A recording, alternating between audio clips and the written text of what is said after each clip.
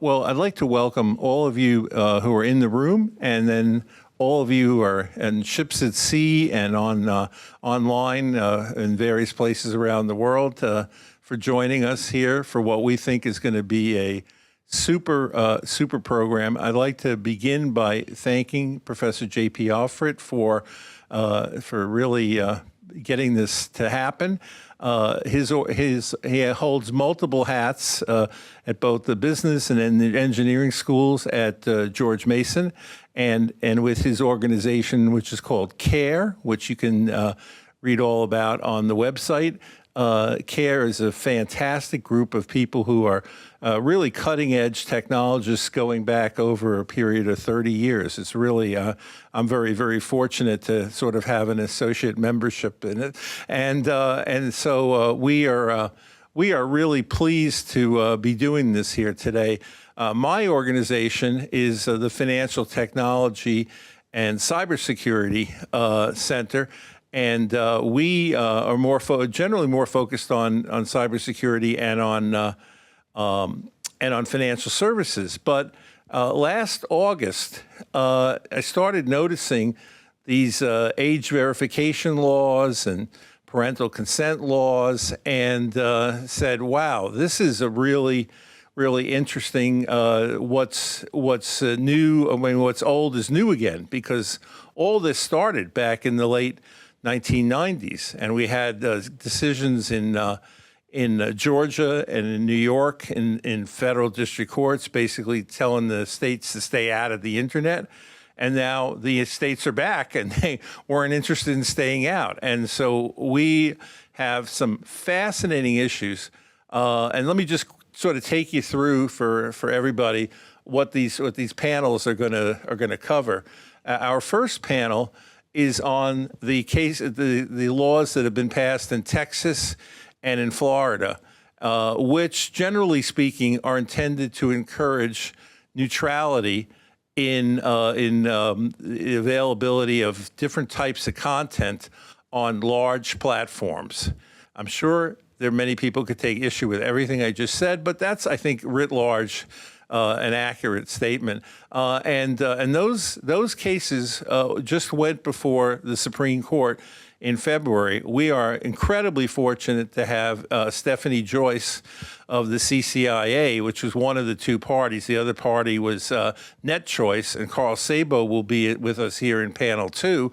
So to have the two people who are acting on behalf of the key private parties here in the case is just, I think, a terrific opportunity for us to hear from people who are really well-versed in this area. And we have also John Morris, who is one of the fathers of the internet from being with the Internet Society and so forth, and others as well. So it's going to be, the question there really is questions about are these large platforms essentially the press, and do they have First Amendment protections?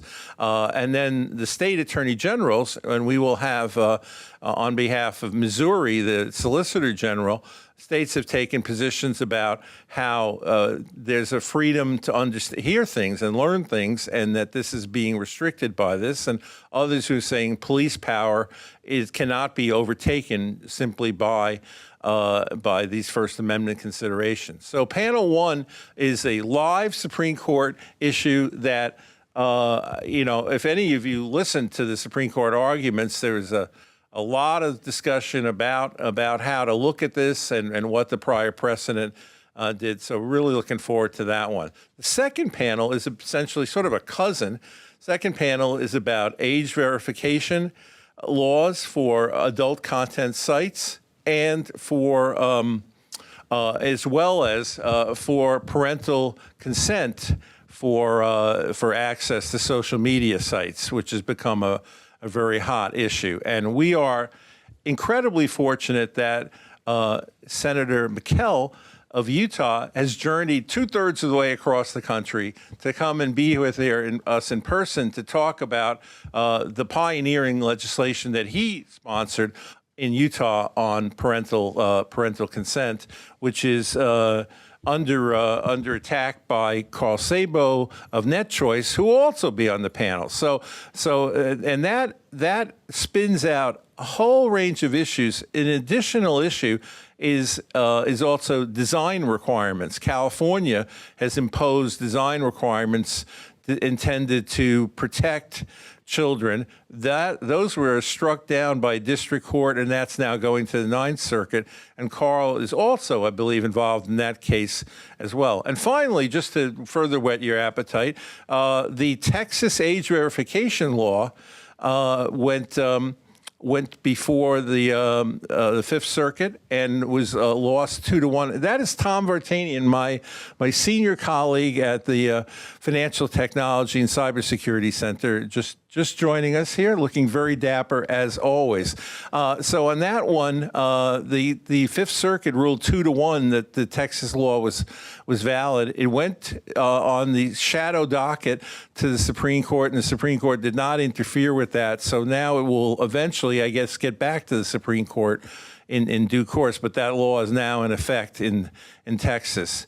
And our final panel deals with the California law that was just passed the end of last year called the Delete Act, which if you're a California resident, in 2006, you will be able to push a button on some website, and that will direct all the registered data brokers in California, which probably should be pretty much all the data brokers in the country, to have to scrub all your information out of their systems.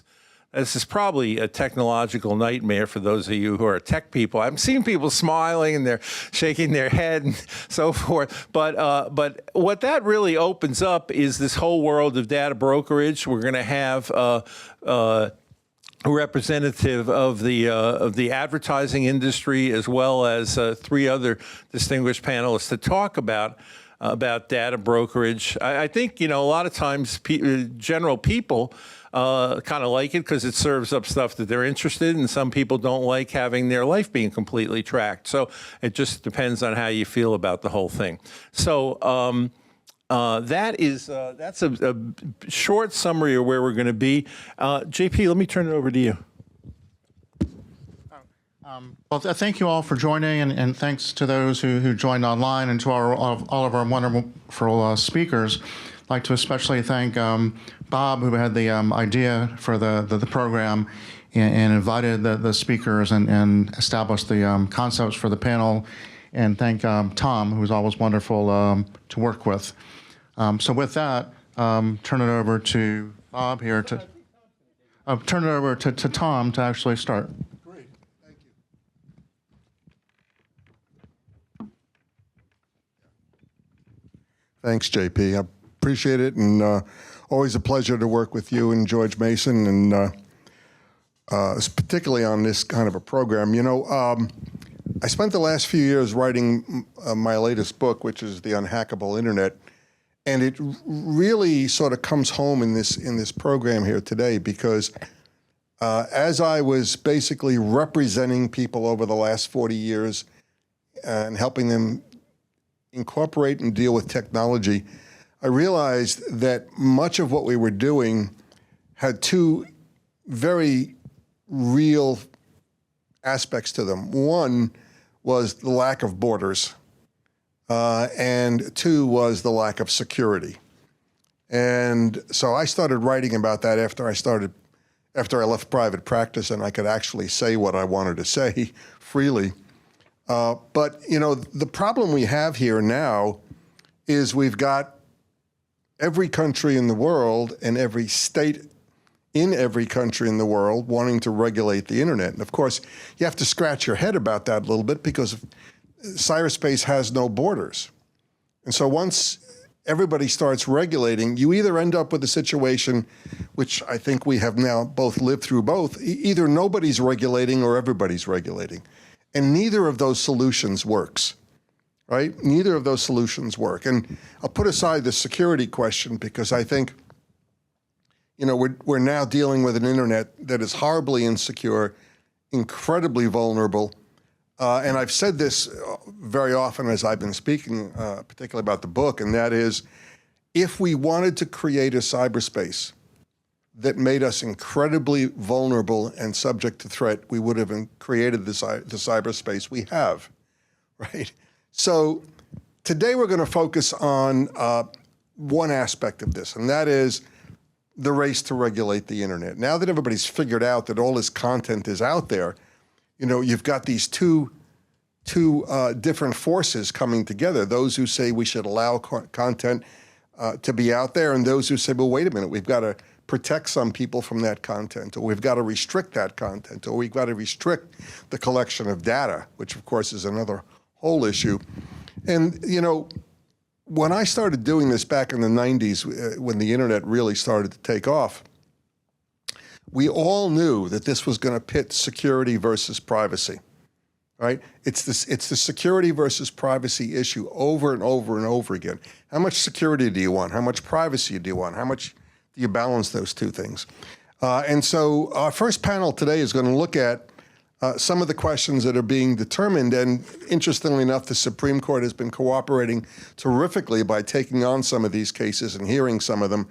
And we are very fortunate today to have three really terrific panels. Our first panel has got Stephanie Joyce, who's with the Computer and Communications Industry Association. And I'm not, all of their wonderful credentials, and they're all experts, and they're all terribly involved in everything, is all online in their bios. I won't go through that because we'll be spending the entire day reading bios.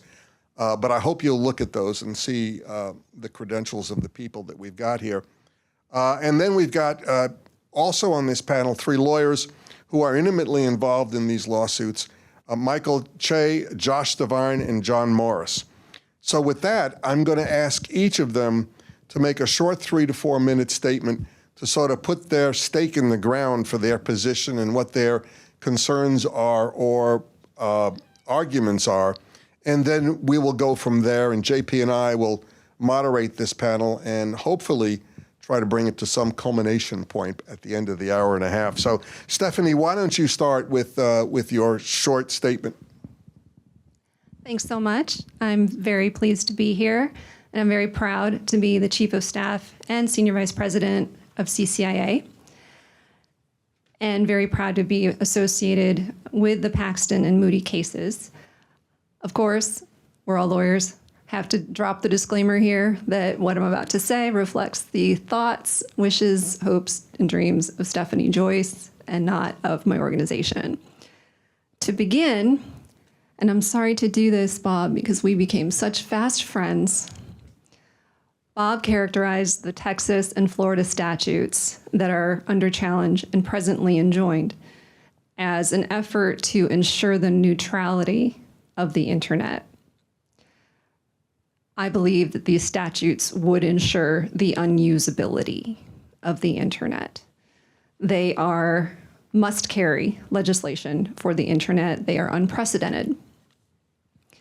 And at the risk of sounding overly dramatic, and it is May Day, and I'm not sure the significance of that scheduling, these cases are nothing less than CCIA's and NetChoice's joint effort to ensure that the First Amendment is alive and well and fully applicable to online speech.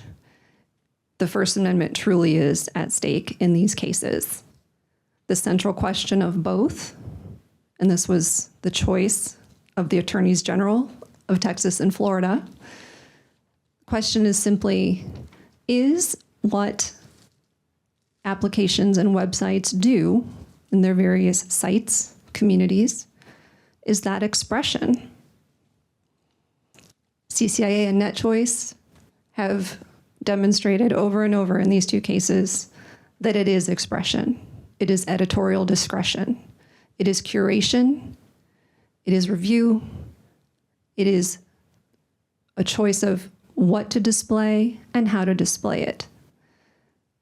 The argument on February 26th somewhat went afield of that question. We had a longer procedural tussle than I think anybody envisioned.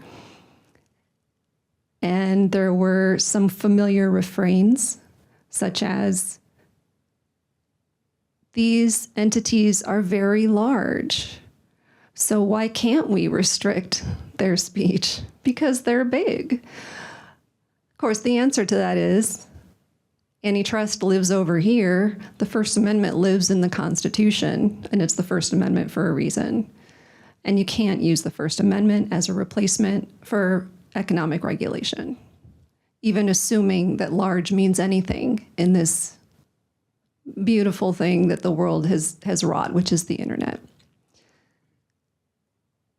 The question whether content moderation is expression, and for the uninitiated, to the extent anyone here is uninitiated, content moderation is that reification of the choices, the curation, and the relative organization of various content.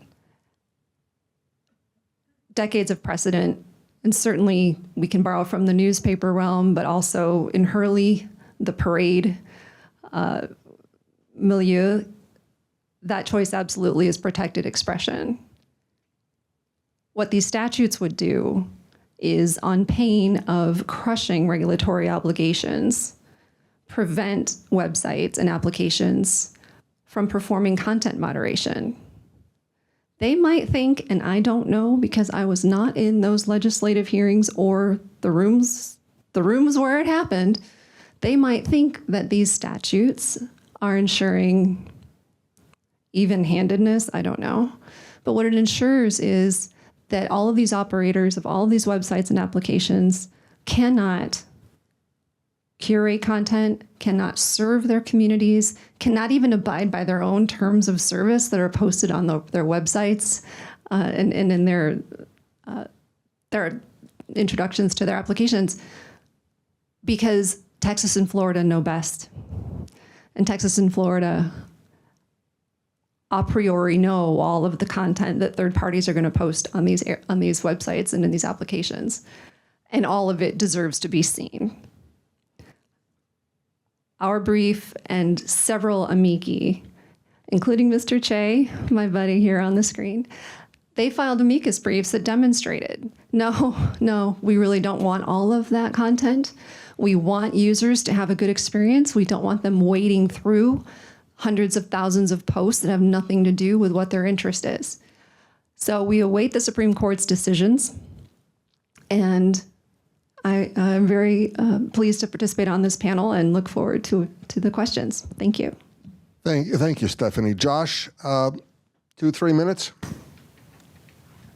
Thanks for that introduction. It's wonderful to be here. If here means remote, it's still wonderful to be here. I'm going to talk a little bit more about the doctrine. As you mentioned initially, Missouri, on behalf of 20 other states or 19 other states, submitted an amicus brief in both the net choice cases. And we argued that, contrary to what Stephanie just said, these in fact are constitutional. The Texas laws and the Florida laws are constitutional under the First Amendment. And to explain why, I want to paint two pictures for you real quick. Think back to April 2020, just about 4 years ago. And let's say you're on the phone with your mother, your brother, your grandfather, and you say, I think this COVID thing maybe leaked from a lab in China. And now suddenly you're no longer on the phone with your mother, your brother, your grandfather. Instead, you are on the phone with a Verizon wireless representative who tells you you have violated their terms of service and you are now going to be suspended from your cell phone and the cell phone network for 15 days. Naturally, you're upset, so you contact your local legislator and they say, sorry, there's really nothing we can do about that. If you don't like that, then you are free to build your own nationwide cell network. Now consider the second scenario. You're at home, maybe you're a student and you're working diligently studying for finals. Maybe you've got a project, a deadline rapidly approaching, and suddenly your internet and your electricity cuts out. And your electric company gives you a call and they say, we saw this social media post that you posted a couple days ago saying that you prefer gas vehicles to electric vehicles. And we're a socially conscious company. We believe climate change is a real threat to the future of this world.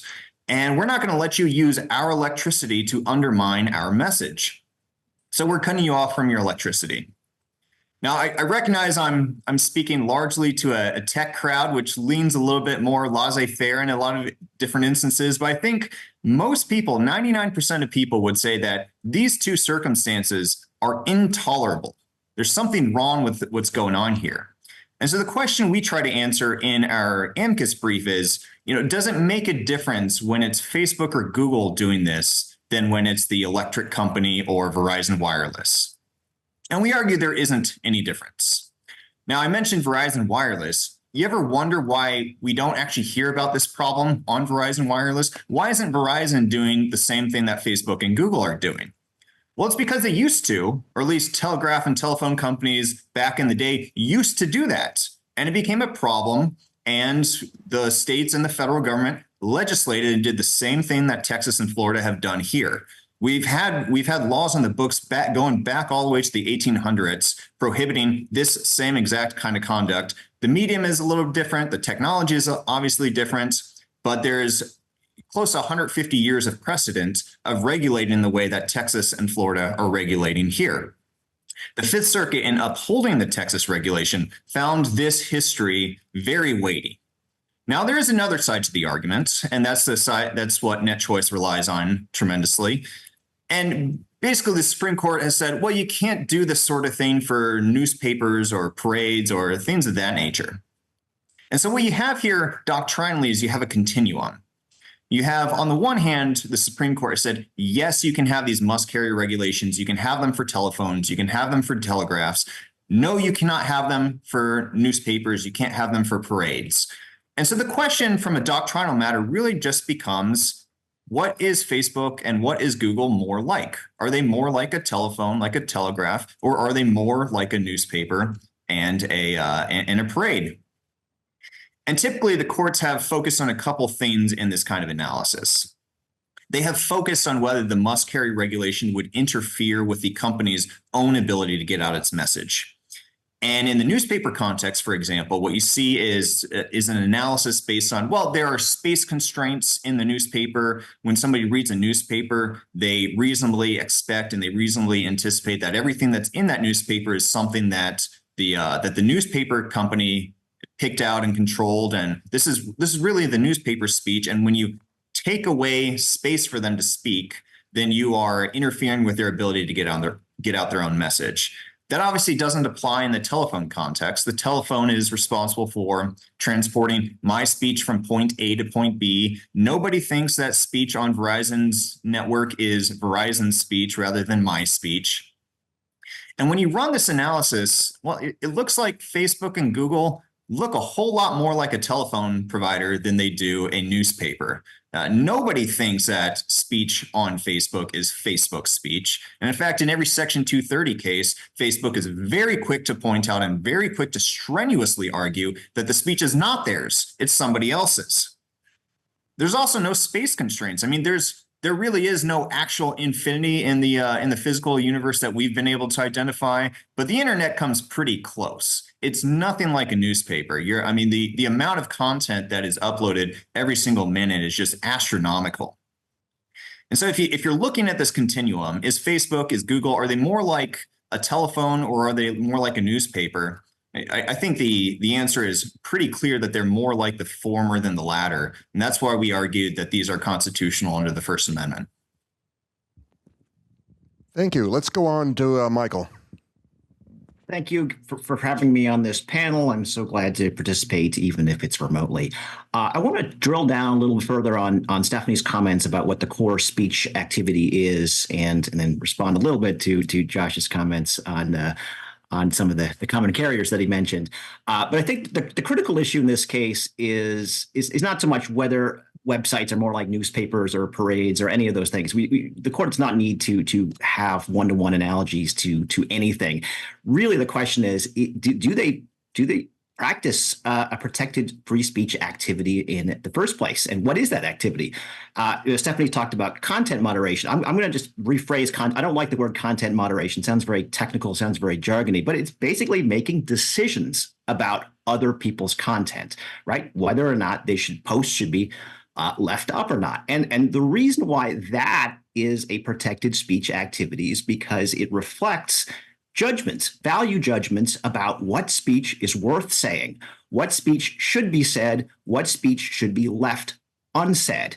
And everyone who operates a private forum for speech, an explicit forum where people are invited to speak, whether it's a bulletin board at your local Publix, or whether it's a parade, or whether it's your own personal Facebook page, you are providing a space for people to speak. And by removing content or telling people what they should or shouldn't put on that bulletin board or open mic night or whatever, you are exercising your expression as to what speech you think should be put there. That's a very extraordinarily important concept in the First Amendment. It's been the law for 50 years since the Tornillo case.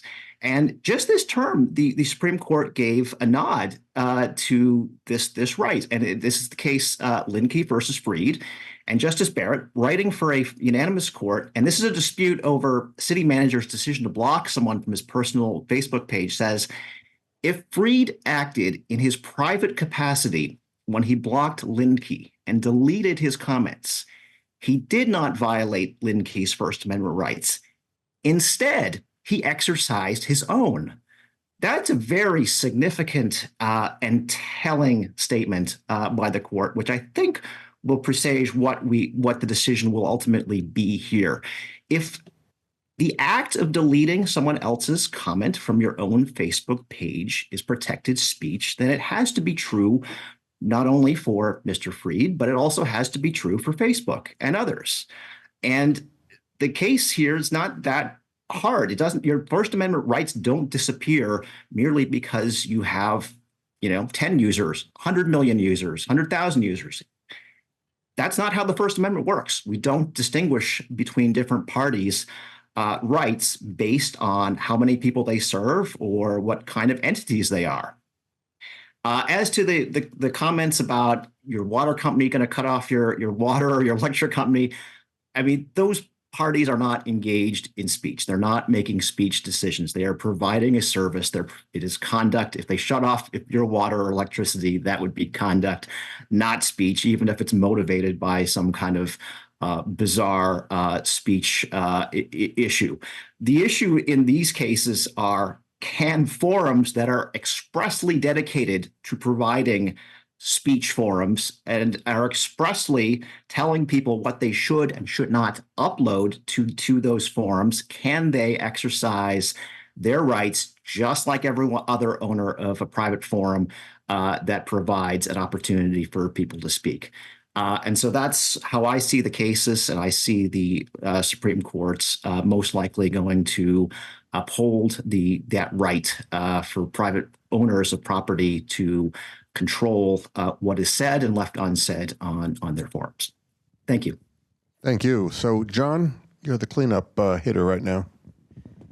Great, thanks. Well, John Morris. I've been a First Amendment attorney since the early '90s, focused on the internet. But I'm actually today not going to spend that much time as my fellow lawyers are talking about the First Amendment. But I actually want to talk a little bit about kind of the practical implications of what the states of Florida and Texas and what Josh is supporting from Missouri kind of work out to. So a couple of quick thought experiments, and to ask you to think about, what would the internet be like without content moderation or content restrictions? And so just look at email. Would you prefer to have your current email service that has some spam blocking capability, even if it's not perfect? Or would you prefer to have, would it be better if all of those spam blocking services were prohibited? Your email service wouldn't be permitted to block content. And I think the answer, of course, is you would prefer to have spam filtering.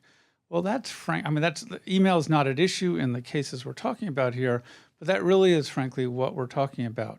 A world without content moderation would create a world where going online to an online forum to talk about a particular topic, you would be deluged with off-topic comments, nasty vitriolic comments, repetitive comments by a poster who is still repeatedly every day is saying the same thing to try to make his or her point. And my question to you is, would that be a more constructive place to have a dialogue? Or quite possibly, would you say, this is really not worth my time. This is not worth the kind of hassle of wading through all of this stuff. And I would quibble a little bit. I have lots of quibbles with Josh, but I'm going to first quibble with Michael. And Michael phrased it as saying these platforms are saying, what speech is worth saying? And I would rephrase that. I think the platforms are saying a much simpler question. What speech do I, as a private platform owner, want to have on my platform? Whether it's worth saying or not, do I want it on my platform or do I not want it on my platform? And that's closely related to the question of what do my users want?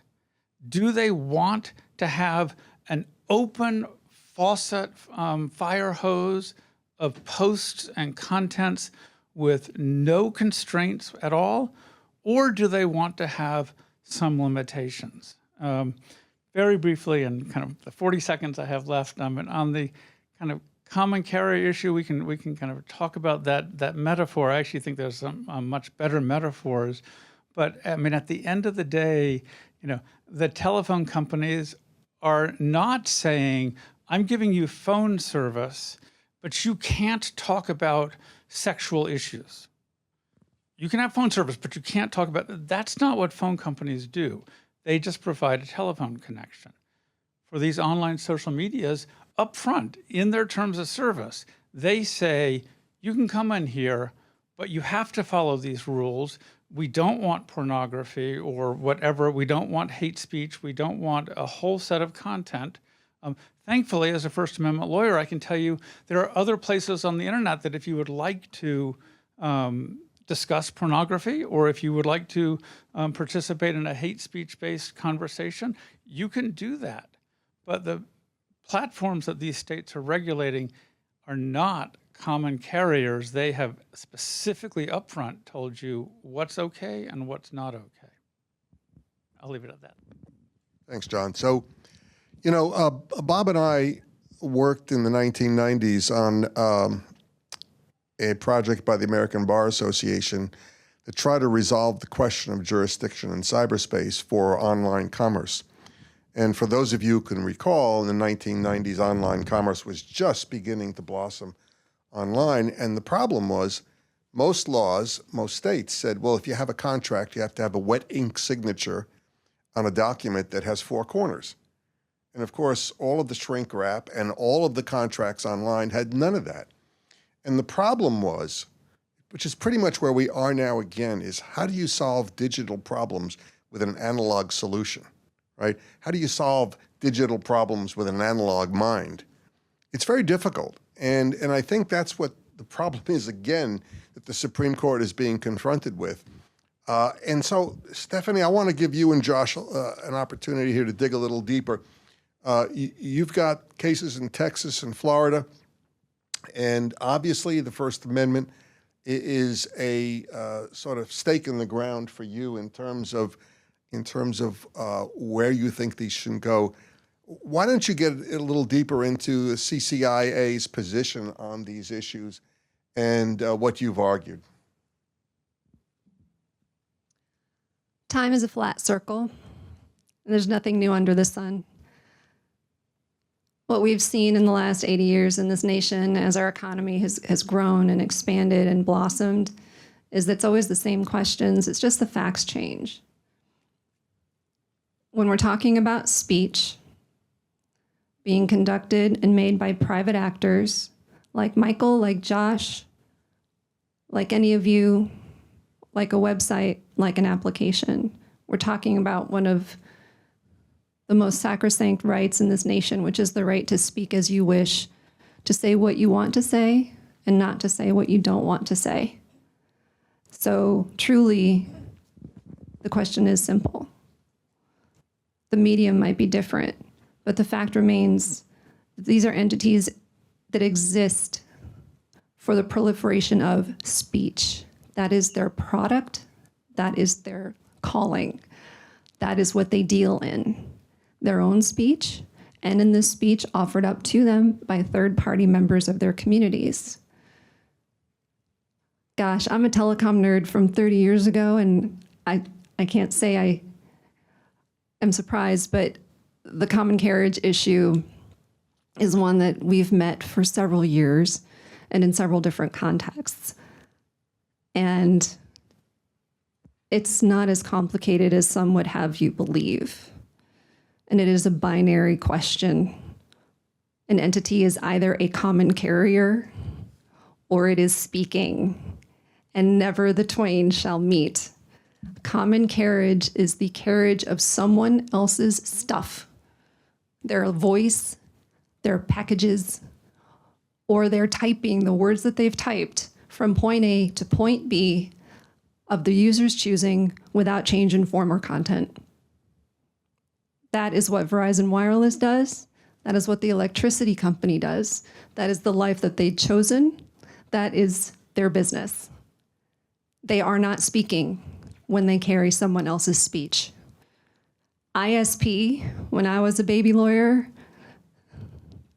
stood for Information Service Provider. And the FCC was very clear, an information service provider uses telecom to reach the network to be seen. ISP now means something very different. That has to do with the open internet fight, which I also fight in my spare time, but that's not germane here. Point remains, websites and applications use telecom in order to speak. Verizon Wireless uses telecom to carry other people's speech. They should not be conflated, and once they are separated, as they should be, it becomes very clear. Verizon Wireless has no right to tell anyone how to speak, but the person speaking over those wires, over that spectrum, has every right to speak, whether it's Stephanie or Michael or Bob or Josh or Meta or Google or Twitter and the people who use those services. So perhaps I've been drinking too much CCIA net choice Kool-Aid, but I really don't think that it's a question of analog versus digital. It's a question of private versus governmental intrusion, and it's a question of carrying speech versus being the person speaking and arranging other people's speech. Well, I think the Kool-Aid comes in a lot of different flavors, Stephanie. Josh, let's move to your points. You've filed an amicus brief on behalf of Missouri, and in fact, you're waving the flag of the First Amendment, sort of turning the arguments on their head. Explain that a little more in depth, and I want to ask you also, how do you feel the justices reacted to those arguments? Yeah, so I already gave a little bit of a preview about doctrinally why I think this satisfies the First Amendment, what Texas have done, what Florida have done. Just to add a little bit in response to Stephanie's comments and John's comments, I don't think we can so quickly sweep under the rug the history of telegraph and telephone regulations. I mean, John said, well, the phones don't have these rules. They don't do this sort of thing. And then Stephanie said, well, the common carriers, they have chosen not to censor, not to take down content. That's just entirely ahistorical. If you go back to the 1800s, these companies were doing the exact same thing Facebook and Google are doing today. They were censoring content they didn't like. And then the government came in and said, you can't do that anymore. And for 150 years, everybody said, that's okay. That's what the legislatures can do.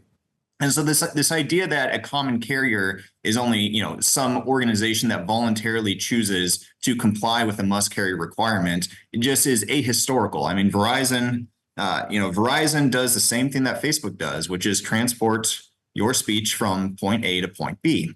But to get into sort of a more fundamental point, it's sort of, at a high level, it kind of seems a little strange. Like, how is this supporting the First Amendment? How is a government imposing a regulation? How is that supportive of the First Amendment? And that's, that's a natural instinct to have, to be a little bit skeptical of that, because we're very used to thinking about censorship as a government thing, as something that the government does. And, I'm counsel of record for Missouri in a case in front of the Supreme Court right now where we've alleged that the federal government has done this exact thing, has censored and browbeaten tech companies to take down speech that the federal government disfavors. So I'm very receptive to those arguments. But historically, our entire country is also founded on the principle that the entire reason government exists is to prohibit the private abridgment of our rights.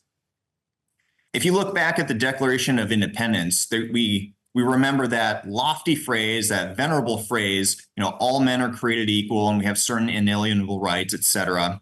And we tend to forget the sentence that comes immediately after that to secure these rights, governments are instituted among men. Well, secure against whom? In a society, in a pre-government society, the only parties who can abridge any rights are private actors. And so the Declaration of Independence says, well, we're creating this thing called government because we want to stop private actors from abridging rights. And if you think about the criminal law context, if you think about the tort context, if you think about all these other contexts, it's very obvious. Criminal law is entirely designed to stop private parties from abridging rights. And the argument that we're making here is that the same thing is true with speech. The DC against Heller case expressly recognizes that the right to free speech is a right that predates the Constitution, predates government itself. And so that right can be infringed by private parties just as any other rights can be infringed. And so it is in fact a duty of government to stop that sort of thing. So I'll give you an example. I'll shift from the First Amendment to the Second Amendment. There's a town in Alaska called Whittier, Alaska. It's a nice, quaint, cute town with, I believe it's 2 buildings. There's essentially one single family residence and a high rise. Now, let's say that the owner, the management owner of that high rise says, well, the Second Amendment is all fair and well, but, if you're going to live in our building, which is the only building where you can live, then you're not going to be allowed to own any kind of firearm. Now, I know that would be very, very unpopular in Alaska, but just stick with me for the hypothetical. I think historically that would be understood as private abridgment of rights. And the government could come in and say, you're not allowed to do that. And the same is true in the speech context. And that's why the governments have come in when telegraphs and telephone companies, going all the way back to the 1800s, did the same thing.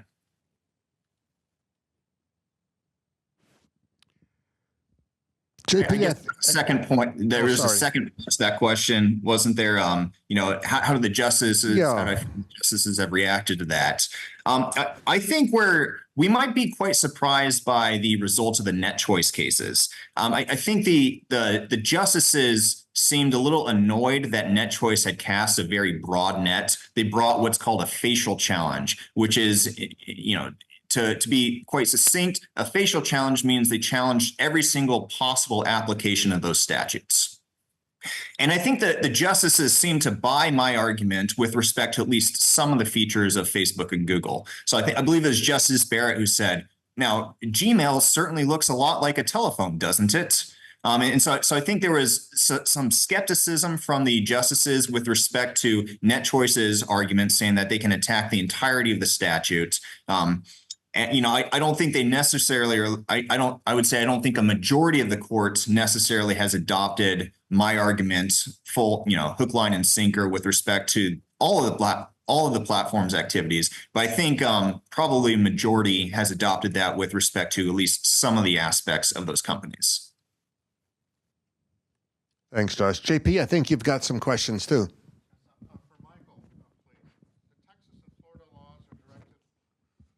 Very large platforms, and the way the cases are presented to the court may or may not have to assume that the laws apply only to entities like Facebook, YouTube, X, and TikTok. In what ways do you think a decision in these cases could be relevant to how states may regulate the broader online space? And somewhat related from an operational standpoint, there's been a lot of discussion about whether the court has sufficient record to evaluate the ways in which the 2 laws would operate and whether some aspect of the laws as applied might be constitutional and some aspects wouldn't. So what are your thoughts on the second question also?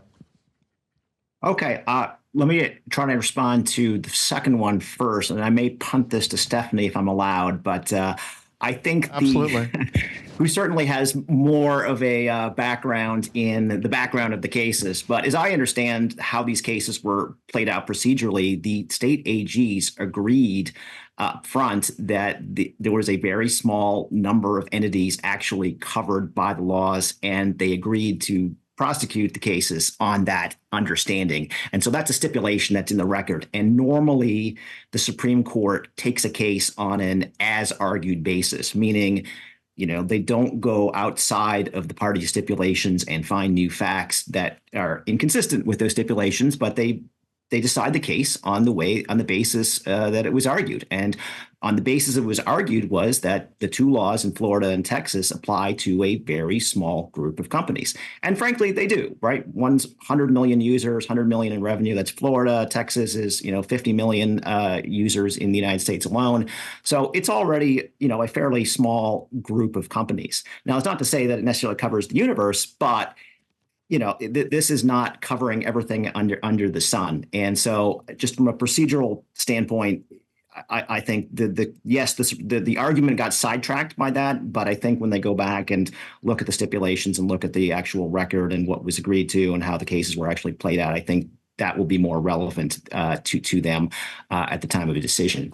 As to the rest of the internet, look, if there's a win here for the big companies, then obviously that's going to benefit everybody. And I think the smaller companies are actually the ones that benefit the most from a broad ruling on the First Amendment.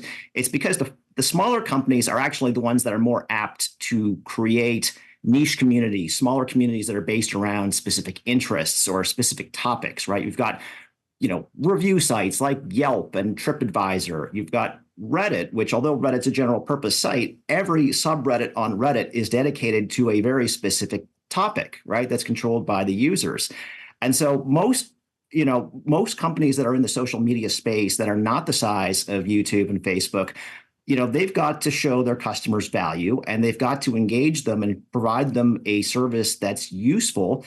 And they usually do so by differentiating themselves and saying, yeah, you know what? We're not like Facebook. We don't provide every, content on every single topic. We are limited to this specific topic, right? We are focusing here on restaurant reviews. And so our rules naturally say, don't put content that's not restaurant reviews, or don't put fraudulent content reviews. Don't put political stuff in your content in your restaurant reviews.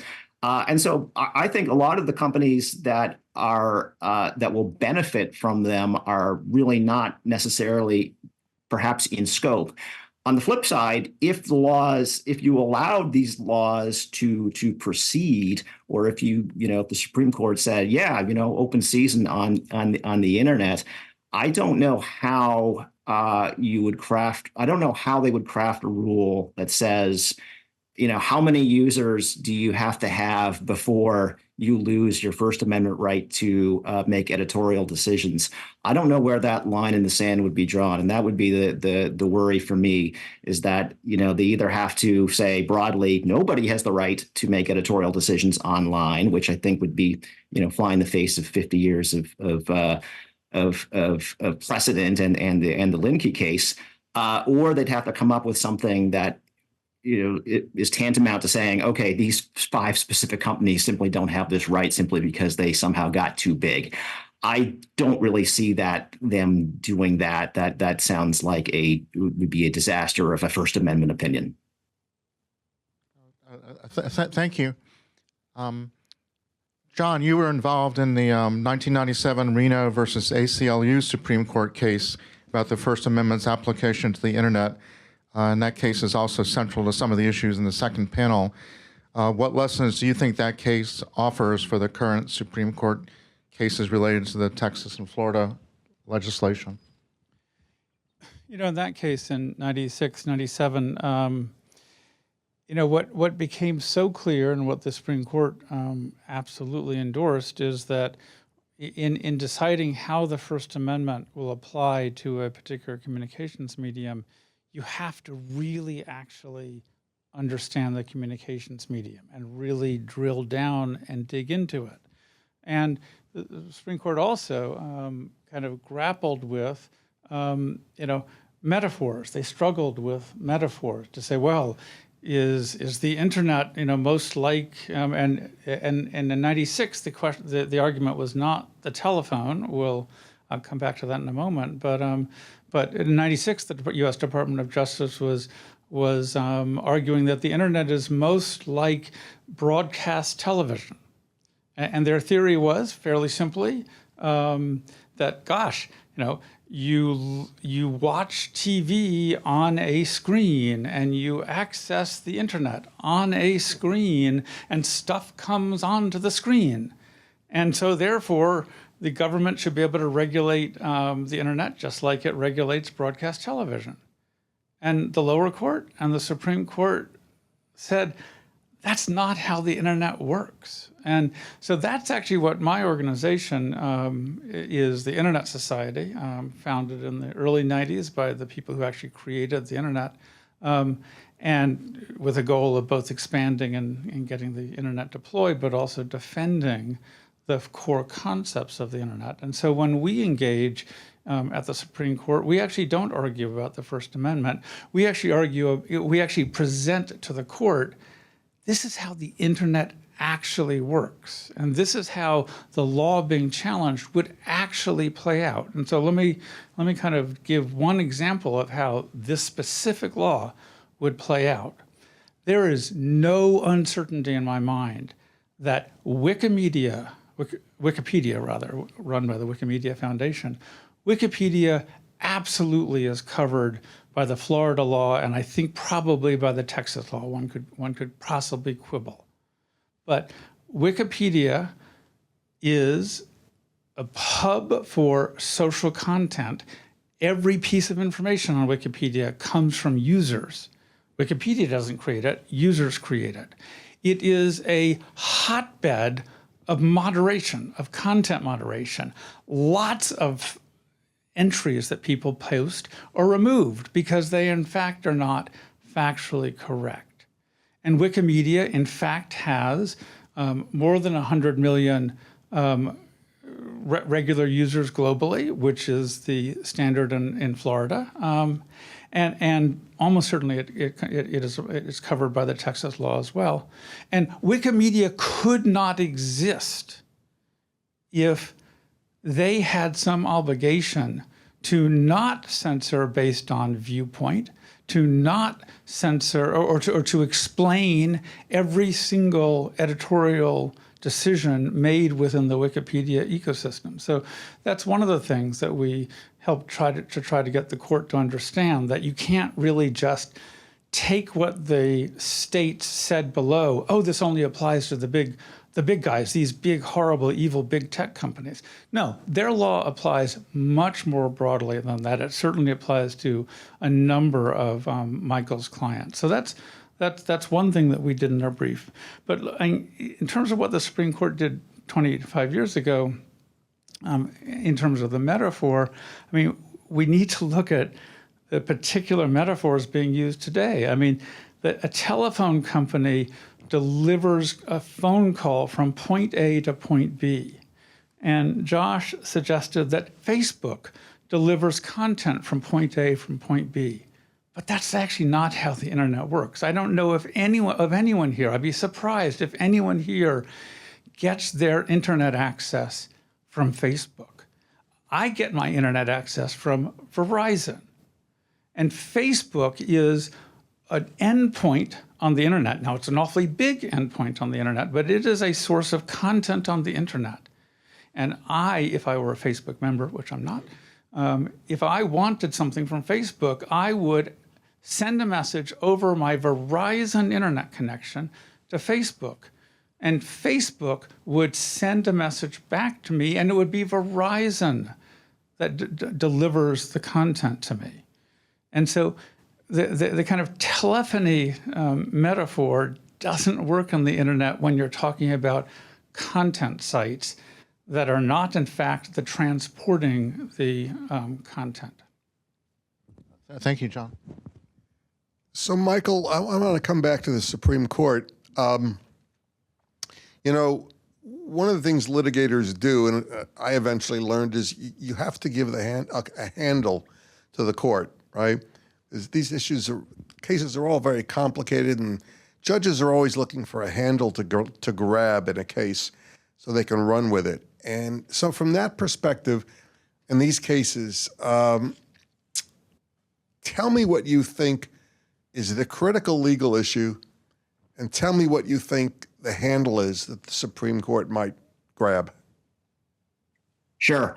Yeah, I think we've already alluded to this, in the discussion so far. But I think the most critical issue is the right to editorialize. Is that something a large platform enjoys? Is there a First Amendment right to remove content, and is that enjoyed by large platforms? All of the cases leading up to today say yes. You have private owners have the right to make decisions about other people's speech. That's what differentiates the government from a private party. And so from that perspective, I don't think that's that difficult a decision to make. We've already seen the preview of that in the Limke case. And, when I read the oral argument in Moody and Paxton, I see more votes for the side that recognizes that right than I do against it. And I would look to the Chief Justice's comments that, a case called Rumsfeld v. Fair. There's no application here.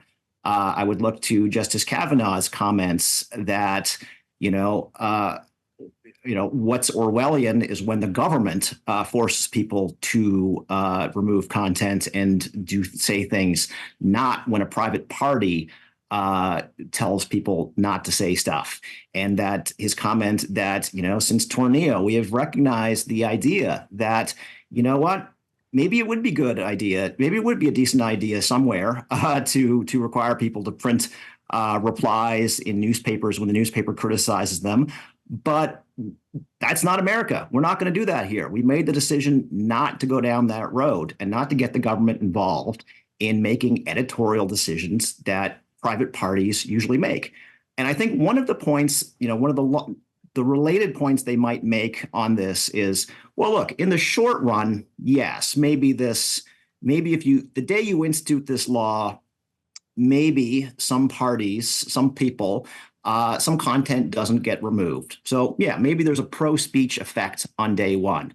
But let's play this out a few months, a few years down the road. How are the companies going to respond to this?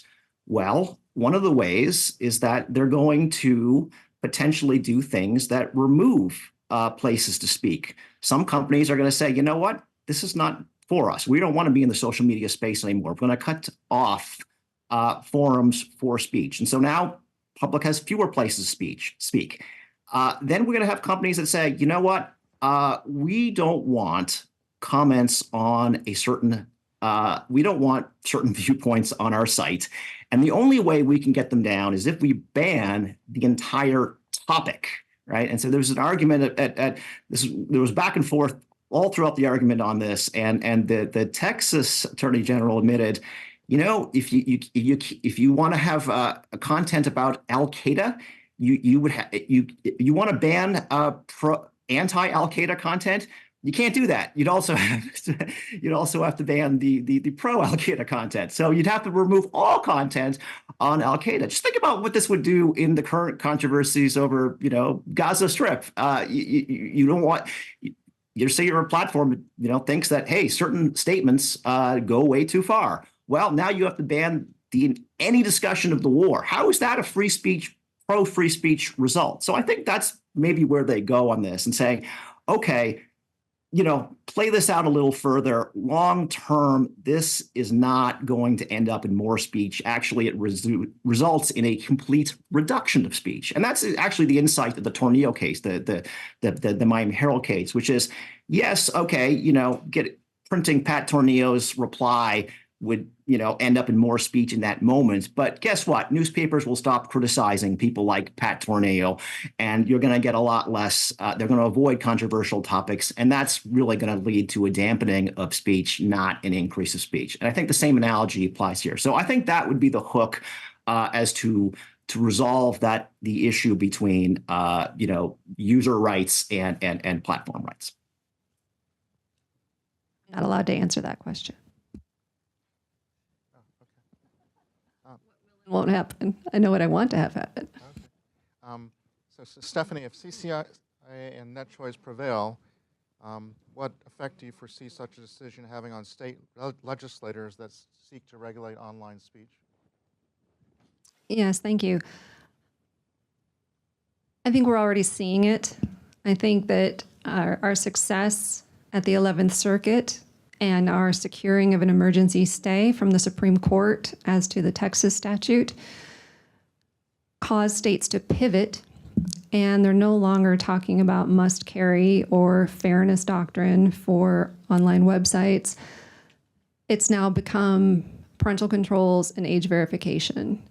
And Carl Szabo and his fellow panelists are going to deal with that in about an hour. But I will say that I think states have refined their thinking, and I seem to perceive in these statutes and bills of late that the question whether speech online is expression is settled in their minds, and now they're just focused on children who, it's well established in federal law, have a lesser right in certain ways because they do deserve protection, and it becomes empowering parents. Unfortunately, we're also seeing statutes that, in the aim of protecting children and empowering parents, are nonetheless trampling a lot of First Amendment rights or inviting a lot of bad action that these states aren't foreseeing. Some people talk about the parameters and the restrictions of these various state statutes would basically teach someone how to get around these protections and get to a child more directly than presently is happening. So we definitely are seeing a turning away from the government's wish to completely intrude on private speech and to command and demand private speech, and rather into the child protection realm. Thank you. I was at a technology-oriented conference last week, and maybe at the end of our panel you could comment on this. There was a reference by one of the speakers that in a year or two, this was from Gartner ultimately, 95% of the content on the internet will be AI generated. And can kind of wonder, maybe that has some sort of relationships to some of this discussion, even if only peripherally. So Tom, please. Yeah, so, I'll tell you, there's two levels of discussion here, Josh, and I want to ask you a question because I'm intrigued by John's points about the practical real-world implications of stuff, because sometimes we tend to get infatuated with lofty principles like freedom of speech and the First Amendment and everything, and we get lost in terms of really wondering what the practical implications of these decisions are. So I want to sort of put our business hats on for a second and talk about some of this stuff and ask you, what do you think? Obviously, there's a lot of market power in some of these companies, both positive and negative. What do you think the market power play is in this analysis, and how does it play out?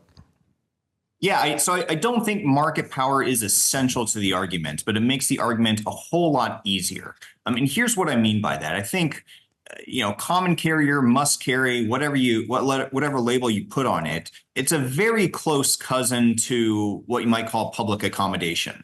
So the fast food joint down the street can't decide that, hey, we don't like Jewish people, we're not going to serve them at our restaurant. You can't do that. We have laws that say you can't do that.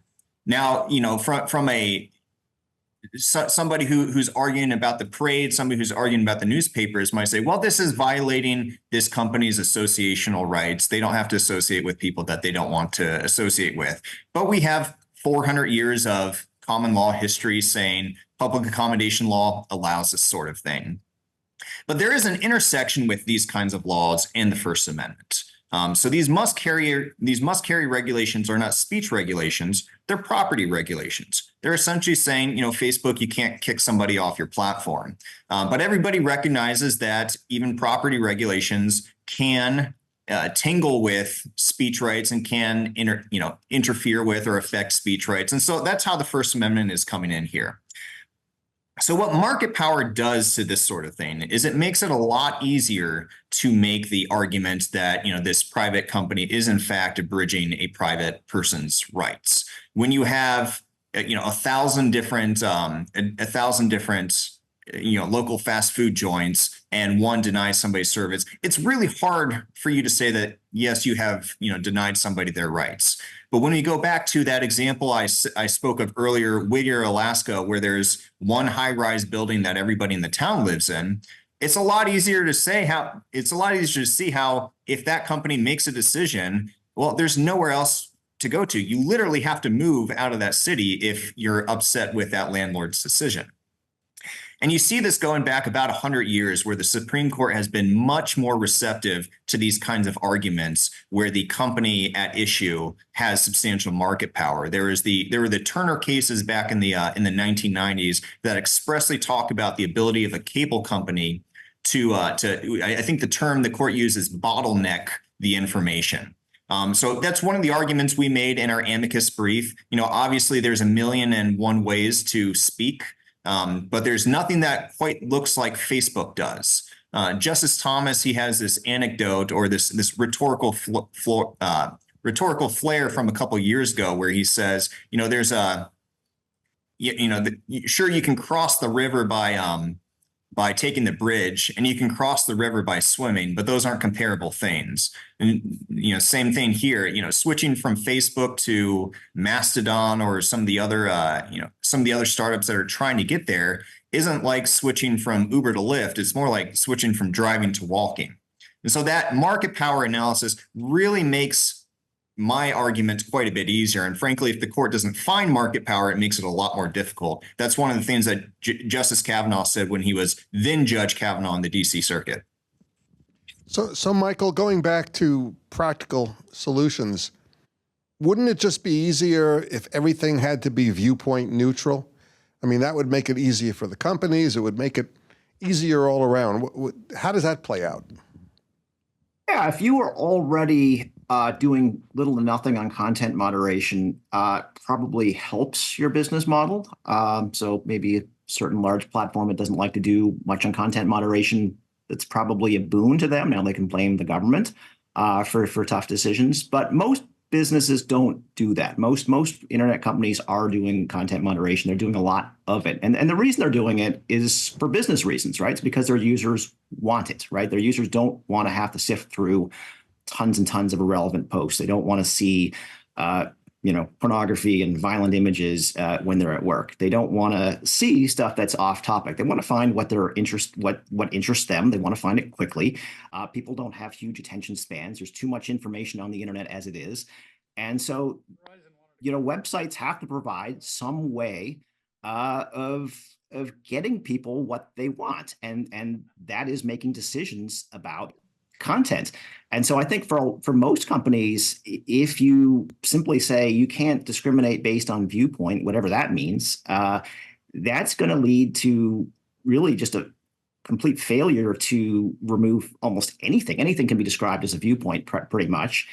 And they're going to have to go back and figure out, how do we keep users engaged now that they have to sift through all of this spam, all of this unwanted material, all of this obscene stuff? It's not going to be a great user experience. They're going to see traffic go down. They're going to see advertisers flee. It's going to be a tough scenario. So I think maybe for one or two people, this is a boon, but for everyone else, this is going to be not something that the business people are going to be very excited about, and I don't think the users are going to like what they see. John, what are the three most important facts that you think the court should recognize as it considers these cases? So quickly, we've already discussed the Texas and Florida laws go much further than the states are claiming, and what Michael just said. people, users want moderation. And if you don't have it, it's not going to go well. But the third point is really the kind of undercurrent of domination, of market power that is kind of swirling around the state's arguments here is really false. Facebook used to be the top platform, and it is dwindling as people our age start kicking the bucket. Facebook's users are going to keep going down. Twitter used to be the most dominant short form speech platform on the planet, and it's gone way down, and a lot of people have left it because the moderation practices have changed. But I actually want to kind of come back to the kind of very core notion, which is not consistent with our facts, that somehow I, as a speaker, I have a right somehow to go onto any public platform I want and to say my piece, whether or not the platform wants me there. And we have the rhetoric of, the town square. The Facebooks and the Twitters are the new town square. The town square never allowed every citizen of Massachusetts, the Massachusetts colony, to crowd into the Boston Common and to have their word. In fact, our town squares historically were distributed town squares. And sometimes they had smaller groups, and sometimes they were even self-selected groups where people who supported one side of a political faction would have a discussion here, and people who supported another side would have a discussion elsewhere. There wasn't some big historic plebiscite where every voter got together and voted. And that's what the internet is. The internet is a lot of private, self-selected platforms for speech. Some people want to engage on Facebook, and Facebook lets them in. Some people have a different preference. They want to engage on Truth Social.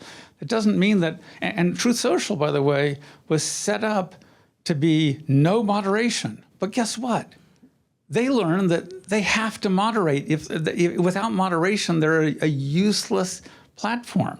So they moderate, and they, in fact, moderate on viewpoint. You can't go talk about pro-abortion policies on that platform, and that's fine. I support Truth Social's right to do that, but that's what we have. We haven't given up a town, the town square, because we never had a ability for all citizens to talk into a single platform, which seems to be what the states want. They want to require every major platform to allow every speaker to speak, no matter how factually incorrect or repetitive or sometimes violently threatening they are. Thank you, John. Stephanie, the court raised Section 230 of the Communications Decency Act during an oral argument as being a complication or impediment to resolving Paxton and Moody. What are your thoughts on the interplay of Section 230 and the challenge to the Texas and Florida laws? In the Supreme Court, we don't need it. We don't need to talk about it. The Supreme Court questions presented regard whether online speech is protected speech, and that claim has not been litigated in either case. But our attorney, Paul Clement, was asked this question: what is the interplay? Is 230 inimical or in some way contrary to the First Amendment? And actually, again, it is a very simple answer. These two instruments of law are in perfect harmony. First Amendment says private speakers get to speak. They get to say what they like and not say what they don't want to say. Section 230 is these interactive computer services, which is what the best term Congress could conjure for them in December of 1995, are carrying other people's speech. And we want them to be able to do that free from government intrusion and free from heckler's veto. So Congress decided for these interactive computer services, when you're hosting other people's speech, we want you to curate and choose and organize and display content in the way you like, and we don't want you sued over it, because that is the surest way to end the internet before it began. So taken together, these two instruments of law, one in the Constitution, one in the federal code, both indicate this nation's commitment to private speech and to protecting private speech from governmental intrusion, whether that be a judge in a district court or a state legislature. Thank you. And Josh, can social media companies claim a First Amendment right to remove third-party content, in your view? Yeah, I think the answer is it kind of depends based on all of what I said earlier about market power, et cetera. But I think to hop into what Stephanie just said about Section 230, I don't think the text supports that argument. Section 230F. Stephanie talked at a high level about sort of these aspirations of the goal, et cetera, of Section 230. But the actual text says you are not responsible if you're a platform. You are not responsible for anything unless you helped develop it in whole or in part. Now, what the tech companies are saying is they're saying, look at all this. Look at the way we present speech. The way we present speech is our own speech. We have our own First Amendment right to do this. We can delete stuff. We can, corral stuff. We can arrange stuff. And once we do that, that becomes our speech. That's what they have to do to make their First Amendment argument. But as soon as they do that, now they are responsible for in whole or in part developing speech. They have just said that this is their speech, which is completely contrary to what they have said in every Section 230 case. And what that does is that opens them up to a lot of cases. There's a Second Circuit case a couple of years ago, Judge Katzmann was on it, where essentially the argument was, well, Facebook's algorithms have helped promote terrorist content, et cetera. Facebook said, no, Section 230, that's not our speech. And now they're up in the Supreme Court in the net choice case is saying, actually, it is our speech. We have a First Amendment right there. And I think they're going to have to pick one or the other. They're not going to be able to have it both ways for much longer. Thank you. We're going to have several more questions, then open it up to all of you for questions. And then each of our wonderful panelists will have some closing remarks. So Tom, please. So John, let's assume that the Supreme Court upholds the Texas and Florida laws. Give us a view of how that changes the internet and speech on the internet. In my view, I'll go back to how Stephanie started this entire conversation, saying the internet would become unusable. Speech on the internet would become a frustrating, not very rewarding exercise. If I want to go talk about gardening on gardening.com, and I only want to talk about gardening, but gardening.com is not permitted to keep non-gardening talk off of gardening.com, I'm not going to go to gardening.com anymore. I'm not sure where I'll go. I'll go to my local gardening club. State might say, oh, no, we're only targeting the big guys. But the First Amendment principles that are going to apply here, that whatever the Supreme Court announces, are not going to be easily discernible at, it is constitutional for a gardening.com to keep hate speech off, but it is not constitutional if gardening.com gets really successful and really big. Then they can't keep that off. And if that's the line they draw, if they try to draw some constitutional size line, that itself will have a hugely negative effect on the internet, because that would ultimately entrench the current large players.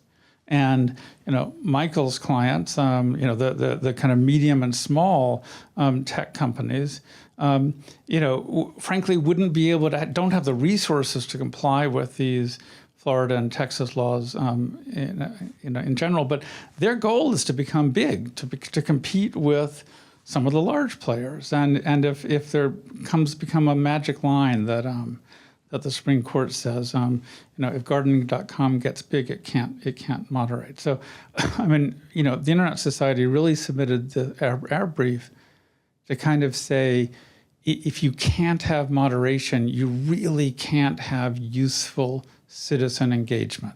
And that's what the Internet created. That's what in the 1997 Reno case, the Supreme Court recognized, that this is an unprecedented new medium that works differently than anything we have ever had before.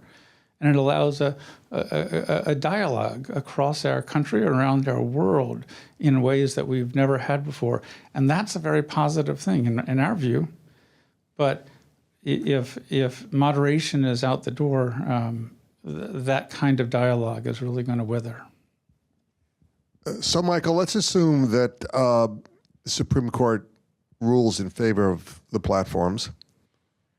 What does that mean in terms of what the government can regulate in the future? And to give our audience here and our online audience a preview of the next panel, who protects children online, and where does that all go? Yeah, well, I would first start by just noting that these laws are very unusual. We just don't see that many content-based laws generally, and not ones that are so specifically aimed at changing altering the marketplace of ideas. I think the government just has to go back to doing what they normally do, which is you regulate conduct. You don't regulate content. And they have much more leeway when they regulate conduct, because if it affects speech, then it's subject to intermediate scrutiny. And, you have a chance of that law surviving First Amendment scrutiny. The decision here is not going to forbid all government regulation. I think we all accept that these platforms are already subject to many, many regulations, including regulations about marketing, about privacy, data security. I mean, there's many, many things that can be regulated, that are being regulated. And this law, I think a decision for the platforms is merely going to reiterate that, look, you can't. The state overreaches when it reaches into the realm of content. So let's get the state out of content, and let's get them back to regulating things they normally regulate. As to the kids, regulation about kids, I think that's going to be a tricky one. I think it's all going to depend on how much content of adults is going to be impacted by regulation on kids. And if you go back to the Reno versus ACLU case, then, the court says, look, it's sure, we like the fact that you try to do something to protect kids here, but you can't do it in a way that forecloses a huge amount of speech that is made by adults. And so I think that's going to be, I don't think this case necessarily decides that, but that will be the challenge for that case, and also for all the other related regulations on age-appropriate design and social media addiction, things like that. I have two quick questions which aren't we haven't discussed, and then if anyone maybe could comment on these, or if you can't, that's fine too. And one is much more specific. So during COVID, Dr. Bhattacharya was promoting that we should have a more healthy debate, or more of a debate, on whether or not the Swedish approach was the right approach without having lockdowns. And he wasn't able to, for the most part, get his ideas out on many of the social media platforms, and in fact was almost ruined at Stanford. And so either in his case, when there's a major public policy, with a major public policy debate, or a more generalized one, how might these laws impact that type of discussion? And I actually think that it's somewhat of a societal good to be able to have debates on some of these. And then the second one was that AI one, whether if indeed 95% of the content at some point is going to be AI generated, how that might relate to many of the points you've raised. I'll be happy to take the first one. And I think that dovetails or glides nicely into a point that Josh raised, which is the Murthy case, the jawboning case. The jawboning cases, as they presently stand, I'm pleased to report, indicate that tribunals are aware, and indeed the state of Missouri is aware, that these websites and applications are speakers in themselves, and they were victims of what happened as much as the journalist or the medical professionals whose viewpoints were taken down via government coercion. And I think that somewhat, puts Missouri at odds with itself as to whether they believe that CCIA's members engage in expression. I think that going forward, these Florida and Texas statutes teach us the wrong way to do it. And I think by striking down such ham-fisted and wrong-headed regulation, what will happen is we will only underscore the rights of these private actors to speak. We will foment and support the marketplace of ideas. We will protect the internet, which is, as Josh aptly said today, is as close to an infinite resource as humankind has ever created. And only through protection from government intrusion can we truly ensure that discussion and debate and different ideas are brought into the marketplace. So CCIA is hopeful that the precedent that we set in these two cases is only going to further protect us from the kind of takedown situations that we lived through during COVID and that caused so much confusion. Thank you. Anyone else have any comment on that question or on the AI content generation? Oh, yes. Sure. I'd be happy to jump into the AI question, but mainly to kind of honestly question whether that's really, right. Will 80-90% of the content on the internet be AI generated? Maybe, no idea.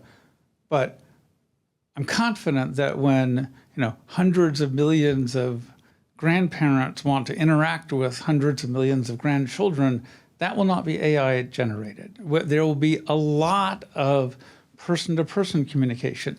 And I'm also confident that when folks want to get together on gardening.com and discuss, which trees work best here or there, that will be a challenge for gardening.com or for Facebook, if it's still around in this hypothetical world, to exert moderating capability, the ability to try to frankly prevent non-human conversation if that platform chooses to prevent non-human conversation.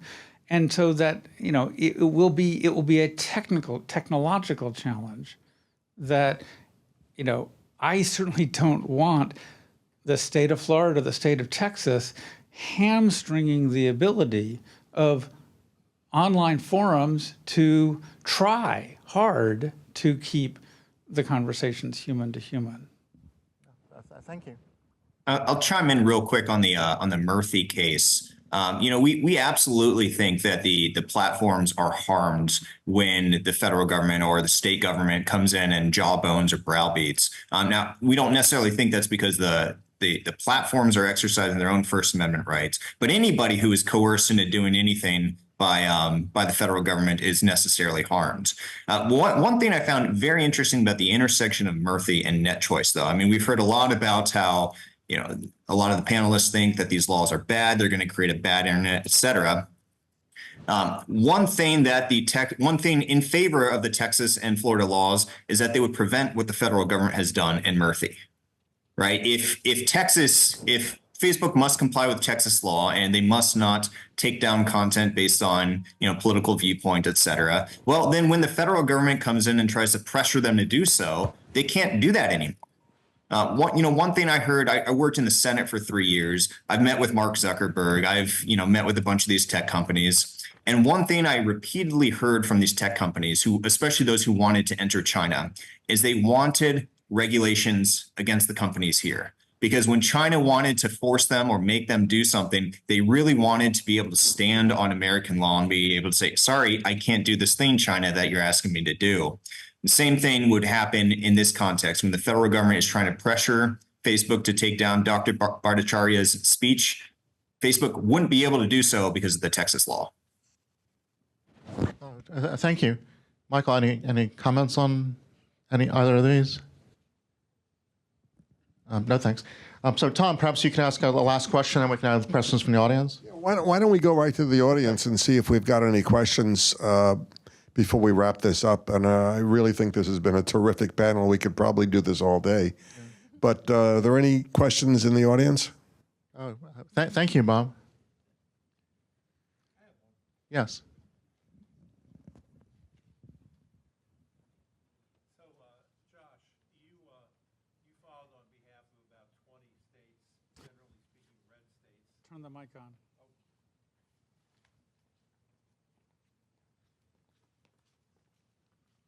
That do it? Yes. Josh, you filed on behalf of about 20 states, generally viewed as red states. New York filed on behalf of about 23 states that were generally viewed as blue states.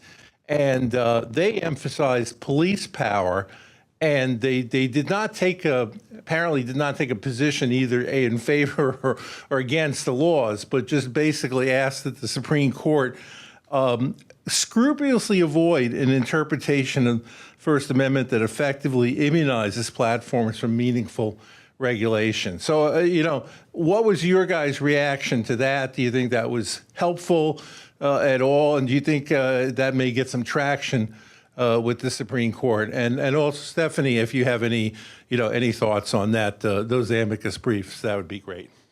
So we included in our amicus brief sort of a shout out to the New York one saying, hey, we agree with a lot of what's in the New York brief. And I don't think that should surprise anybody. Essentially what the New York brief said is, look, these platforms have a lot of harms that they can impose on society. We have a governmental interest in regulating to mitigate those harms, which is exactly the position that Missouri and 19 other states took with respect to the censorship issue. So we dialed specifically in on the censorship issue, but generally agree with the larger analysis that there are lots of things that these platforms are doing that could abridge people's rights, that could harm people. And there is, we can hammer out specifics later or at some other points, but there is a regulatory interest in this sort of thing. I mean, we can talk about the mental health crisis that young girls especially have been going through since 2013. We can talk about all kinds of other things. Instagram a couple years ago, a lot of documents came out showing that Instagram, which is owned by Facebook, was very, very aware of the effect that their product was having on young girls. And there's certainly a role to be played regulatory wise in that area. I expect the age verification panel will have a lot more to say about that. Beginning with the Missouri group, let's call them, I think their position goes to the core of expressive speech and wanting to force people to say things. The irony here is that with societal issues like self-harm that we have heard about, that Josh spoke about,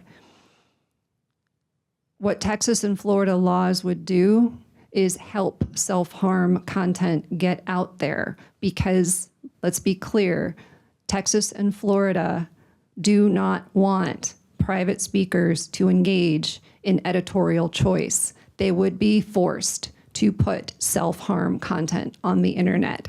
That is the scary part.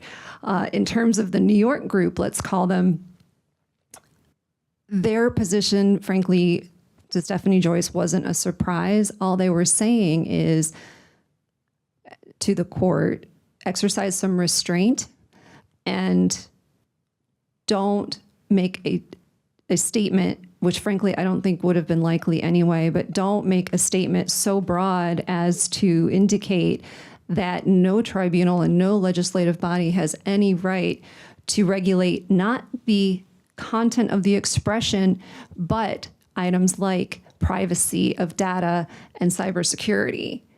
And that message is something that CCIA fully supports. CCIA has supported federal baseline privacy legislation since 2000, and I know that because I was there. So I do see the two groups slightly differently, and I think at this point it's apt to say that the public accommodation argument is a conduct argument, and it's about status, and it's about the purported punishing of people about status, but really what's happening on the internet is about speech and not people's status. It's not kicking people out of the bookstore. It's simply ensuring that what they say does not violate community standards. And there's actually a study out there about whether these websites and applications get associated with unsavory content. There are a lot of people that say, well, that's Mary Smith's post, Facebook. No one associates that with you, so you have no right to be upset about it and no right to try to remove it. That's patently untrue. There's a paper out last October from Melissa Fatulis that shows that people do in fact attribute hate speech and unsavory comments with the website and application that is displaying it, and that only further underscores why actually there's expressive content that's at stake here. We got time for one more question. Go ahead. Hey, I really like the panel. My name is Eric Osterweill. I'm on faculty in the CS department here at Mason. And obviously I'm not a lawyer. So, this one, I don't know how this will land with folks, but, I'm sort of steeped with a lot of the technical details. And so when we're talking about Facebook or Instagram, we're talking about different platforms that do things slightly differently. These are sort of like broadcast channels to varying degrees. Sometimes I have my own space, and sometimes that's when comments come and get reflected around. So my question, which I hope is not a bad question for the panel, is there a difference between when I post something that someone would maybe want to take down, and it's just simply not reflected out to people, which is one of the functions that a lot of these social networking platforms do. They promote things. You search, it bubbles up. It shows up in your feed even though you didn't ask for it. Versus if you were to come directly to my space, you can see what I said, but it's not propagated around because somebody had a moderation view of it anymore. In other words, I still get to say my piece, but you don't all have to hear it because someone deemed it as a moderation target. I think I'll chime in there. I think that aspect of the application is precisely what Justice Barrett was cluing in on at the oral argument, that there are some parts of Gmail, Facebook, Instagram, what have you, that look a lot more like peer-to-peer telephone type communications. Maybe that's emails. Maybe that's, you can think of your Facebook page as like your own different blog or whatever, and people can go to it and see it. And so that aspect of Facebook looks the most like a telephone service. These sort of direct message services, the blog posting, feature of Facebook. And as you said, it's when we get into the broadcast area that it starts to become quite a bit murkier. I still think it looks more like a telephone than a newspaper at that point, but it's a harder argument for me to carry once we get into those aspects of Facebook and Google and other companies. So I'd kind of respond to Eric's question by saying, frankly, at the end of the day, the two different possibilities of, okay, this is kind of dicey speech, but we're not going to take it down, but we're not going to promote it, or this is speech that will get promoted. That's an editorial decision. That's an editorial judgment. And the First Amendment protects editorial decisions. And unlike Josh's characterization earlier, Section 230 doesn't make, if I'm a platform and I make an editorial decision about whether to promote your content or just let it be displayed on your own homepage, that's not my adopting your content. It's still your content. I'm still not liable for your content under the statutory framework we have, but that's still an editorial decision that is protected by the First Amendment. Just as if the Washington Post decides to print your letter to the editor or not print your letter to the editor. Terrific. Thanks a lot. Many years ago, I was a philosophy major, and this reminds me of one afternoon studying French existentialists. It really forces you to think.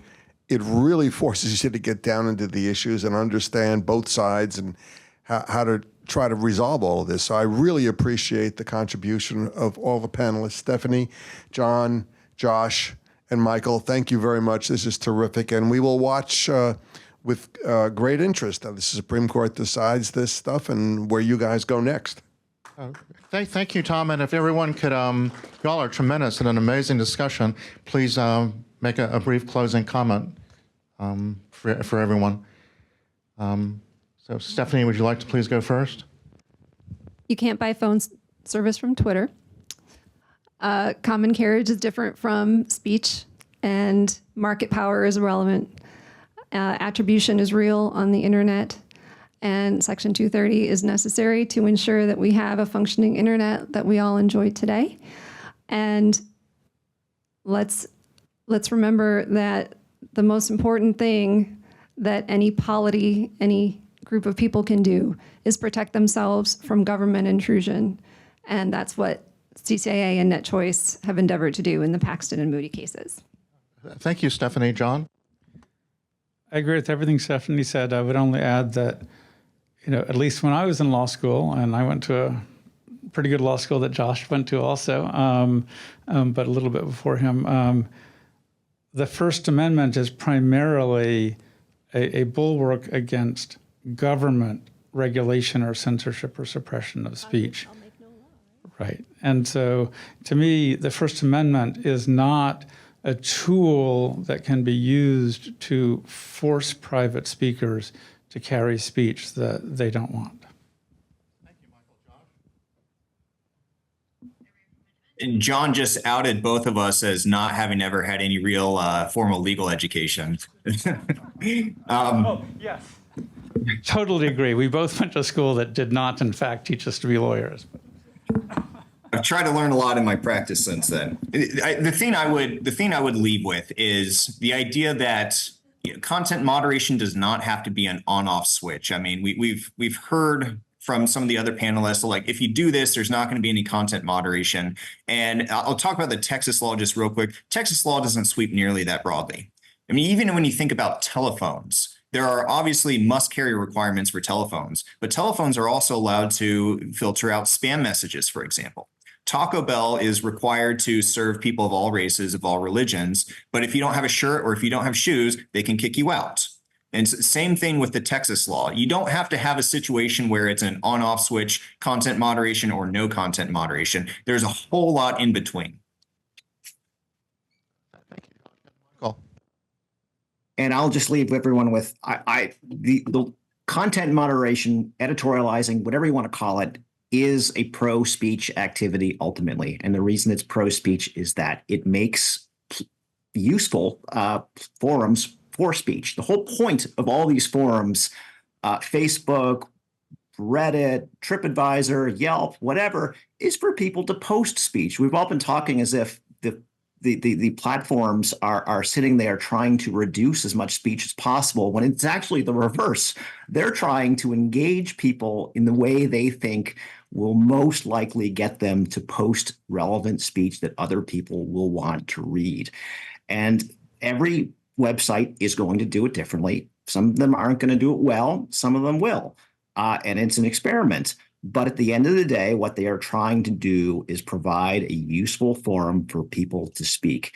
And laws that inhibit the ability to do that are going to reduce speech in the long run. Thank you, Michael and Josh and Stephanie and John. You all are tremendous and an amazing discussion. So thank you.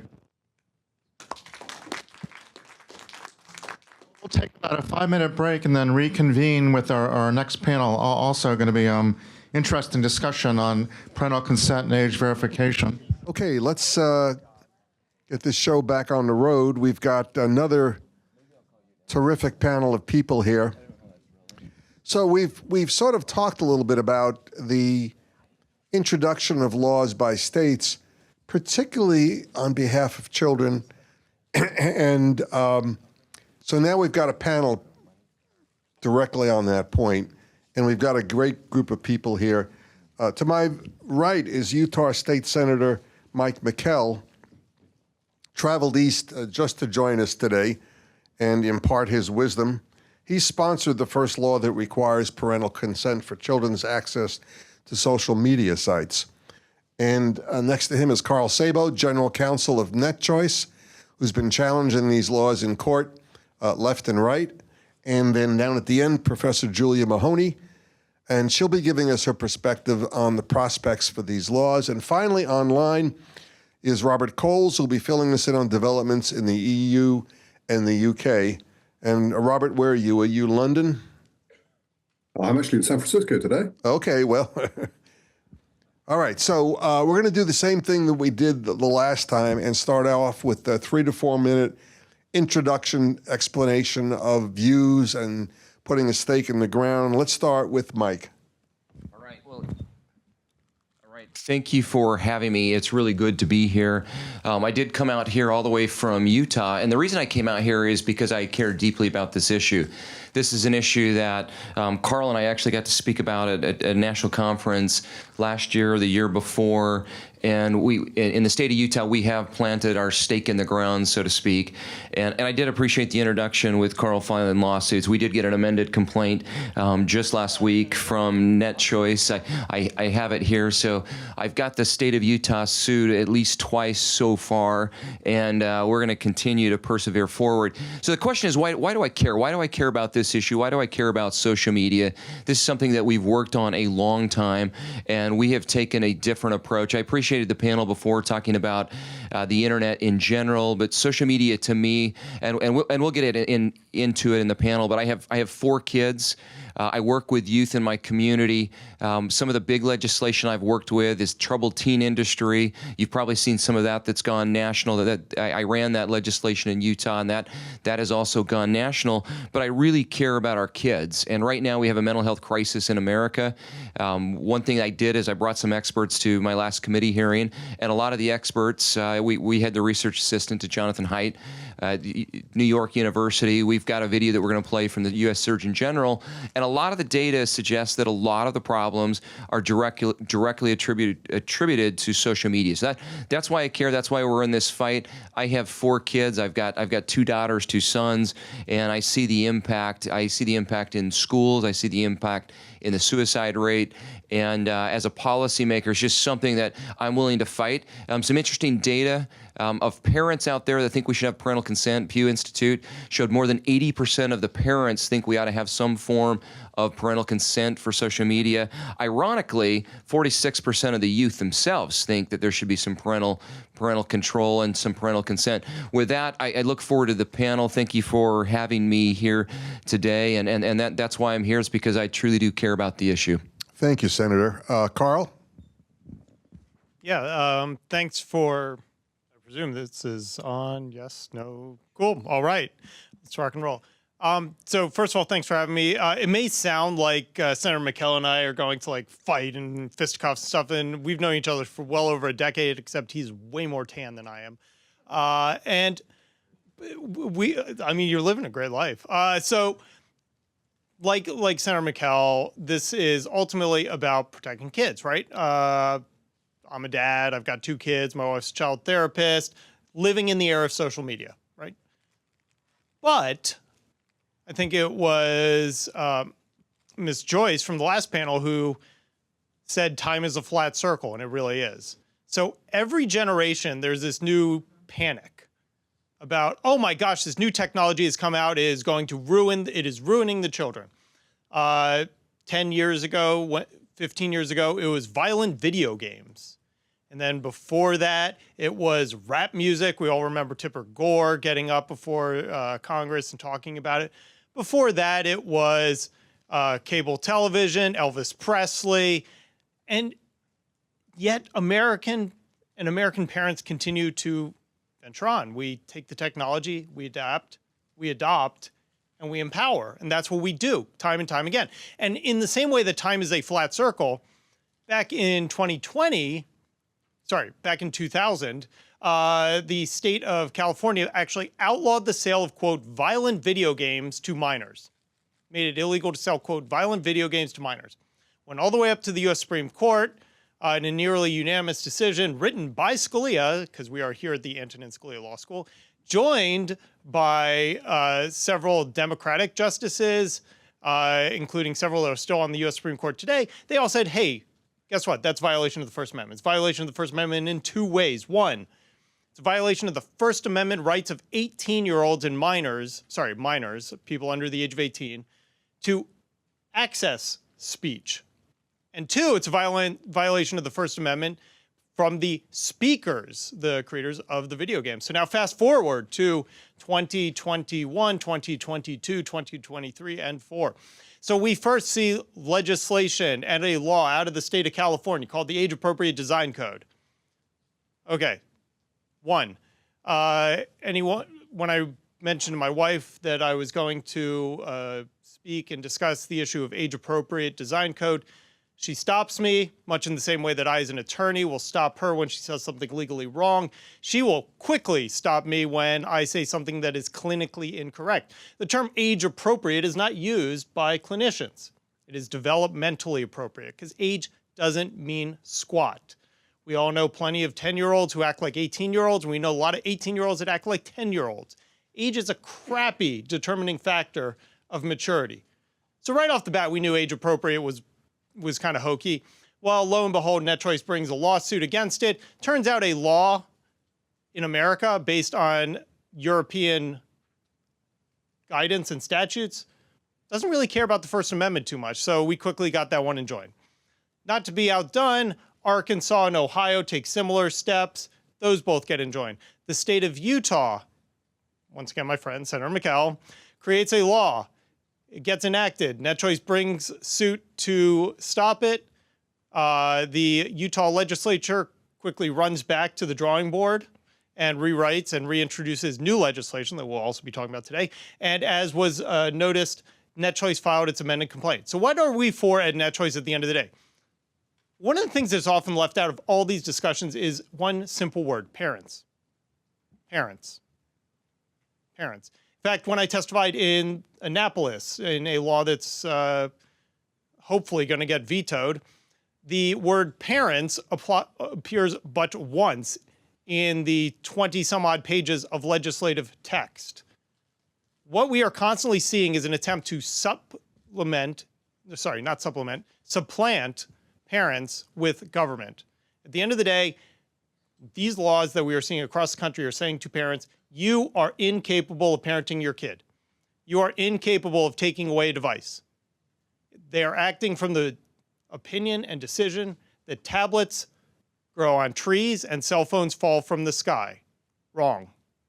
What I hope to see, and I will hand it over to you in a sec, what I hope to see is there is a role for government. Actually, Governor Cox of Utah actually does a really good job with this. They are leading a campaign to educate and empower parents, something we at NetChoice strongly believe in. We created the SHIELD campaign for that very purpose. So if you remember back in the day, the old PSAs of it's 11 o'clock, do you know where your children are? A role for government, rather than trying to replace parents, would be something as simple as saying, it's 11 p.m., do you know where your child's cell phone is? And with that, I will turn it over to my colleague.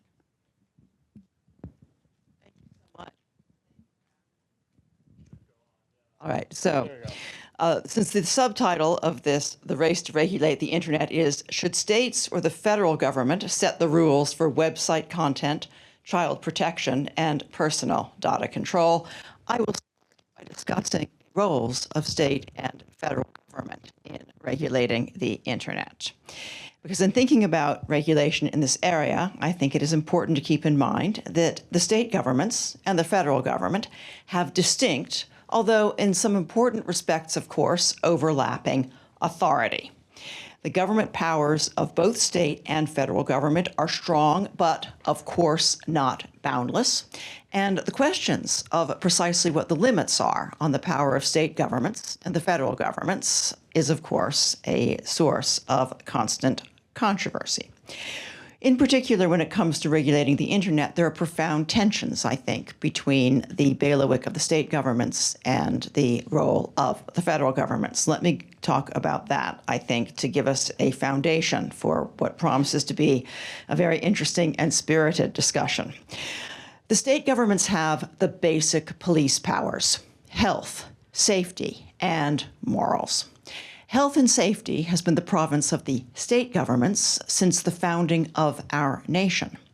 State government regulation of morals began to be more aggressive in the 19th century and continued to be fairly aggressive into the 20th century, with a bit of a step back as sexual mores changed. And that stepping back from morals regulation has had, many argue anyway, some very profound effects for the health of younger people in our society.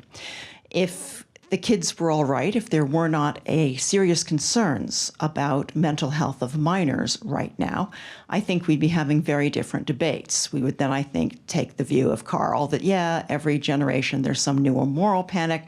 Sometimes it's pool, sometimes it's violent video games, sometimes it's Gilligan's Island, kids watching too much television, but really everything has always turned out okay. But in 2024, there are, I think, some very grave concerns about mental health problems among many who are many young people. And the state governments, with their basic police powers to regulate public health and safety, pretty much are on the front line of addressing issues along these lines. That is not to say that parental rights are not important. Of course they are. And I think that state governments are extremely respectful of the fact that in many situations, parents are recognized as being the very best decision makers for their children. But it has never been the case that state governments have said to parents, how you raise your kids is up to you. You don't want to educate them? Just fine. No, that is not what state governments say. You don't want to feed them. You don't want to feed them. You don't want to, in effect, supervise them. Absolutely not. This is, of course, a very tough area, because I think state governments, at least those who are sensitive to parental rights, I think that describes just about every state government official, certainly do not want to Bigfoot parents. But they also are attuned to the terrible, terrible consequences of potential parental neglect. Now, again, as I mentioned, state police powers, though broad, they're not limitless. What exactly are the limits of basic state police powers to ensure public health and safety? Well, for one thing, those powers are constrained by constitutional rights. For purposes of today's discussion, First Amendment rights of speech and assembly and association, and also religious freedom are, I think, especially important. Turning to the national government is entrusted with ensuring that we have a national marketplace, because one of Congress's most important powers is the power to regulate interstate and international commerce. One of the most important motivations for the Constitutional Convention of 1787 that hammered out the Constitution that we now live under was concern that a whole lot of different state regulation could, in effect, inhibit a flowing, vigorous national market, and that, in effect, states could enter into trade wars or just enact various sorts of protectionist or anti-competitive regulation. So having the national government, in effect, regulate in this area makes a great deal of sense from the perspective of Congress being responsible for ensuring a thriving national economy. There are big benefits, of course, to state regulation, too. The states can, of course, in effect, experiment. This phrase, the laboratory of the states, is an important one. We see that the states take different postures toward very difficult issues, and we can see what seems to be working and what doesn't. We also see that states, especially state legislatures, can often be quite adept at, in effect, taking into account particular desires, particular motivations, particular values of their state. And I think this is especially important in areas where there is a wide range of views, as there is in the United States today, about exactly at what point and in what ways minors should be exposed to sensitive material, particularly material that has some sort of sexual element. To be sure, there's a downside to state regulation, and there are concerns, I think, that states will, in effect, pass a whole lot of different laws that will be very, very difficult for businesses to comply with. And that, of course, means that we can have a lot of businesses that might be profitable will end up not being profitable, not making it because they have these expenses of complying with a panoply of different state regulations. And that can ultimately, of course, lead to the inhibition of competition. For those who are concerned about major media companies, especially major social media companies, the idea that potential new entrants can be hamstrung by having to comply with a whole lot of different state laws, I think, is a danger that looms particularly wide. All right, but with federal government regulation, there are, I think, even greater concerns that the national government will partner with powerful corporate interests. Big government, and our federal government is inevitably going to be a very strong government. The United States Constitution, of course, provides for a very strong federal government. That big government partnering with large, powerful businesses, to many people, raises the specter of tyranny. All right, so I haven't solved anything, but I think that perhaps I have laid out some what has made. Thanks, Julia. Robert? Well, thank you for having me. I wanted to give you a bit of a perspective from the rest of the world. So I've worked for 35 odd years in some of the largest corporations in the world, companies like GlaxoSmithKline, National Grid, Merrill Lynch. The perspective I wanted to bring really was working outside of the US, where you operate in very many countries and from a practitioner perspective. So I'm not a lawyer. I've been a chief information security officer and sometimes chief privacy officer for some of those organizations. And I want to give you a couple of perspectives. The first was really around, practically working outside of the US and operating in many countries. When I was at GlaxoSmithKline, we operated in 110 countries. Tom made the point in his opening address this morning that every state and every country in the world is trying to regulate around this stuff.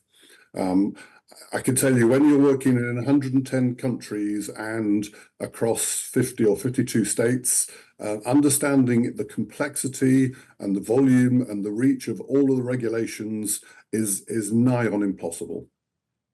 The second is, as things change, if you're not part of the debate around the change, when regulators look to consult on new regulations or legislators on new laws, if you're not part of the debate, then you can't get your perspective across. And if you're not living in a country, then it's almost impossible to be part of that debate. So just from a practical perspective, changes are imposed upon you. Sometimes the legislators or the regulators haven't really considered all angles of the debate. And in all these things, it's a balance. In relation to protection of children, there's a balance between protecting the vulnerable over privacy. The European Court of Human Rights has enshrined the right to a private life. And in some respects, that contradicts directly our ability to protect children at the same time as protecting everyone else and giving them their privacy. The second point I really wanted to make really is about I suppose this is the cynic in me, the motivation of some of the regulators and the legislators outside of the US. So within the UK, we've got parliamentary elections coming up.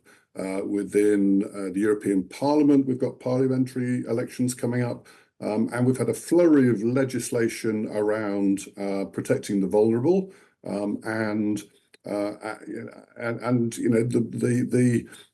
the cynic in me says maybe that's because those are popular vote-getting sentiments, and and legislation around these aspects it will help to bolster up the incumbents in Parliament.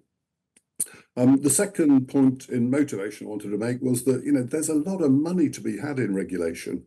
If you look at the fines that the Irish data protection regulator has recently issued on the likes of TikTok, Instagram, Amazon, it amounts, just those three, to more than €1 billion, which is getting on for 0.2% of the GDP for the Republic of Ireland. There's a lot of money to be made in regulation if you do it right.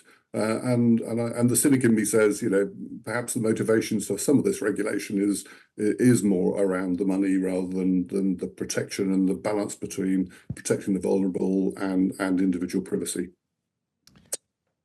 Thank you, Robert. JP, before you ask a few questions, I want to lay a challenge down for this panel because I've heard it in the first panel and I've heard it here a little bit. And that's the statement about time being a flat circle and things happening each generation and happening again and again. Nothing's new. I've come to the conclusion that that is a short-sighted view of where we are, and I'll tell you why. And I think it has an impact on solving these problems. And it was basically working on my book and thinking about these issues for a long time. And I think what we're missing is the scale of the issues. And what I mean by that is as follows. When I started in bank regulation in 1976, the most that you could steal from a bank was whatever you could put in 2 valises and shove it in a van and drive away, right? Maybe you could steal a few $100,000. Today, you can steal an unlimited amount of money online from just about anywhere you want to if you are a persistent threat and have the ability. So we're talking about a scale that is dramatically different in terms of what can be stolen. Well, let's go to the other end of the spectrum. I don't know how many of you read the book Tracers in the Dark, but it is a really spine-tingling discussion of how authorities in various countries, including the United States, brought down the Silk Road and then Welcome to Video. And the discussion about Welcome to Video is what I think underscores the difference in scale here. Welcome to Video was, for a number of years, the main purveyor of child sexual abuse material in the world. And it had videos of children as young as 1 year old, right? And you just think about that. And it took agents in the United States and with other countries 3 to 4 years to find 2 degenerates in an apartment in South Korea with 1 server with 250,000 videos on it. And every one of those agents involved in that investigation and that bring down for those 3 years needed psychological counseling because of what they saw. The scale of the problems have changed dramatically. That means the scale of the solutions has to change dramatically. And I said it a little while before in the first panel, we can't solve digital problems with analog solutions. It's just a different mindset, a different thinking. But if you think about the scale of all these problems, they have changed dramatically. And that's why I think it's different. I do think it's different. And in any event, Einstein proved that time can be bent. If you don't believe me, see the movie Interstellar. Go ahead, JP. Sure. Thank you, Tom, and thank you, Senator McKell, Carl, Julia, and Robert. Senator McKell, in 2022, Louisiana became the first state to enact an age verification law for access to adult content websites. In March 2023, Utah enacted the first state law to require parental consent for a child to open or maintain a social media account, which you were the chief sponsor of. Could you tell us how you became interested in the area and what led you to draft the bill? Then also, in May 2023, U.S. Surgeon General issued an advisory expressing concerns about the effect of social media on children. Senator McKell has provided us a video of the U.S. Surgeon testifying before the Utah legislature. And Colin, could you please go ahead with the video?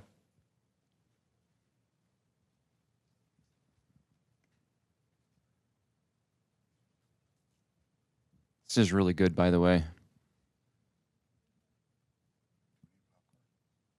You might. I'm always leery when I provide a video that it doesn't work, but this is really good. Let's go. I'm U.S. Surgeon General.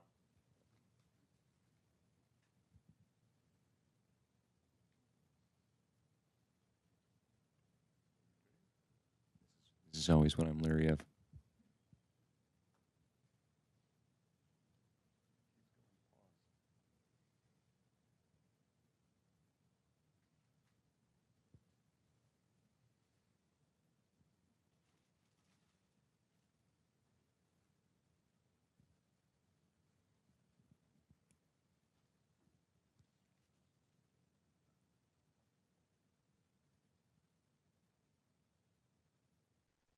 Hello, I'm U.S. Surgeon General Dr. Vivek Murthy. Last year, I released a Surgeon General's advisory on social media and youth mental health. Surgeon General advisories are reserved for significant public health challenges that require the nation's immediate awareness and action. And the issue of social media has become one of those public health challenges.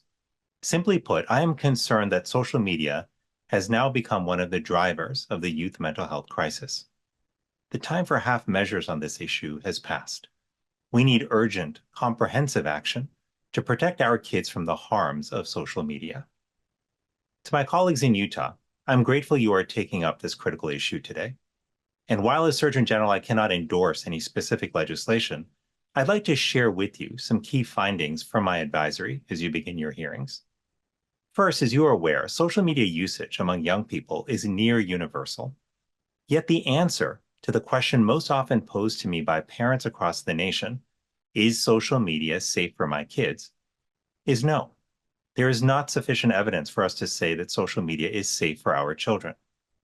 While social media may offer benefits to some, including an opportunity to connect with friends and to find communities of shared interests and experience, there's a growing body of research associating social media use with potential harms.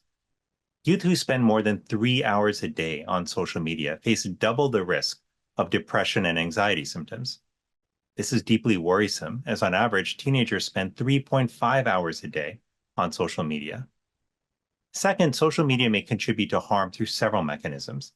Too often, children on social media are exposed to extreme and inappropriate content that may be violent or sexual in nature. They are commonly exposed to bullying and harassment, and to a hypercharged environment of social comparison, which affects how they feel about themselves. It's concerning to me that nearly half of adolescents say using social media has made them feel worse about their body image. Additionally, excessive social media use can disrupt activities that are critical for healthy development, including physical activity, sleep, and in-person interactions. A third of adolescents stay up until midnight or later on weeknights on their devices, which is largely social media use. As I continue to speak with young people across the country, the three things they say to me most often about social media are, it makes them feel worse about themselves, it makes them feel worse about their relationships, but they can't get off it. It's important to remember that adolescents are at a unique phase of brain development where they are particularly susceptible to social comparison and social suggestion. Third, we have not done nearly enough to protect children over the nearly 2 decades that social media has been part of our lives. We can and must change that. My advisory outlines solutions policymakers can take, including developing age-appropriate health and safety standards, requiring higher standards for data privacy, and requiring social media companies to be transparent about the data they have regarding the health impact of their platforms on our children. Until now, the entire burden of managing social media's harms has fallen on the shoulders of young people and parents. That is unacceptable. It is past time that public health leaders and policymakers have their backs. I thank you for your attention to this important issue. Thank you, Senator McKell, for providing the video and sharing. So can you please take us through how you became interested in the area and what led you to draft your bill? And then please describe the process of having it drafted, debated, and passed in Utah. Thank you. And more than anything else, I just want to jump in back to the idea of time is a flat circle, and this issue is a big issue. It's a pressing issue, and I wanted you to see that from the U.S. Surgeon General. One of the things that we needed to do in the state of Utah is identify our compelling state interest.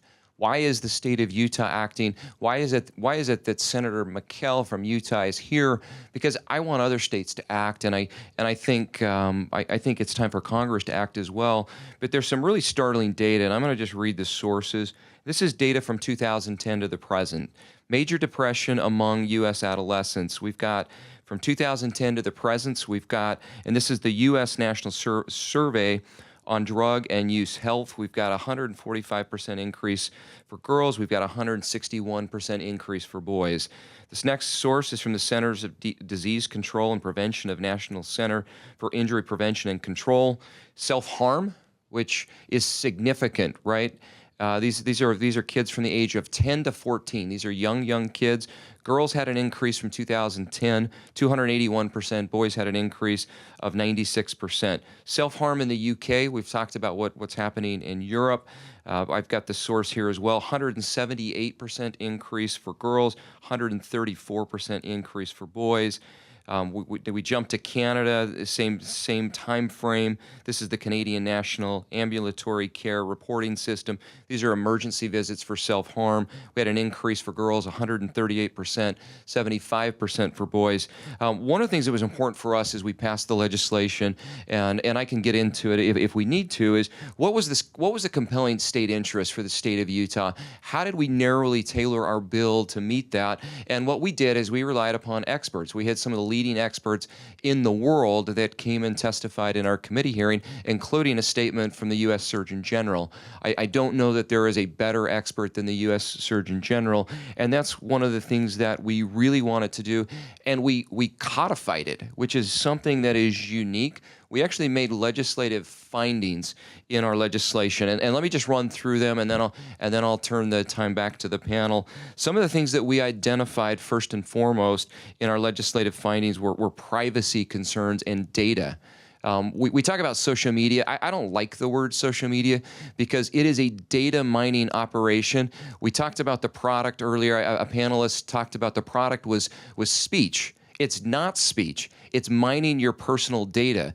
That's how they monetize. That's how they monetize the product. The product, again, is a data mining operation.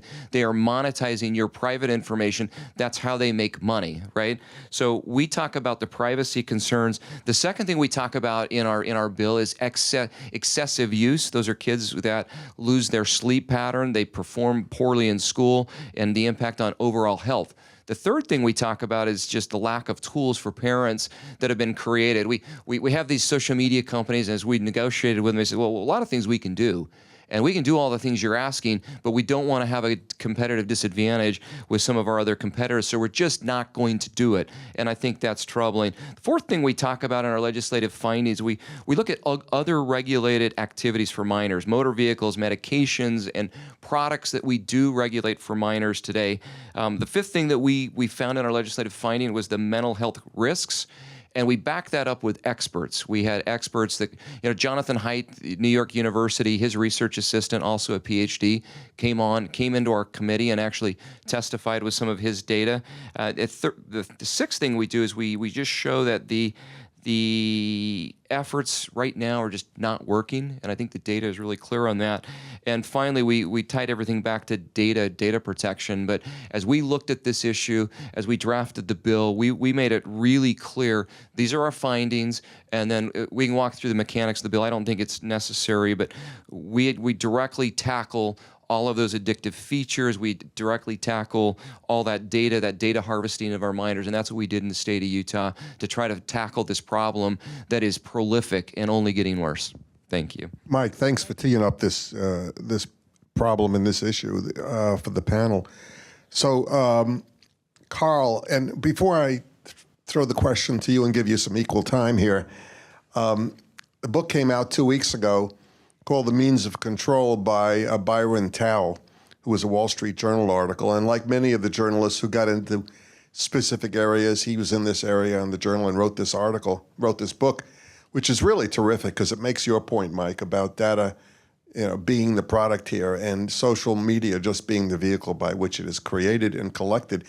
And I think what most people don't understand about data collection is everything we do on a device, every movement we make is being collected. And it is attributable back to a person. It can be traced back to people, and Byron Tao goes to great lengths to show how that can occur. And so I think, Mike, your point is correct, that we have to look at this through various different prisms. But with that said, Carl, why don't you talk a little bit about net choice and the view of net choice and content moderation and what they're doing in terms of some of these cases? Yeah, thanks for asking. So net choice, we fight for free expression, free enterprise, pretty clear mission. I've been doing this job for over 13 years. I did not want to be running a law firm. I did law firm life. I did not want to do it again. But here we go, because unfortunately, we meet with state lawmakers, we meet with federal lawmakers all the time. We are constantly talking to them, trying to provide them good ideas that are constitutional, because an unconstitutional law protects 0 children. 2 years ago, Senator McKell and I sat next to each other at a conference. Senator McKell said, I've got this law. It's going to start protecting kids as soon as it takes effect. Never took effect. Why? Because it's unconstitutional. Same is true in California. Same is true in Missouri. Same is true in Ohio. Hundreds of hours spent with hearing from experts, talking to lawmakers, holding hearings. 0 children protected because of the laws that were passed, because they are unconstitutional. 0 children protected. Instead, we regularly work with lawmakers on laws that do comply with the Constitution. Now, I'm glad we talked about privacy, because that's what I teach here at George Mason Antonin Scalia Law School. Summer classes start on Wednesday, so feel free to sign up, Law 497. It's a fantastic class. And if you don't like me, I've got a co-professor, and he's way better. But why did I bring up privacy? Well, yeah, guess what? Social media platforms do collect a lot of data, and they show you ads based on what you're interested in. As a dad, I wish my kids got personalized ads when they watch TV. My son loves ESPN. Every morning he starts the day with SportsCenter. But you know what 3 ads he's constantly bombarded with? Alcohol, gambling, and men's physical health problem fixers. I would say all of which are wildly inappropriate for a minor, all of which are wildly inappropriate for a child. Instead, I wish he got personalized ads about, hey, there's a new Spy Kids book coming out in November. You should check it out. That would be great. That's done by data mining. Now, I'm glad we also brought up privacy, because it turns out the legislation that we fight against are some of the most privacy invasive pieces of legislation ever enacted here in the US. And why do I say that? So if you look at the way the laws are written, let's pick on the great state of California, so that way I can move off Utah for a minute. Okay, so it applies, just like Utah, to anyone under the age of 18. So it immediately tells platforms with strict liability standards, if under the age of 18, you must X. Most of us are like, oh, that's cool. I'm well over 18. That's not going to apply to me. Wrong. Wrong.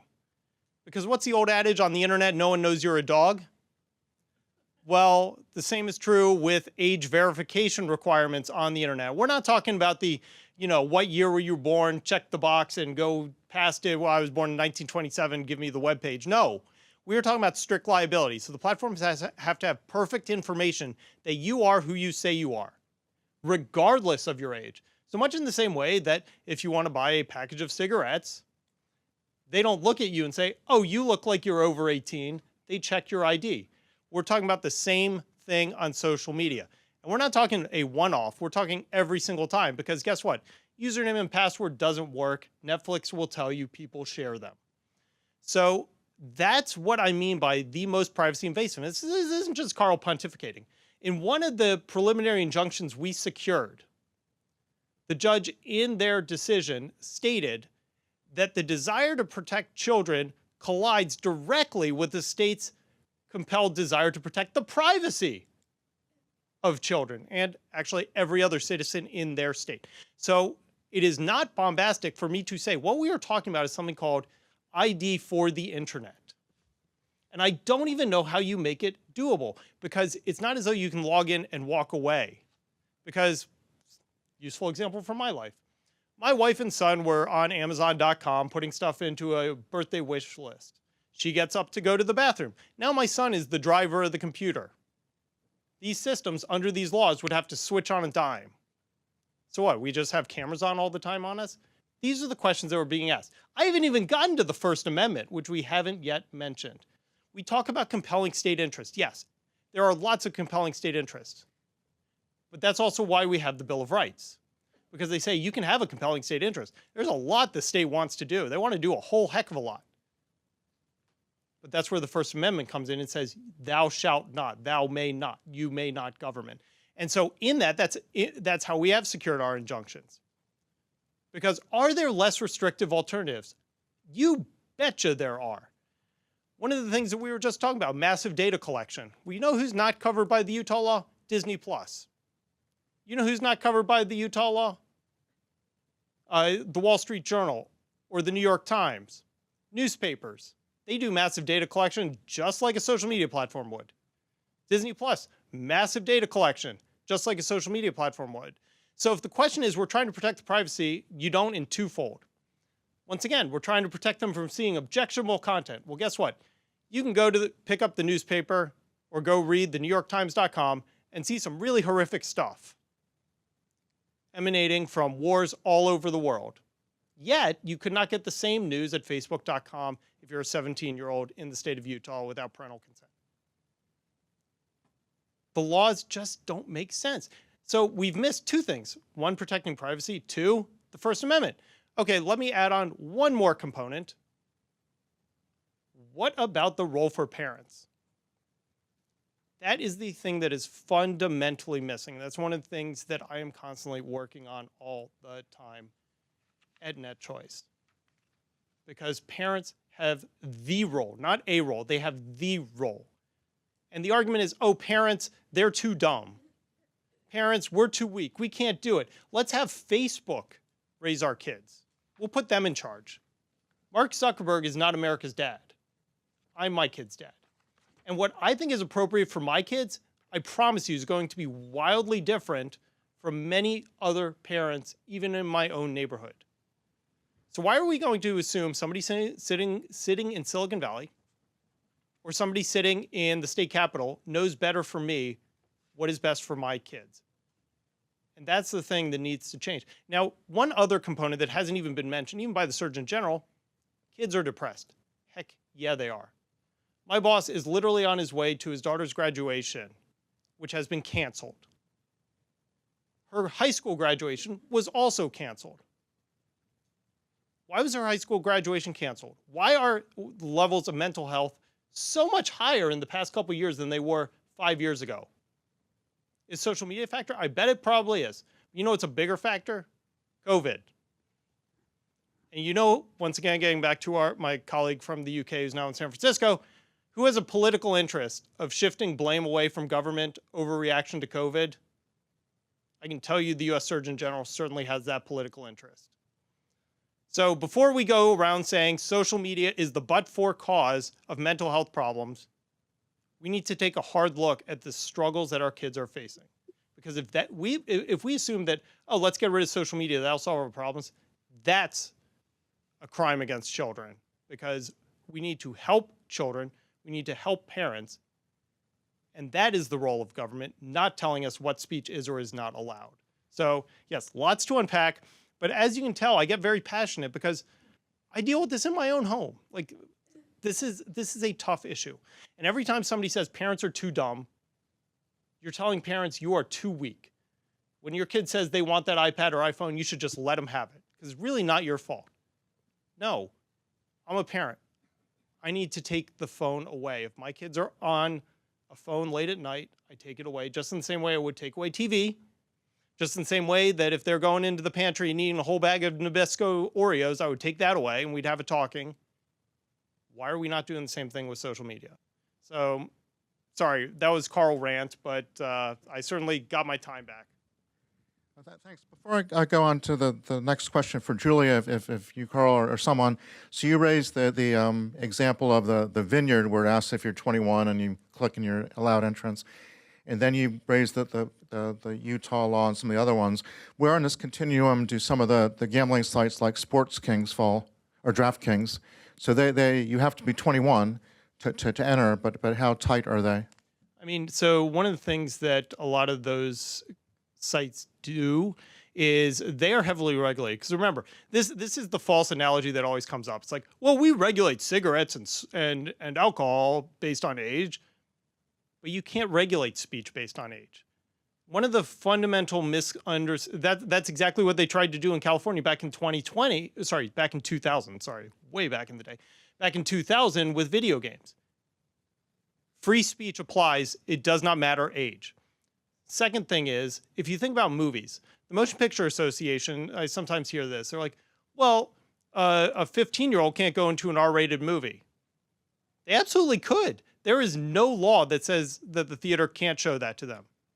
There is no law that even says that movie must be rated R or PG or G. I used to work at the Motion Picture Association. They're the ones who do the rating. That is industry self-reg up and down the chain because the government cannot do it. So when you were asking about gambling is heavily regulated because it is not free speech. And they do that through geolocation. They do that through licensing regimes sometimes. I think they're kind of overly prescriptive with some of the licensing regimes, but that's a different discussion. But that's the fundamental difference, because some people use false examples of gambling, alcohol, cigarettes, driving a car. You have no constitutional right to drive a car. You do have a constitutional right to speak and read. Thank you. Julia, as a scholar in the area, you probably have quite a few thoughts on the issues raised by the Texas and Florida cases discussed this morning on the first panel. Can you please provide your thoughts on issues such as what constitutes state action, under what circumstances is it plausible for actions of big tech companies and other private entities to be deemed state action, and are there arguments that content curation by social media companies amount to action rather than speech persuasive? Yes, thank you. Of course, I have lots of thoughts. In terms of state action, that is... Thank you. In terms of state action, that's one of the toughest issues in all of constitutional law. Normally, of course, it's pretty easy to tell whether or not the government is acting in such a way that a constitutional right may be violated. And with rare exceptions, the constitutional rights guaranteed to us by our Constitution are guaranteed against government. But can the government do indirectly what it can't do directly? The answer is no.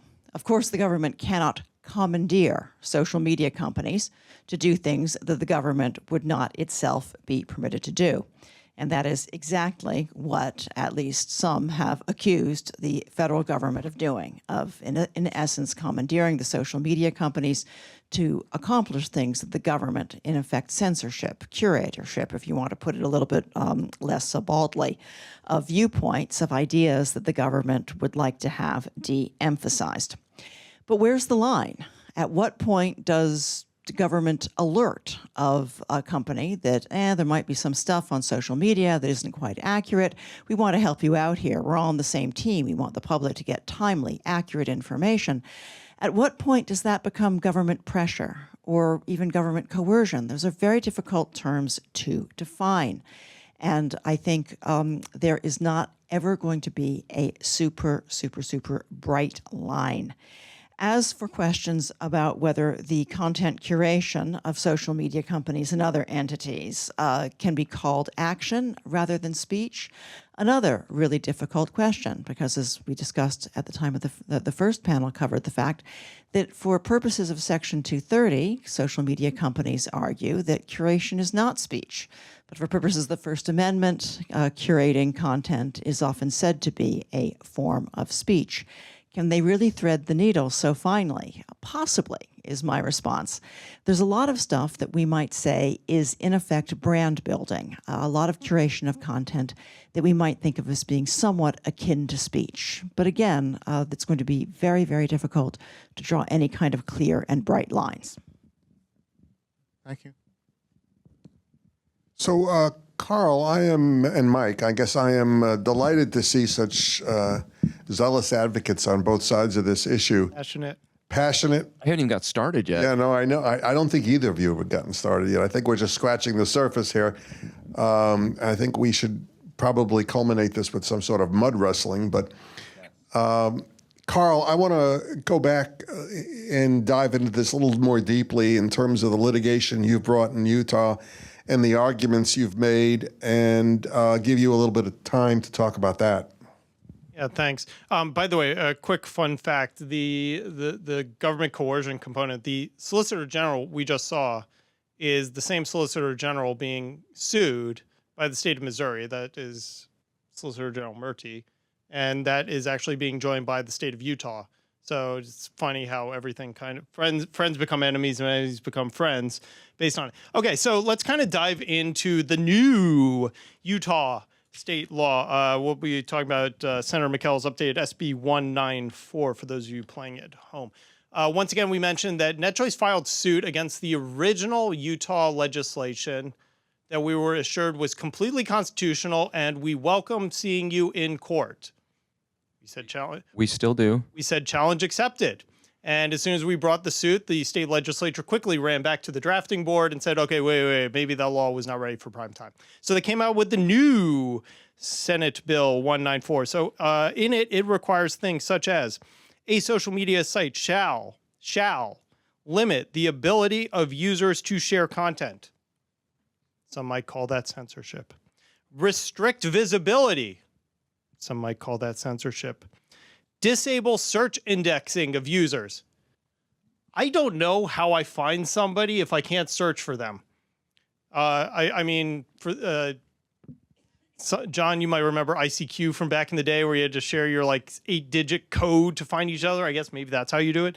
Okay, disabling autoplay and scrolling, but only for social media websites. So if you have autoplay on Disney Plus, you are good to go because that's perfectly fine.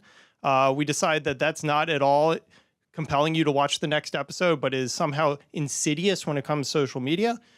We call that publisher-based discrimination. Disabling push notifications. That's one of my favorites.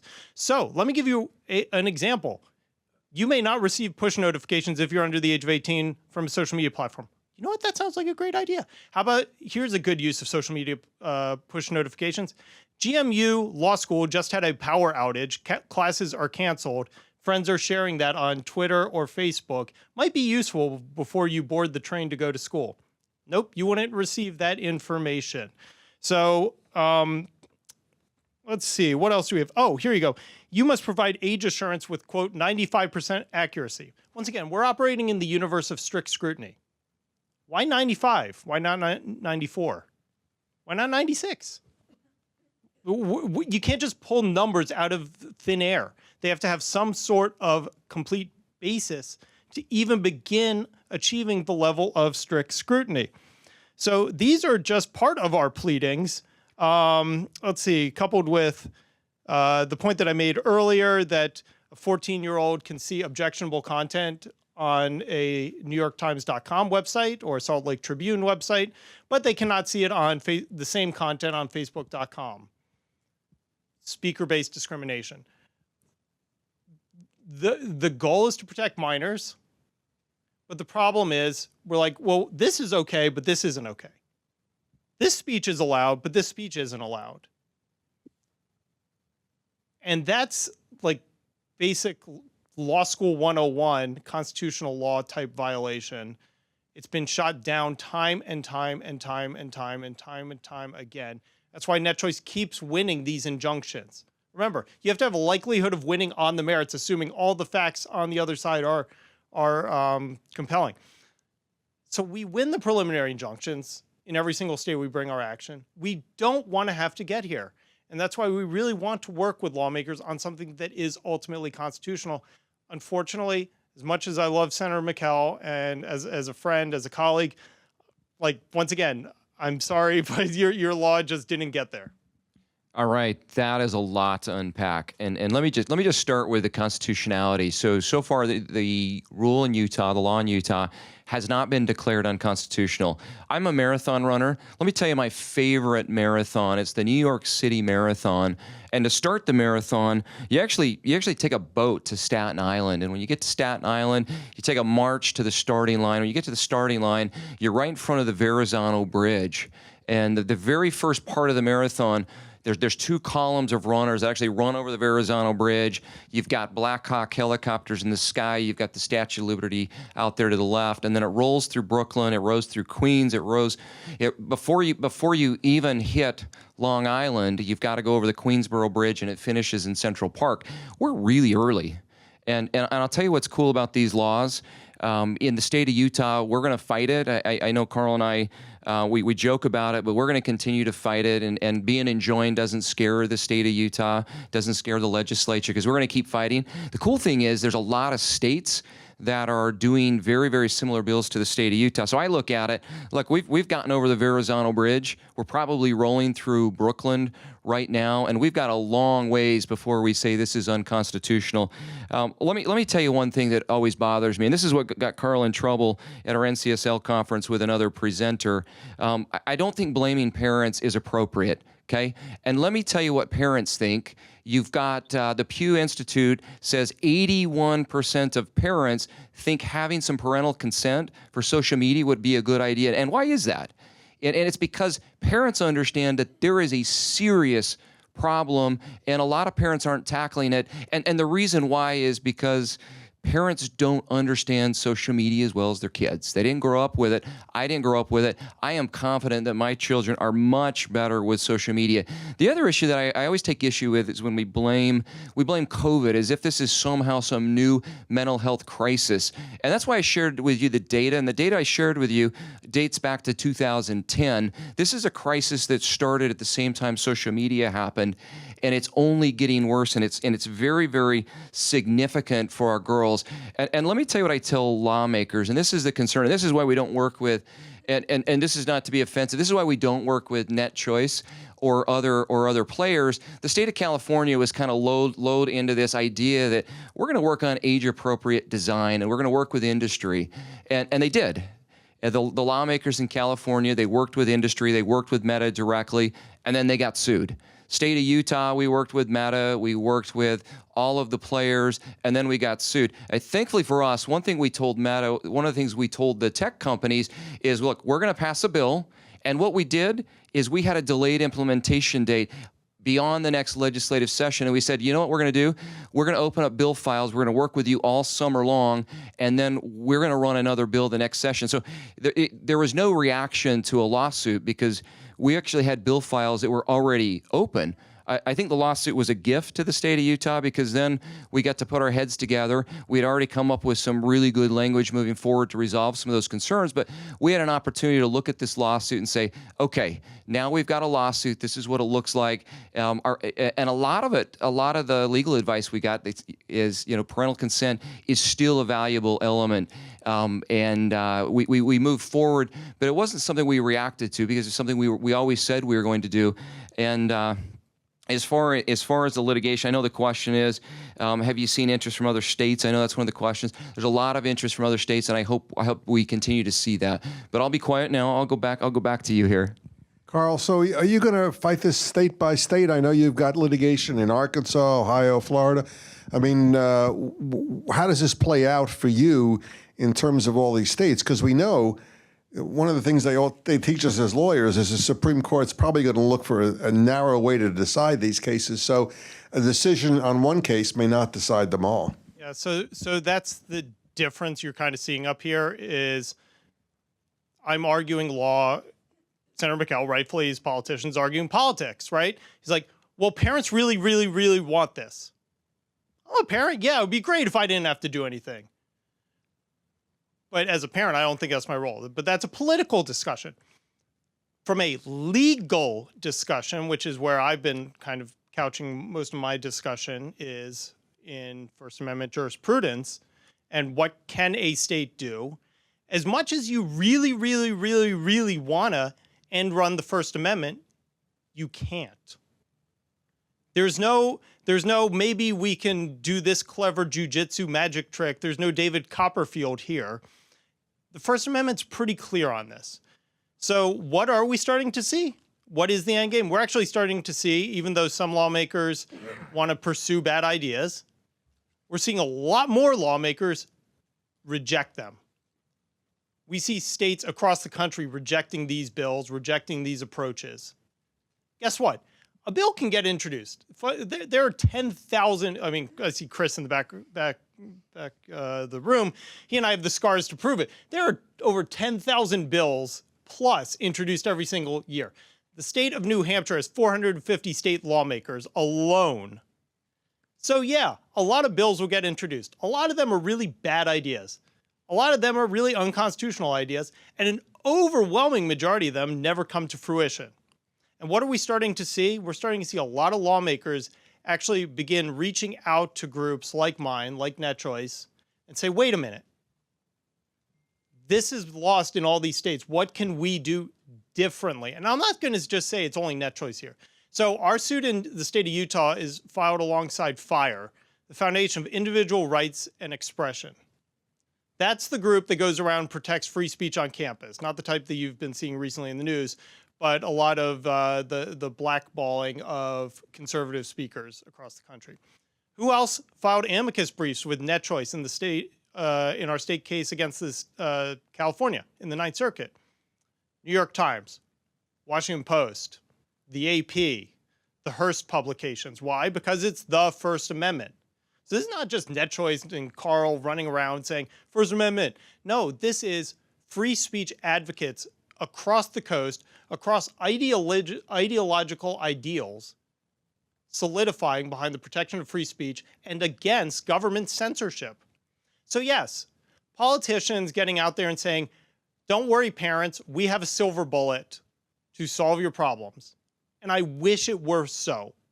I fundamentally do not believe it, and legally it can't be.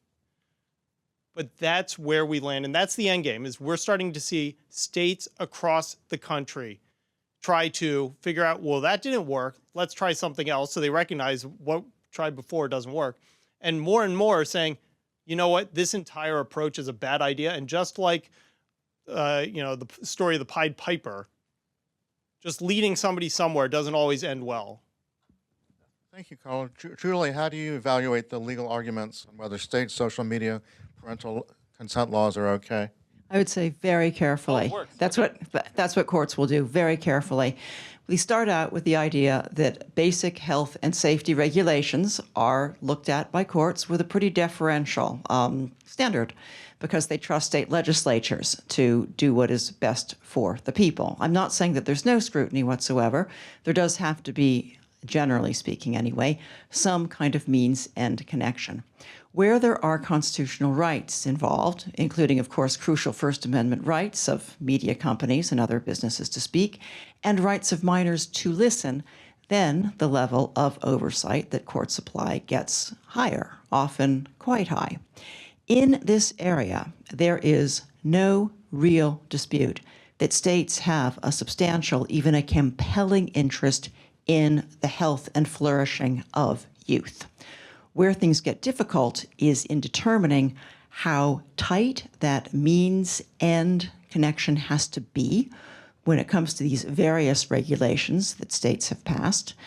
And frankly, a lot of these state bills have done themselves no favor by being something of a hodgepodge of measures, many of which are only tangentially connected, or at least not clearly connected, to the very difficult and very important project of pursuing of ensuring the health of youth.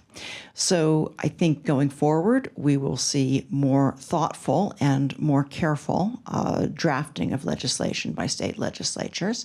I also think that we will see, and this is a good thing, more consultation with experts, including NetChoice and other industry groups, and that we will eventually, I hope anyway, arrive at a point where state legislatures do continue to legislate so as to attempt to pursue the health and safety of youth. As has been mentioned, there are a lot of reasons to think that things have changed and that the exposure to the internet has had some very detrimental effects on a lot of minors.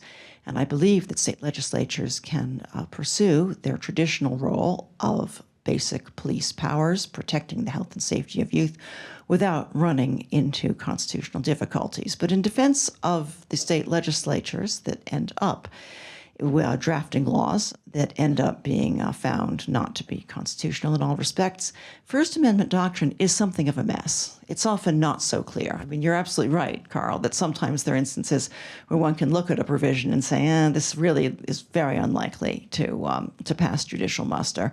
But there's a lot of areas that I think need a great deal of doctrinal development, and I hope very much that in the next couple of years we will see that, in particular with some of the current controversies. I think as records get developed better, I think we will actually see some clarification of crucial First Amendment doctrine. Thank you, Julia. Thanks, Julia. Robert, we all know that the EU and the UK, but particularly the EU, has been out in front of issues like privacy with the GDPR in 2016. The EU has just passed the Digital Services Act in 2022. How is this issue of child protection playing out across the pond, and where do you see this going? Sure. So I guess the General Data Protection Regulation from 2016 was the first one that really tried to do something in this space. I'm not sure how successful that was been really. So that was really the GDPR is really about the protection of personal data.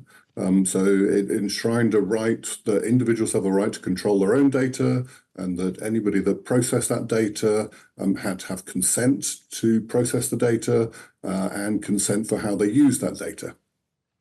So that drove all of it. If you've ever used a European website, you get a cookie that comes up and says, do you really consent to using this data in this way? And you have a choice. You can either accept and say, yes, I consent to use it, or you can say no, in which case then you can't use that particular website. So we've all just been, over the last 8 years, we've all just been conditioned to pressing yes all the time, because otherwise the internet would be unusable and we'd just be pressing no because we disagreed with how our personal data was being used, and we wouldn't be able to use the internet. So we've been conditioned to saying yes, but then in relation to minors, and again, that's a difficult discussion around what is a minor. A minor, the age of being a minor is different in different European countries. So in some countries it's 13, all the way up to 16 years old. But the GDPR says that if you're a minor, then you're not capable of giving consent to how you use your data. And therefore, those in a parental capacity must give it instead. So we've got this particular ridiculous situation whereby those in a parental capacity are completely conditioned to saying yes all the time to everything, and yet they're the ones that also have to say yes to the use of minors' data. So that doesn't really work, I don't think. The second is a bit more recent. So the Digital Services Act came in 22, and that covers information society service, which is pretty broad. That means any service provided at a distance, usually for remuneration by electronic means. So that's pretty much anything that's on the internet. It's a tiered law. It says for the very large online platforms and the very large online security engines, then all of the provisions apply, and then it's tiered in such a way that, if you're a small local cricket club, then most of the provisions don't really apply to you. It's got good intentions. It aims to build a safer and fairer online world and protect users in the European Union in relation to anything illegal. So illegal goods, illegal content, illegal services. And for the first time, it really makes platforms legally accountable for the content of what they're serving up.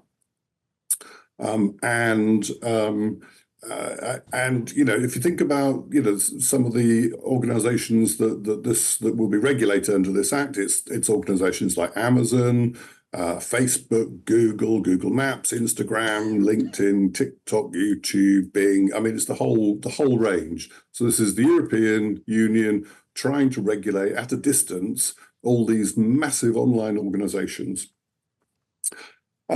It's got some pretty good objectives. It requires a simple way to report illegal content. It requires that illegal content to be removed once it's been verified that it is illegal. It has some detail around advertising, and it has some specific requirements for children. For minors, there's a requirement that minors cannot be targeted for adverts using their profile, so using the personal data that's held about them. The issue with that is it also says that the platform or the service provider mustn't collect more information than they already collect, and therefore there's a difficulty in how does the platform know whether the individual is a minor or not.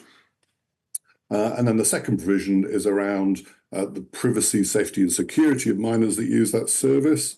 And in particular, it says that there needs to be a risk assessment to understand how minors can be exposed through the service to content that may impair their health, their physical and mental, or their moral development. And particularly when you get into moral development, that's very ambiguous and very difficult to define.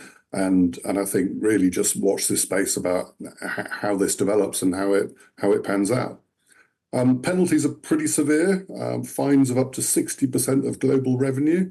Amazon global revenue is about 500 billion. So, potentially the EU could be fining Amazon, $30 billion for an egregious breach of this particular act. I think really, watch this space as to how it develops. I don't think we've got it any better than you have in the US at the moment. It's a developing space. Thank you, Robert. So I'm going to ask you two other really quick questions, and then we'll open it up to the audience, including online, Sure. and then closing comments from everyone. If you could, Robert, if you could please comment on the Online Safety Act from the UK, and then also any potential regulation or considerations for TikTok. So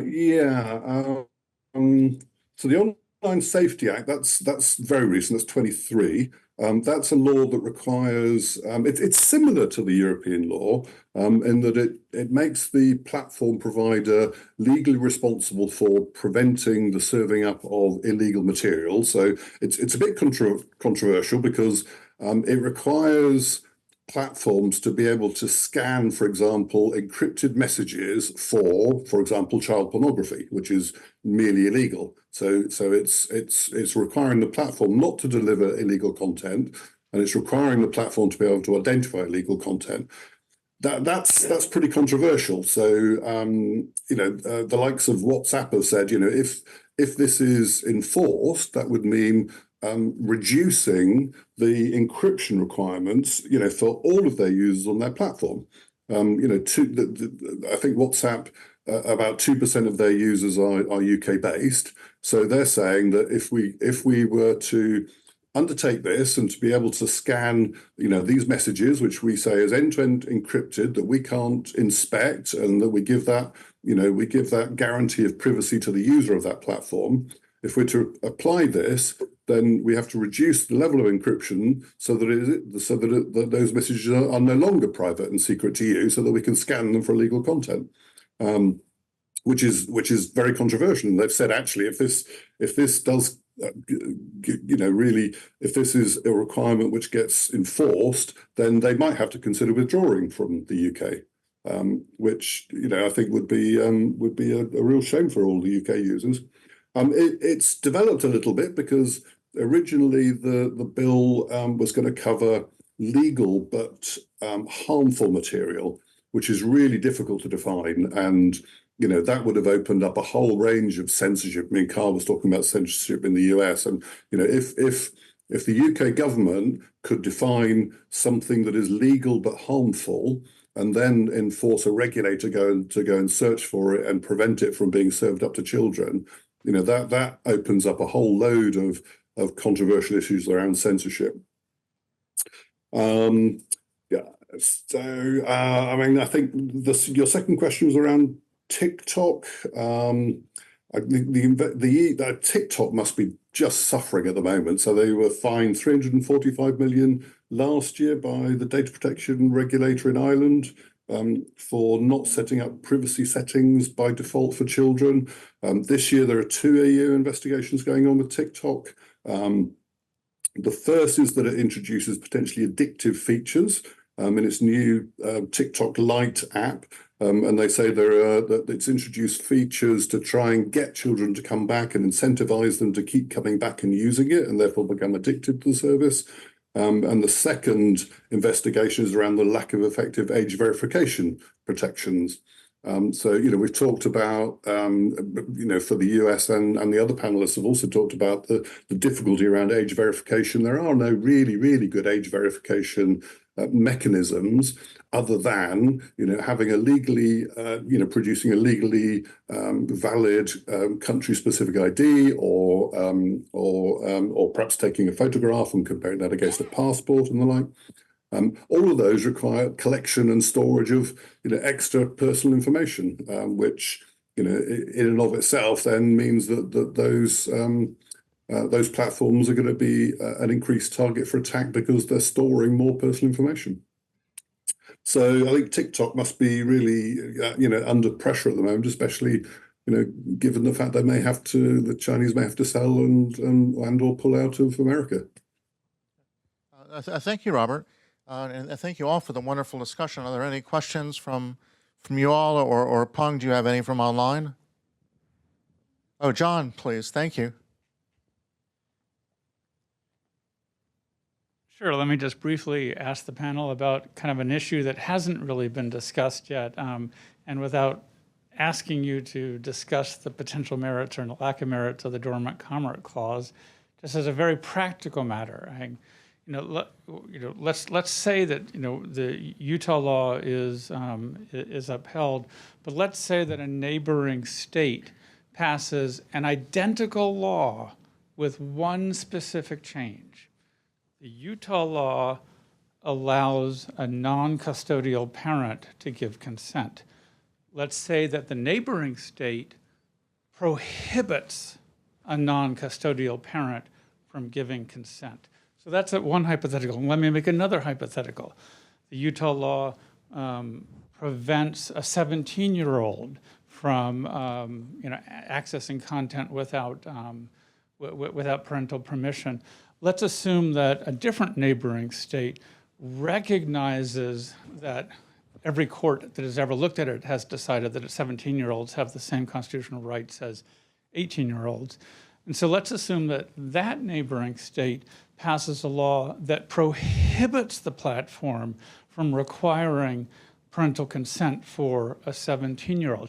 And then let's assume that you got divorced parents who happen to live in those competing states. What is accompaniment to do with this, and what should a court do with the conflict that's set here? That's a fantastic question. Love that question. I'd say the short answer to that question is that a panoply of state laws in tension or outright conflict, which we may well see, puts enormous pressure on Congress to act. And I am confident that that would be the outcome, eventually. And let me respond to that. I actually love that question. I'm just going to clarify. Our parental consent is only if you're going to collect the data of a minor. Our bill deals with minors, but the only time we require parental assurance is this parental consent is if it deals with data collection. But I love the question, and when I talk to lawmakers across the country, and I think lawmakers have an appetite to run more legislation, not less. I actually hope we see that, and I hope we see that in a perfect solution for me.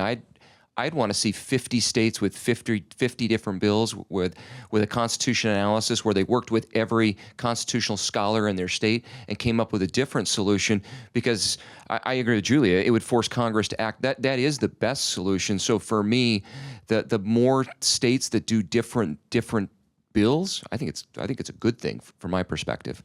So I'm going to be the lone conservative up here, I guess, saying I don't want more government. I want less government. But to answer the question, so we're actually seeing these collisions already occur. So the prior panel was all about Florida and Texas, whose laws actually require social media platforms to keep up lawful but awful content, let's say pro-terrorist speech, and truly vitriolic content that most states would consider not age appropriate for somebody under the age of 18. So we are already seeing these collisions where you actually have, as I said in the last panel, a mandate and a prohibition from removing otherwise objectionable content that most would deem inappropriate for minors. With the parent question, this actually, quick anecdote.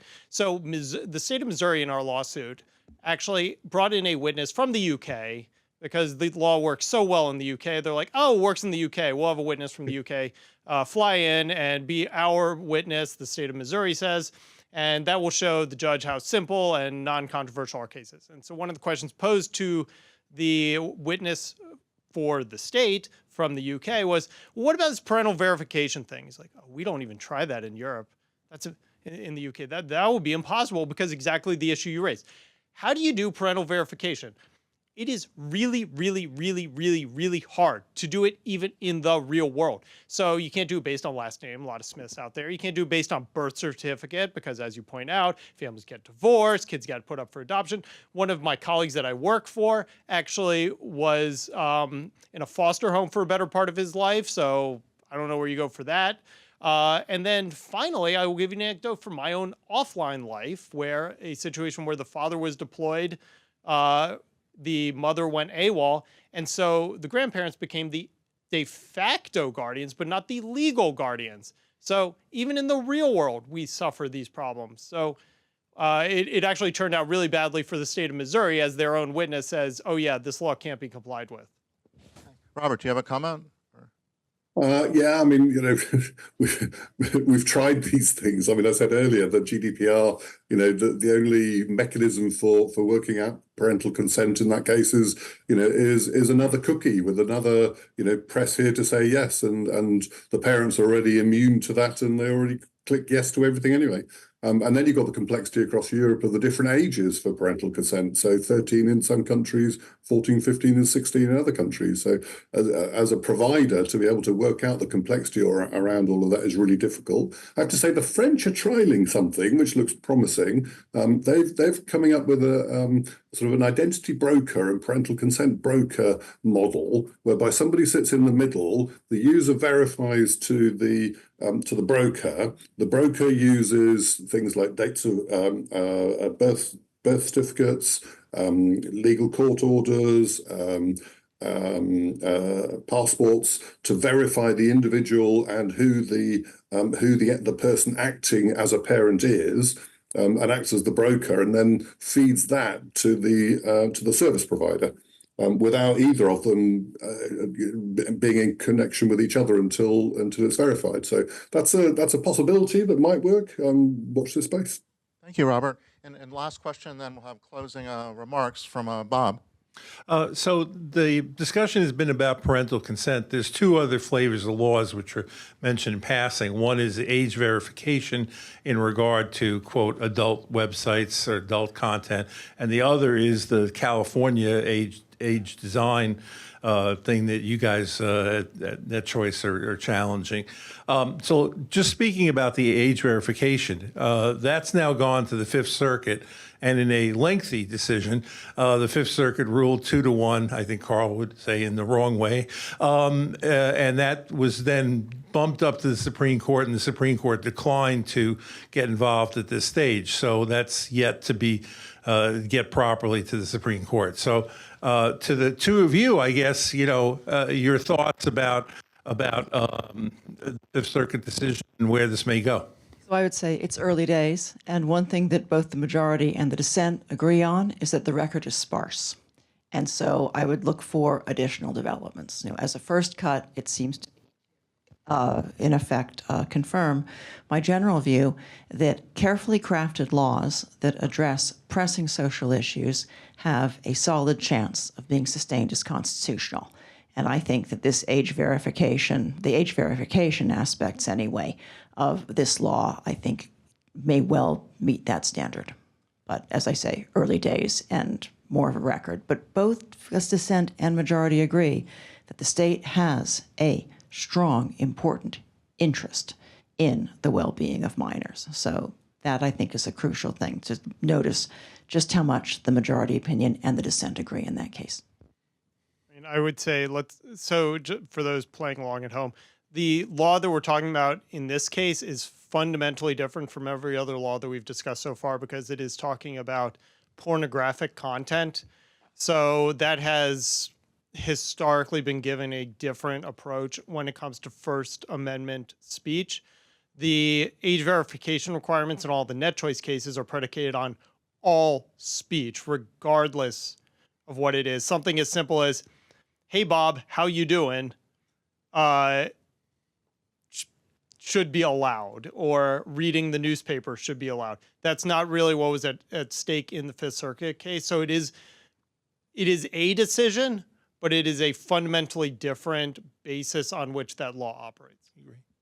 Thank you. Thank you. And thank you all for the wonderful discussion. And so we'll have closing remarks, and how about Julia, and then Carl, Senator McKell, and then wrapping up with Robert from Europe and from San Francisco currently. Now, I think I just said my major point, which is that, yes, there's a role for regulation in order to ensure the well-being of minors. Then if these regulations, if these laws are in fact carefully tailored to address serious problems, then I think that they will pass constitutional muster more often than not. But again, First Amendment doctrine is something of a mess and is in need of a cleanup. And I hope very much that we will see things get streamlined and clarified in the next couple of years. Thank you, Julia. So when it comes to First Amendment, strict scrutiny, least restrictive alternative.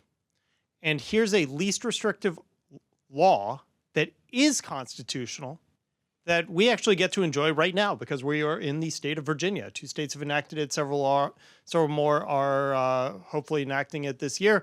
The other is Florida that has also enacted this. What is it? Digital education is part of course curriculum. So much in the same way that we teach reading, writing, and arithmetic. Virginia, and this is the first year this law has taken effect, so these students get to enjoy this. Digital literacy is now part of the course curriculum here in the great state of Virginia, in the Commonwealth of Virginia. And what does that mean?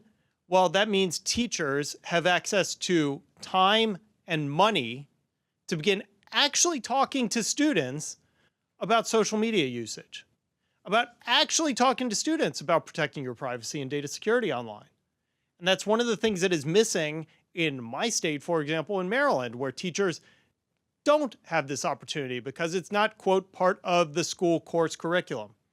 So that is a simple fix that every single state should at least try, regardless of whether you're going to do all this age gating and other crap. At least do that because A, it's constitutional, and we know a unconstitutional law protects 0 children. This, however, will protect every single child in the state of Virginia. And B, it just makes sense. So that's one of the things that we at NetChoice are going around doing, as well as educational campaigns. There are tons of tools out there for parents, and we need to do a better job of giving parents more information on the tools that they have, rather than trying to replace those parents with more government. Thank you, Carl. Senator McKell. Thank you. Hey, thank you for having me. George Mason University, the law school. It's been really good being out here. I came out here because this is an issue that I care about. And I care about it deeply. This is an issue that I think, we're rolling through Brooklyn right now, and we're a long ways from Central Park. The good news is I'm an attorney. I'm an AV-rated attorney as well. When we worked on our bill in Utah, we worked with a private firm. We worked with the attorneys in the governor's office, the attorney general's office, and our legislative attorneys as well. And obviously, they have a different opinion about the constitutionality of our bill. So we're going to get to see. But the one thing that I go back to is we have a serious problem that is not being addressed. And it's a bipartisan issue, and that's what's fun about it. There's blue state solutions, there are red state solutions. President Biden, I'm a Republican, and President Biden in his State of the State address, not this year, but the year before, talked about data collection and taking on big tech. And it's something that as policymakers, we're gonna continue to do that. And one of the things that I look forward to is seeing the Utah bill go through the process.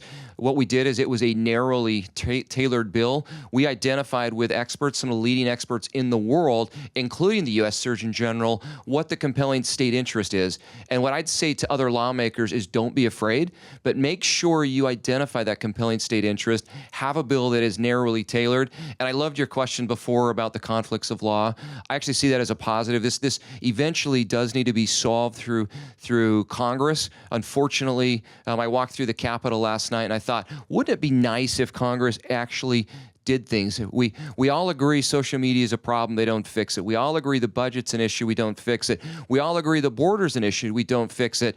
And because of that, that's why it's important for states to be involved, and I hope to see more action from more legislators across the country. Carl may not like it, but and he'll get to litigate more, but I hope to see more and more litigation. Thank you, Senator McKell. And Robert, the perspective from the UK via San Francisco. Some closing remarks, please. Sorry I couldn't be there with you in person. I just couldn't make the schedule work. So my fear is that in the rush to regulate, different decisions will be made in different countries, clearly different decisions will be made in different states.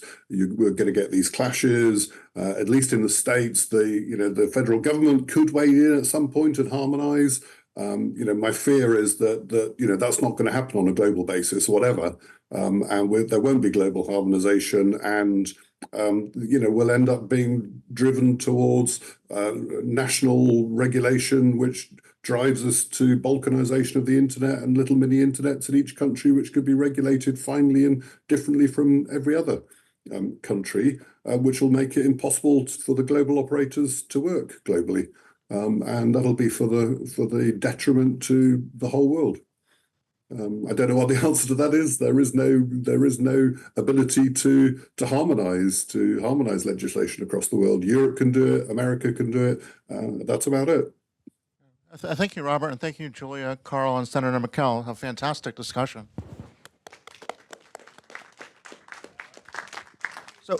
So we're going to take a 5-minute break and then have the final panel, which is going to be fantastic also on data and data brokers. Okay, welcome back for panel number 3, which is absolutely not below panel 1 or 2. In fact, this is my heart is in this panel because it's in my mind it's financial services, which is where I've spent the last X number of years. So let me just set the setting for this here, and it's a little different than the prior 2 panels because there's no porn, there's no bullying, none of these things. It's just data.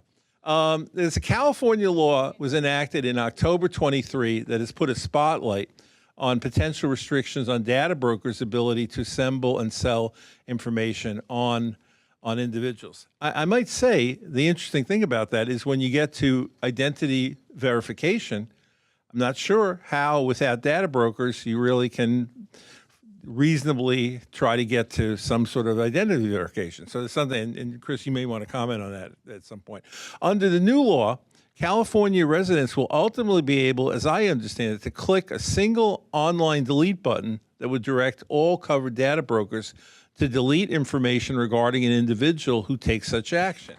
Information about the individuals obtained from data brokers plays a large role in how the internet ecosphere functions, and widespread opt-outs could broadly impact current industry operations. This development could lead to further similar state actions or state or federal action of some type. And we're also going to be discussing more broad privacy issues that are popping up quite actively right now at the federal level. We have a terrific expert panel today. Online, online we have Alyssa Hutnick, who's a partner at Kelly Dry in D.C. Chris is sitting immediately next to me. He's an executive vice president at the Association of National Advertisers.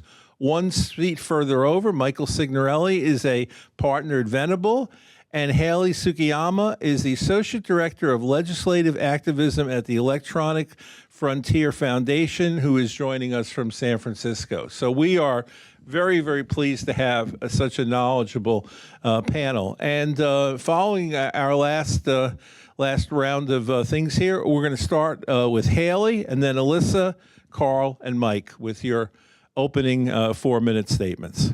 Haley? All right. Well, thank you very much for having me, and I apologize that I couldn't be there in person today. But as said, I'm Haley Tsukiyama. I'm from the Electronic Frontier Foundation. EFF is a nonprofit devoted to protecting digital civil liberties, including privacy. I work primarily on state legislation and then also co-lead our thinking around the broader issue of consumer privacy. Just quickly, EFF centers its consumer privacy work around placing individual control at the center of privacy. So when we're thinking about data brokers are particularly difficult for the average person to wrap their head around. These are companies that collect and sell personal information that they've amassed on individuals with very, in my opinion, little oversight. In some cases, they can provide broad information for companies to gain insight into demographics such as income and age. They also can collect more specific information, sensitive information such as buying habits, financial records, social media activity, or precise geolocation information. Potential misuse of location information or things like health information could lead to real harms, harassment, discrimination, and legal consequences for those seeking, for example, particular health services. And they can also lead to scams, identity theft, and financial exploitation if you are just from the collection and misuse of personal information. As I said, EFF is very individual-centered. We believe you have a right to know who has access to your information, and we deserve transparency on when our most private moments are being shared and sold by third parties. So for that reason, we were happy to support the Delete Act in California because it allows people to easily and efficiently make one request to delete their personal information held by all data brokers registered in the state of California. The implementation of that lies in the hands of the California Privacy Protection Agency, which has both technical and policy expertise. We think to do this right, that, as I will get into later, may not be the case in everywhere where these bills are introduced, but we think in California it was a good spot. And most of all, it provides an option for everyone to exert a little more control over their privacy. Obviously, you don't have to hit the button. You only hit the button if you want to hit the button. Overall, it makes California's consumer privacy laws much more user-friendly, which is a thing that I have a lot of concerns about. I think we've seen a tremendous amount of uptick in privacy legislation in the past several years, but not all of it is actually that easy for individual people to use. It places a lot of burden on individuals to manage their own privacy. It could be its own job managing your privacy and continuing to figure out who has your information. And so we just want to we supported this because we wanted it to make it just that much easier for people to express their choices if they want to. So I'll stop there. Thanks for having me. Thanks, Haley. So I think I'm next. I'm Elisa Hutnick. I chair Kelly Dry's privacy practice group.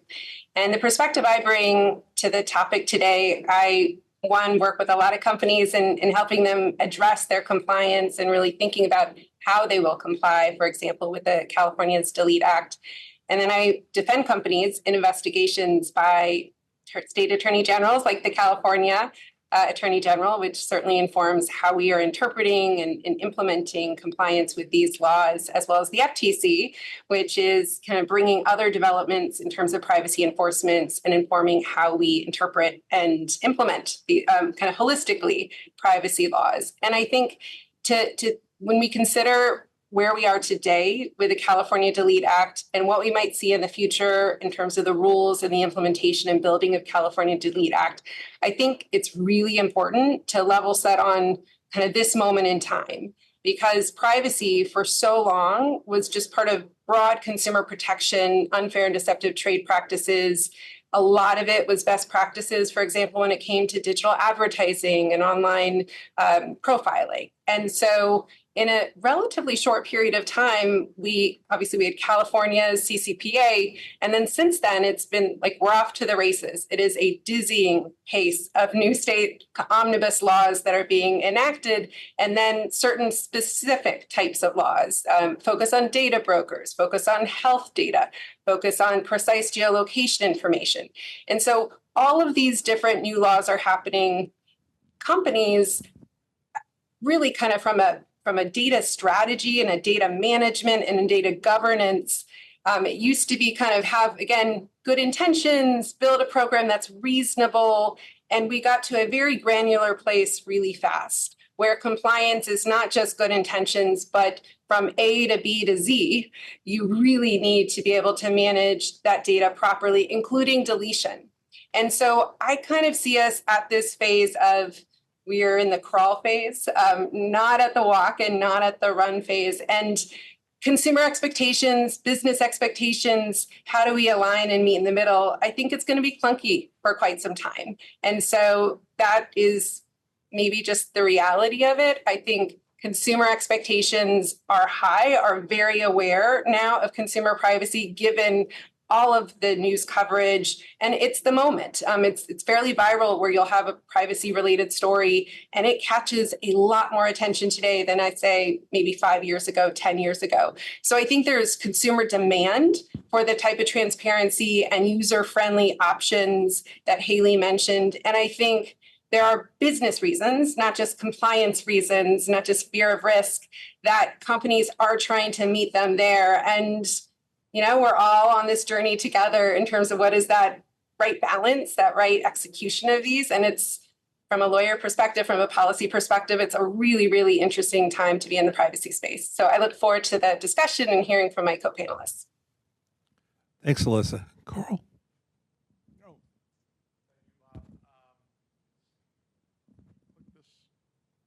I got it. Okay.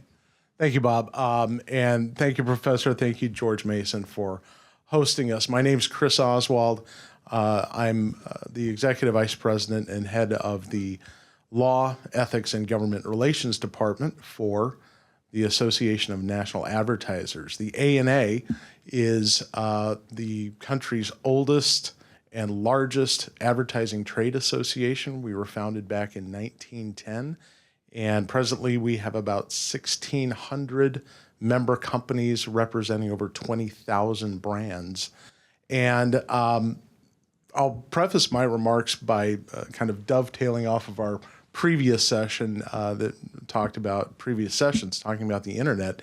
And while Al Gore may have invented the internet, the internet was underwritten and continues to be underwritten by advertising. And modern day data-driven advertising brings a lot of benefits to our society, to our economy, certainly to jobs in this country. It is a significantly big industry. And at the core of modern day advertising and advertisers is the responsible use of data. An advertiser's job is to respect its customer and its potential customer. And to do that is to identify what a potential customer would be interested in using data responsibly, and to deliver messages about the right service or the right product to that right consumer through the right channel at the right time. And that's what advertising in the modern day is all about. And again, data is at the center of it, and the responsible use of data is super important to deliver that message. And again, the concomitant benefits just happens to support a lot of content on the internet. But when we talk about data, we talk about privacy implications. And certainly in the last, decade and a half, we have seen many pieces of legislation and proposals in states throughout the country, and certainly here in Washington, D.C., where the notion of the use of data and personal privacy collide. And what we're seeing going back to 1999, 2000 are laws restricting the use of data, and certainly that impacts our industry, the advertising and marketing industry. And it is one of those things that, as an industry, and ANA in particular, takes seriously our advertisers and our members' responsibility to the public. And as such, we have been spearheading, and we founded a number of self-regulatory programs. One in particular is the Digital Advertising Alliance, which allows for individuals to opt out of targeted advertising. We can talk a little bit more about that. But there's certainly, we're at a point right now in our country's history where we are seeing proposals like the Delete My Data Act in California that passed, and other proposals throughout the country that we think will have significant impacts. Not all of them good for Americans, within our country. And my job as an advocate for the industry is to highlight for law and policymakers those unintended consequences, and to make sure that we can mitigate them before we go off and pass laws that not only negatively impact our industry, but could negatively impact Americans themselves. Chris, thank you very much. Mike. Thank you. Appreciate the invitation to participate in this dialogue. I'm Mike Signorelli. I'm the co-chair of the Technology and Innovation Group at Venable, where I practice data privacy. For the past 20 years, I've been engaged in every major data privacy debate before Congress, at the federal agencies, of late, the last 5-6 years, across all of the states. Working closely with Chris, I'm outside counsel, policy counsel of the Association of National Advertisers. I represent the broader advertising industry. I represent two of the largest data brokers in this country, so I'm well versed in these issues and quite passionate about access and the use of data and making sure it's being done in a reasonable way. There was a reference to industry codes of conduct with the ANA. Myself and some people at Venable drafted the industry codes of conduct, the Digital Advertising Alliance. So understanding how to strike consumer controlled, making sure that data is available to fund the internet, make sure that all those products and services are available, but done in a way where consumers have appropriate control, transparency over that use of data, as well as defending clients before the Federal Trade Commission and with the California AG under investigations under the CCPA. So certainly looking forward to sharing that experience on the policy compliance side of things, as well as the investigation front. But on the topic of the Delete Act and data brokers, my sense is that there's a fundamental misunderstanding about the role of data brokers and what they actually mean to society and the economy. I'm not suggesting that they're mother superior in any way, but they are the fuel, they are the touch point for our economy to ensure that it operates. Yes, they help small businesses compete. They help small businesses to find new markets and new customers. They ensure that every online transaction is secure. They are the companies that help fight against scams and fraud. And a lot of proposals that we're seeing, including the Delete Act and some legislation before Congress, does not appropriately balance the need for data broker services to ensure that our country can remain secure from criminal activity, terrorism, to make sure our financial transactions are secure, that there's competition. And yes, they help support advertising and marketing, and they should, subject to an opt-out and appropriate controls. But there are certain uses of data by data brokers that are so essential to the functioning of our daily lives that there must be exceptions, which the Delete Act and federal legislation doesn't appropriately provide for. And I'm sure we'll examine that in our conversation. That's one kind of background question. Is there a commonly accepted or legal definition for what a data broker is, or does anyone have one? I thought there was. I thought that it had been generally understood to be a commercial entity that collects data from a source other than a direct relationship with the consumer. That had been a general standard developing across the country that we've seen in legislation.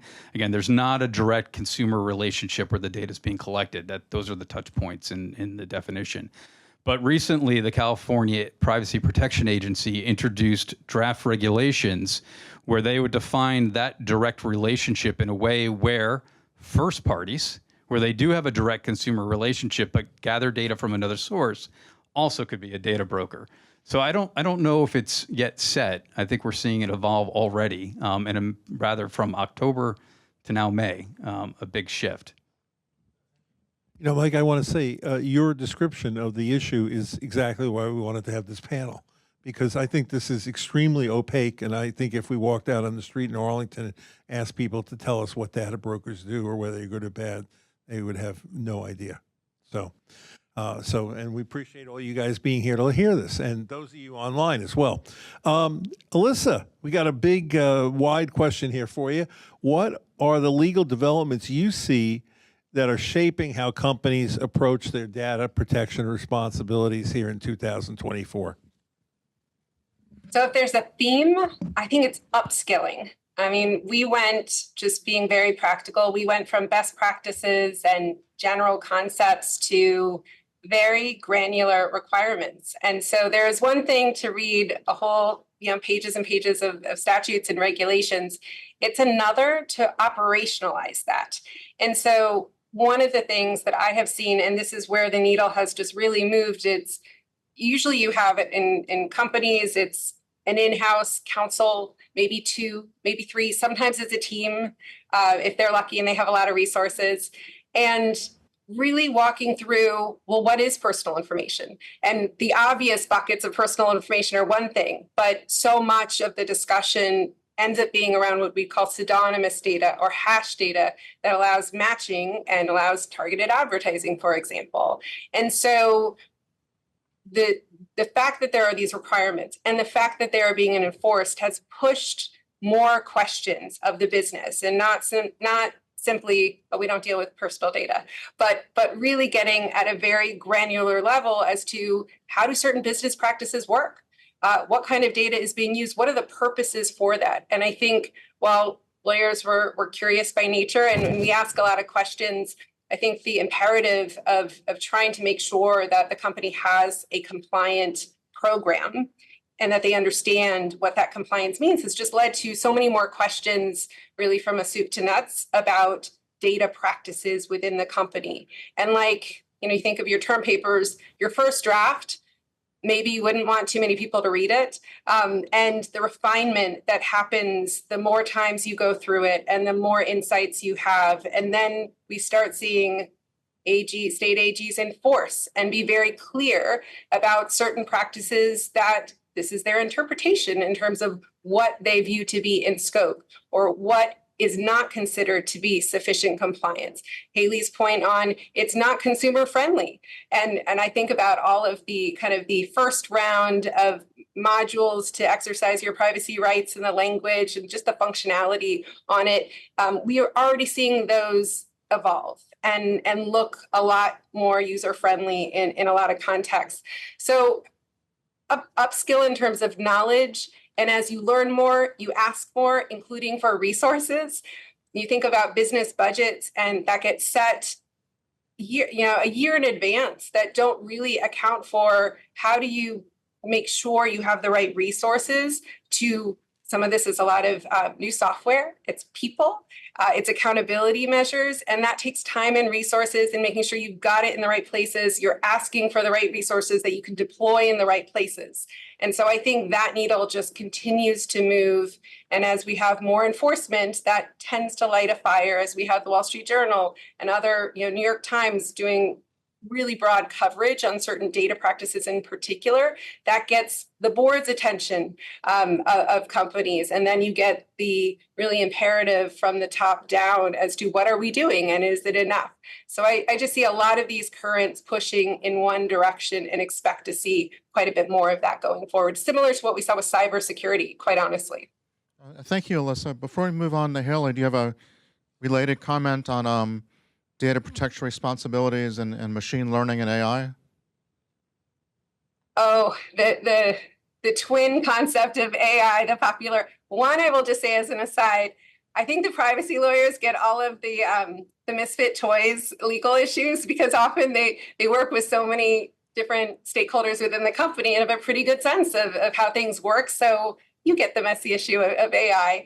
I think where I'm seeing it, AI so much goes to data use. Sometimes it's not personal data, but a lot of times it is, depending on the context.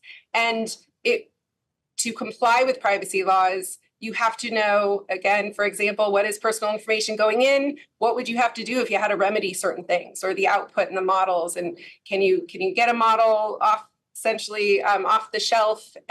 What happens to the data that is then further training the model? So I think the privacy stakeholder is so important and has been really providing a lot of I think, good commentary on where to strike that balance. But we're even, forget the crawl phase, we're like way early in terms of where is the right policy outcome. California, for example, with their draft regulations, they're very much an early stage without consensus, even in terms of what is enough. And so I think we're in early days. I think you can't talk about AI without talking about interest-based advertising, because that's usually just one of the first really big buckets in terms of how AI brands are using to make sure that they understand their customer base and their prospects and who they want to reach. So interesting times, more regulation, fear of more regulation in terms of hindering innovation and having the US be behind other countries. So I think it's a very active policy debate.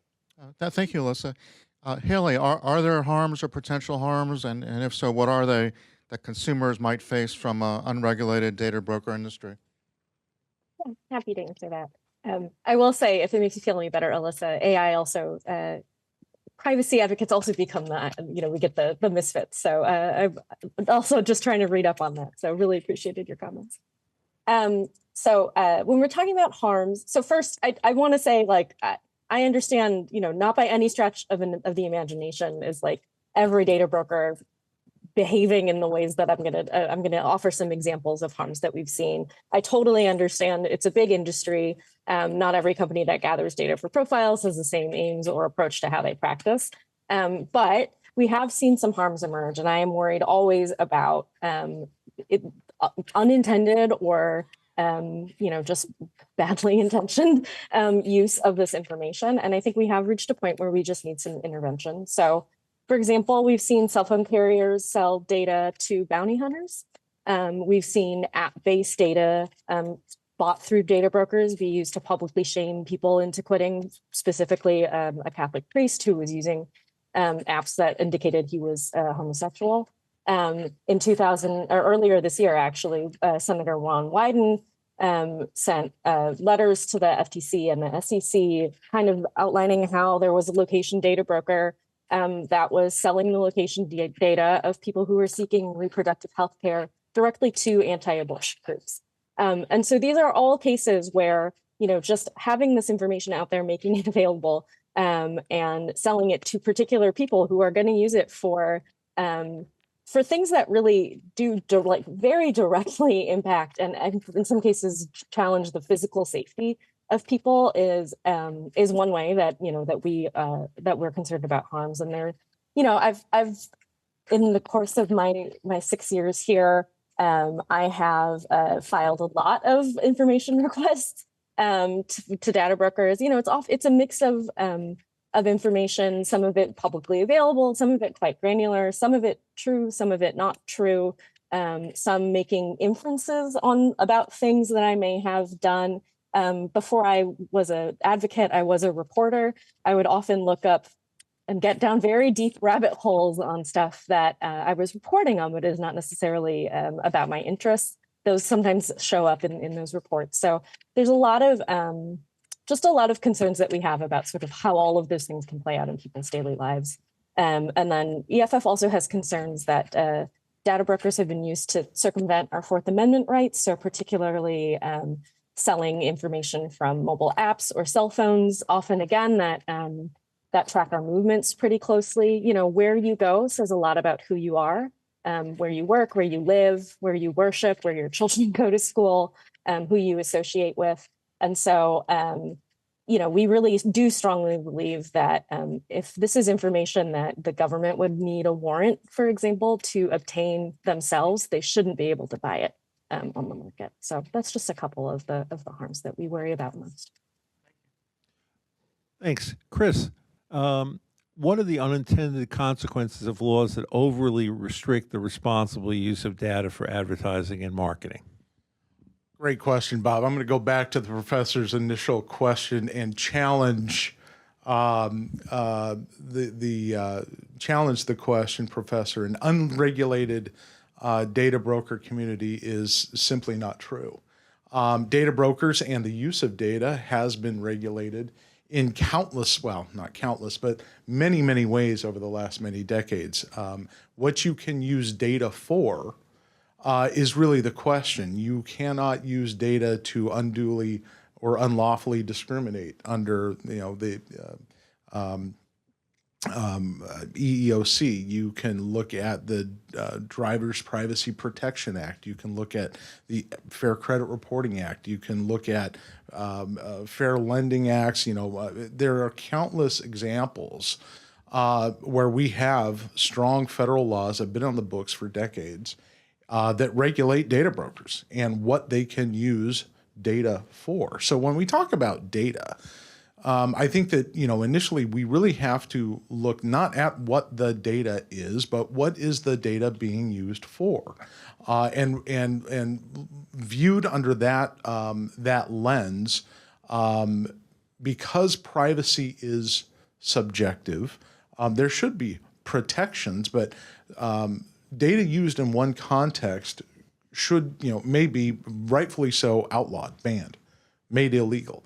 But that same data, piece of data, a data set, used in a different context may be perfectly viable, perfectly responsible to use and beneficial. So I think that how we look at the use of data, the role of data brokers in, the discussion, the broad discussion of privacy, is one that we have to take a look at. What is the data being used for? Now, Bob, to your question, I think the question is, why is it important, or what is the harm in having multiple privacy laws? The unintended consequences of the overregulation. Yeah. Which probably Haley would disagree with. But, sure. Of data brokers. The unintended consequences. Well, let's take the Delete My Data Act. In California, we were engaged as the ANA on that bill. It sounds terrific. Look, I don't know who has my data, and California has a registry of data brokers, and I just want a mechanism where I can tell them, delete it all. Get rid of it, delete it, never to come back. Well, we had talked earlier, I think, in the conversation about what happens when you lose your identity, right? Or it's stolen.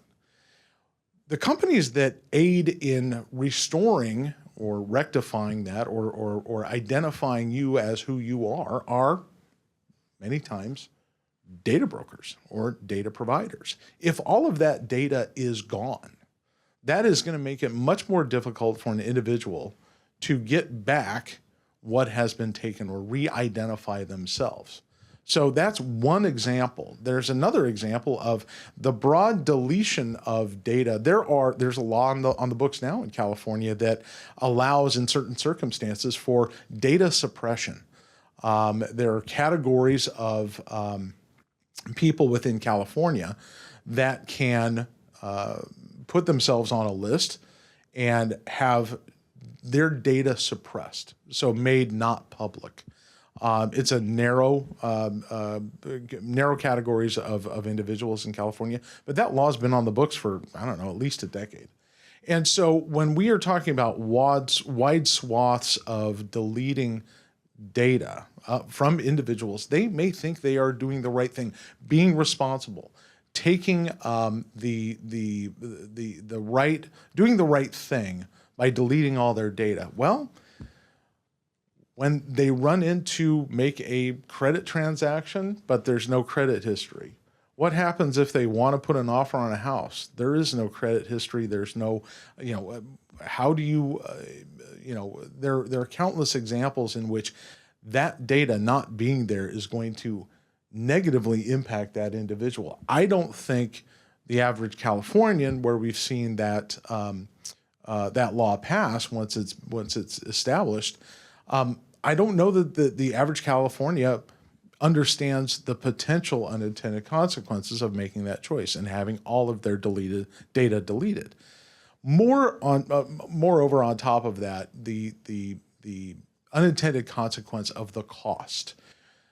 In our opinion, the state of California grossly underestimated how much it will cost to build and maintain the data structure, or just the structure to carry out these delete my data requests. We have an analog with the FTC in creating the TCPA, telemarketing database. Do not call list. Thank you, Mike. The do not call list was millions of dollars.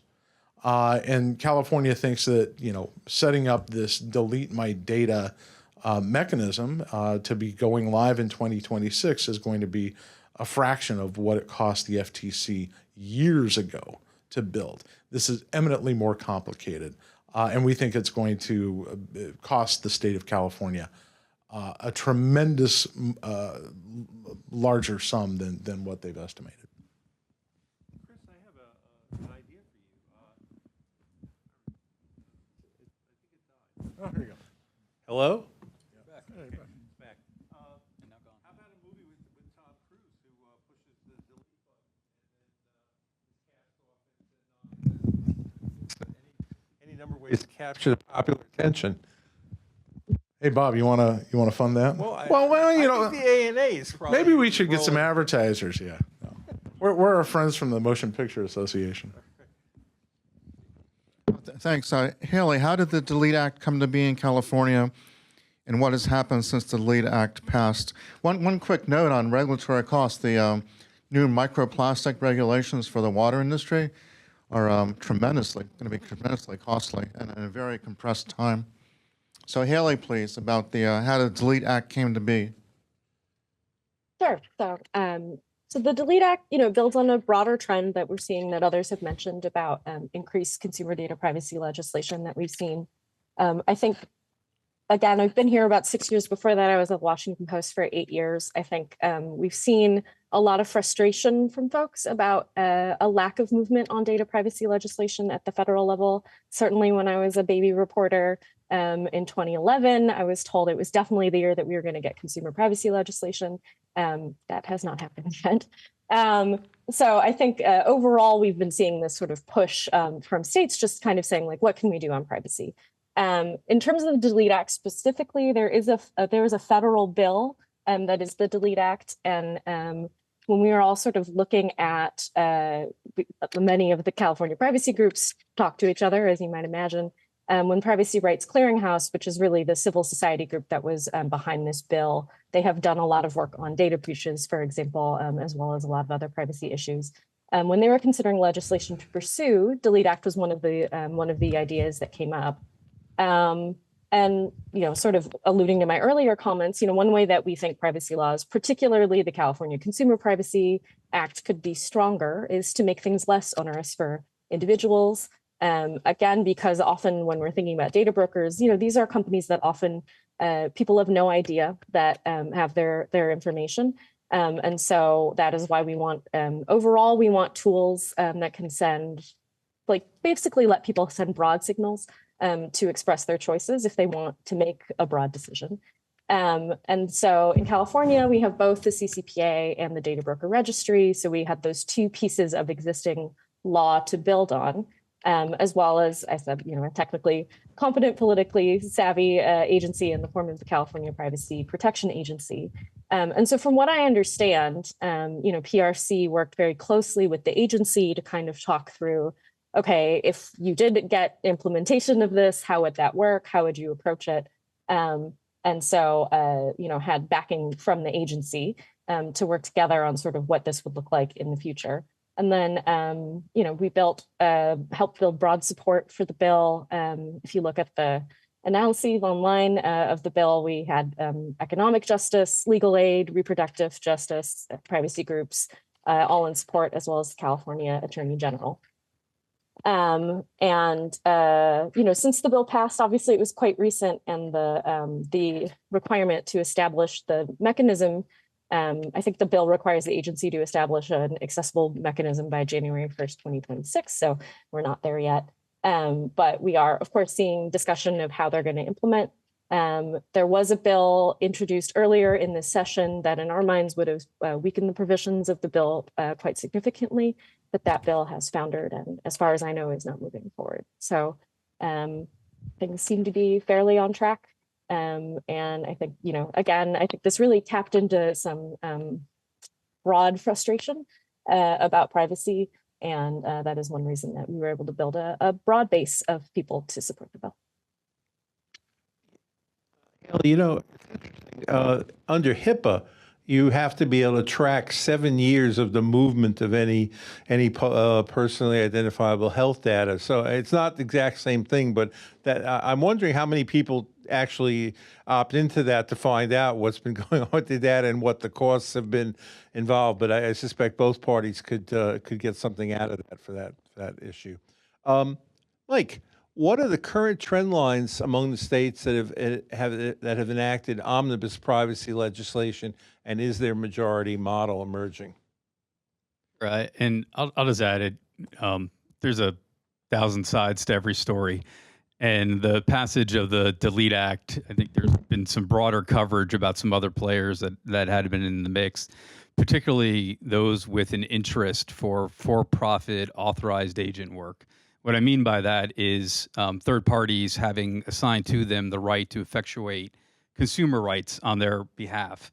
And we've seen some that were behind that effort fund other enterprises, in particular in the state of New Jersey, who have activated this right under another law to seek non-disclosure rights and followed up with lawsuits. And I think I note that because it's an issue that should be addressed in California. It must be addressed with the federal legislation as that's moving forward to make sure that any rights request is really being done by the individual whose rights are subject or data is subject to those rights, particularly when we start having a private right of action in play and making sure that those requests are authorized by individuals and not assigned some way and not abused by the trial bar.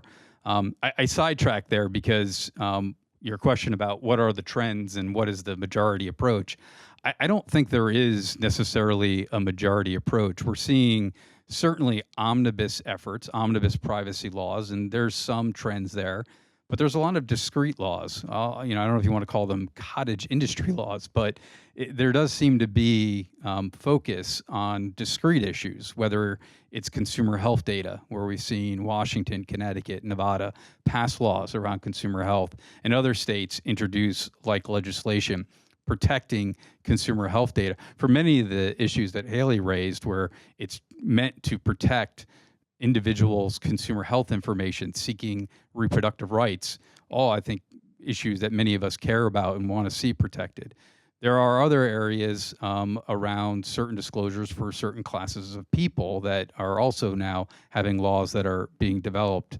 We could spend 2 hours talking about the trends, but to bring us back probably to the conversation, the omnibus privacy laws, I think that there are 3 stages that we could look at, 3 errors if you want, in a short 6-year period. There's California. That was the first mover that set out a certain set of rights, notices, opt-out for advertising, behavioral advertising, sales sharing, however you want to define it. Then there was everybody else. No other state followed California directly. We saw a version of new privacy rights, new requirements that started in Washington that were eventually adopted in Colorado, Connecticut, and a version similar in Virginia, then Montana, Tennessee, Florida, and it just continued to populate from that.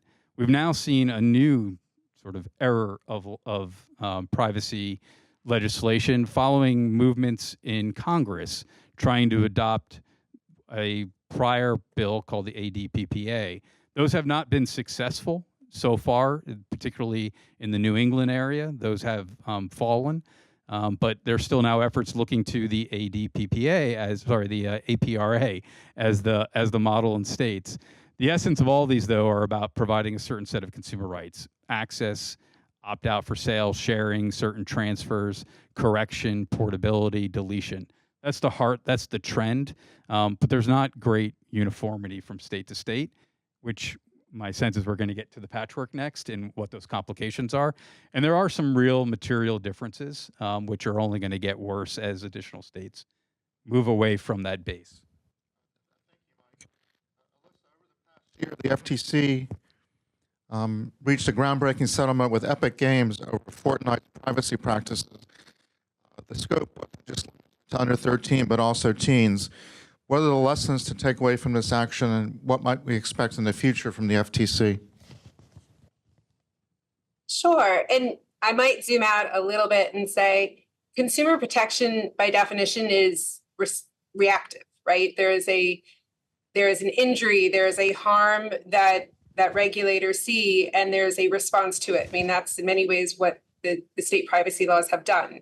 And if you think post-COVID, teen mental health was in the news nonstop. A lot of cyberbullying, a lot of depression, and Epic, I think, is a really good example of the priority, the FTC, and honestly, we're hearing it from state attorneys general as well, that teens also need to be protected, and that consumer protection laws, there's COPPA, which is the federal law protecting under 13 children's online privacy, but that teenagers also deserve protection and were harmed by some of the settings or the lack of settings or the default settings, and it being a big discussion. And as a result of the product, the games, default settings, the company was engaged in unfair practices towards those teenagers and entered a settlement where it had to make some different choices in terms of product design. And I think that is a theme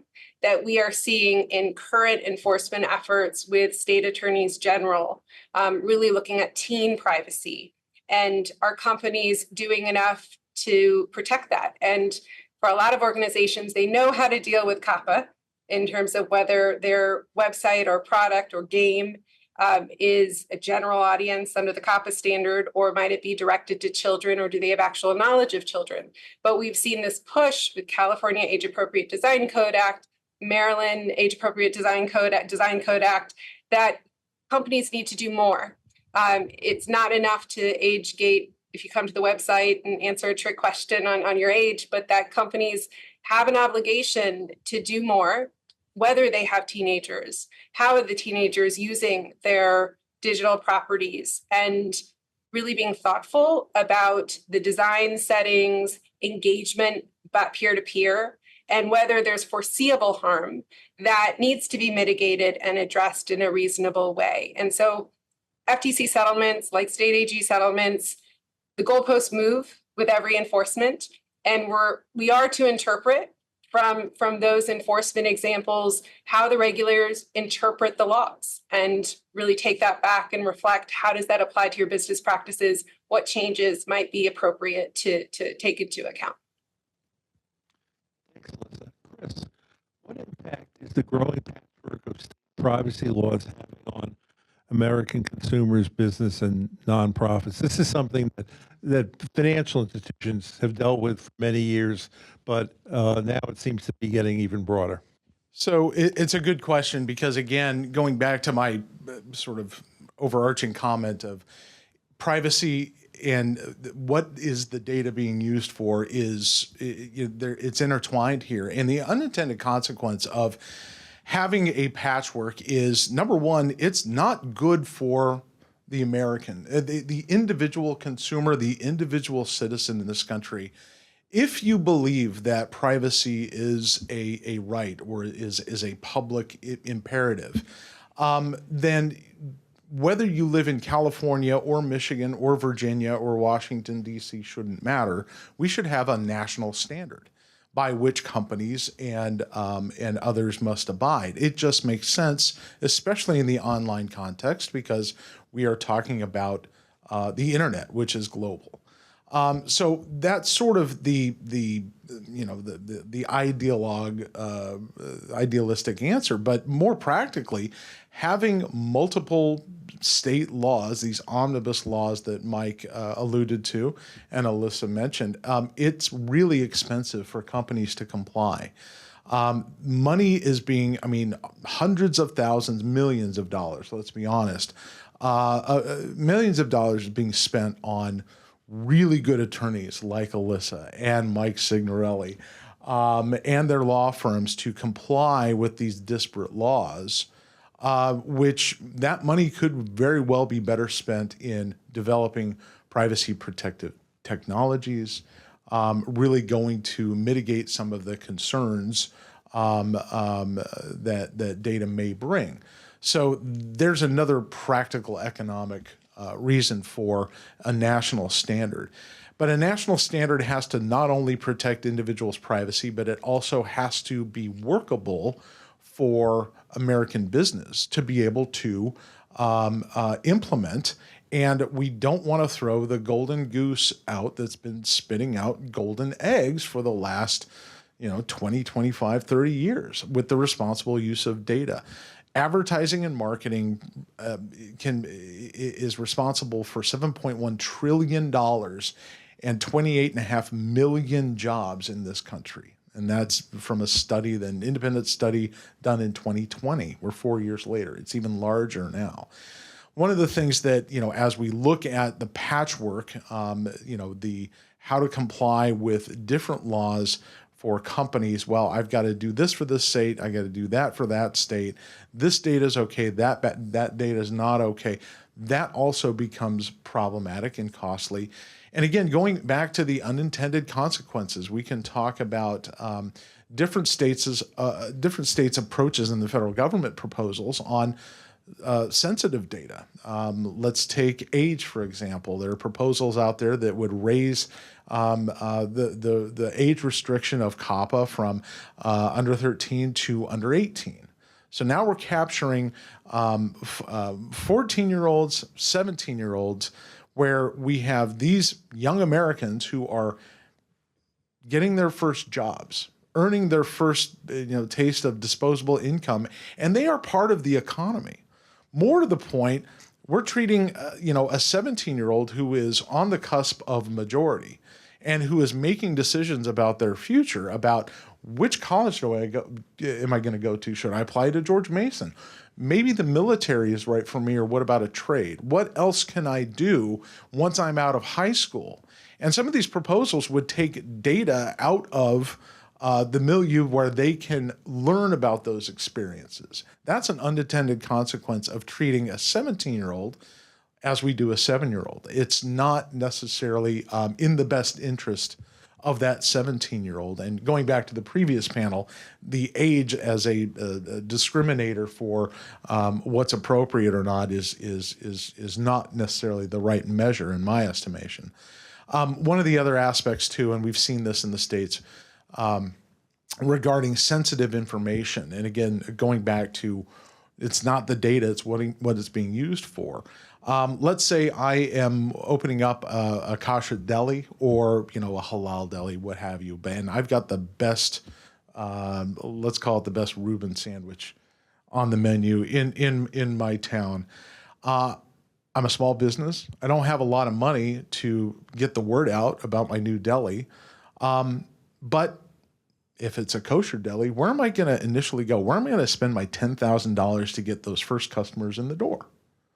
I'm going to look for data that aligns with those that keep kosher, right?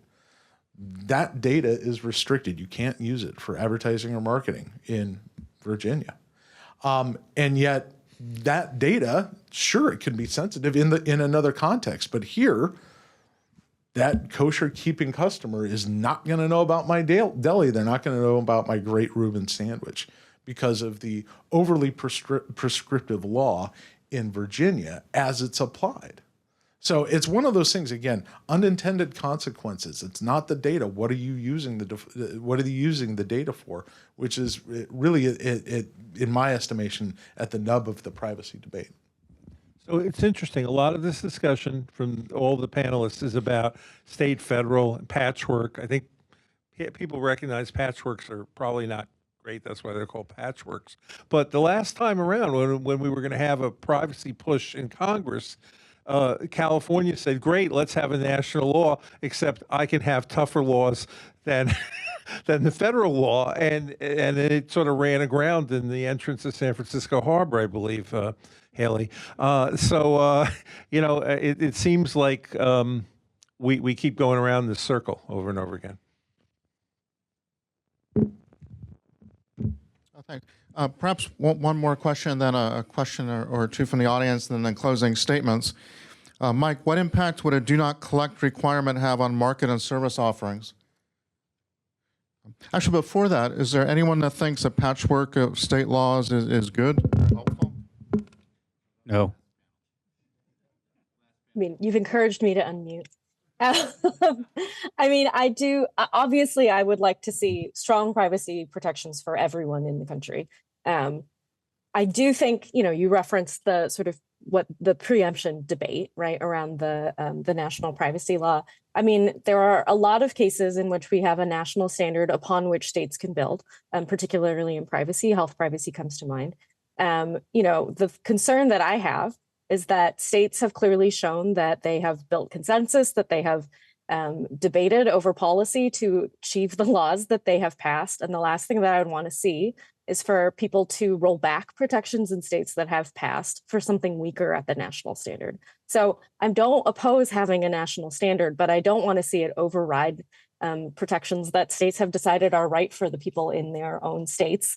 I wouldn't want to see that weakened at all. And there are definitely models that even in privacy that we can point to where that is, where states have the ability to build on top of a basic federal law. So that's what I would say. Thank you, Haley. And Mike, what impact would do not collect requirement have on the market and service offerings? I think it's important to reflect that data is not local. We operate in a global economy, and we need to stay in line or ahead of our competitors around the world. And to do so, we need to have a national standard. And to ensure that consumers have equal rights no matter where they live, and that businesses can operate in a way to serve their customers, provide products and services, we need a national standard. We could set a national standard with reasonable standards that protect consumers, that promote innovation. And we have seen a national consensus among the states that have enacted legislation that can be ported, and things would need to be added, things would need to be changed, but we have a place to start. And allowing for 50 different privacy regulations is just not workable, and it won't end. It'll just continue to evolve over time, further fragmenting the market and changing rights for consumers. In an area where that's acute is putting limits on the collection of data. That is not a new concept. We have seen this in the policy debate. I've seen it many times over in the last 20 years. And each time there's a realization that it's not about the collection, it's about the use. Putting limits and controls around particular uses of data, not saying you can't collect, stopping the data at the front door, because that's impossible to stop the collection, but you could put restrictions on particular uses. And by having a complete no collection rule without any exceptions, is that we lose many of the vital services and products where we started the conversation. Data brokers provide vital services for fraud prevention, for security, for maintaining online transactions, for identity purposes. I mean, there's a long list of valuable services that rely on data, and if you remove those don't exist anymore. And you can't rely on your own in-house resources to do that because they're not at the scale. And the reason why you're going out to check to make sure that the person that wants to buy from you online is the person they say they are, you're going to a third-party source that can validate that for you because you don't have that data in-house. It's a new customer. How do you know that you're going to ship a new pair of Nikes to somebody without checking whether or not they're a valid person? And you need someone that can do that for you. Thanks. Anyone have any questions for this eminent panel? I see a hand. Jerry.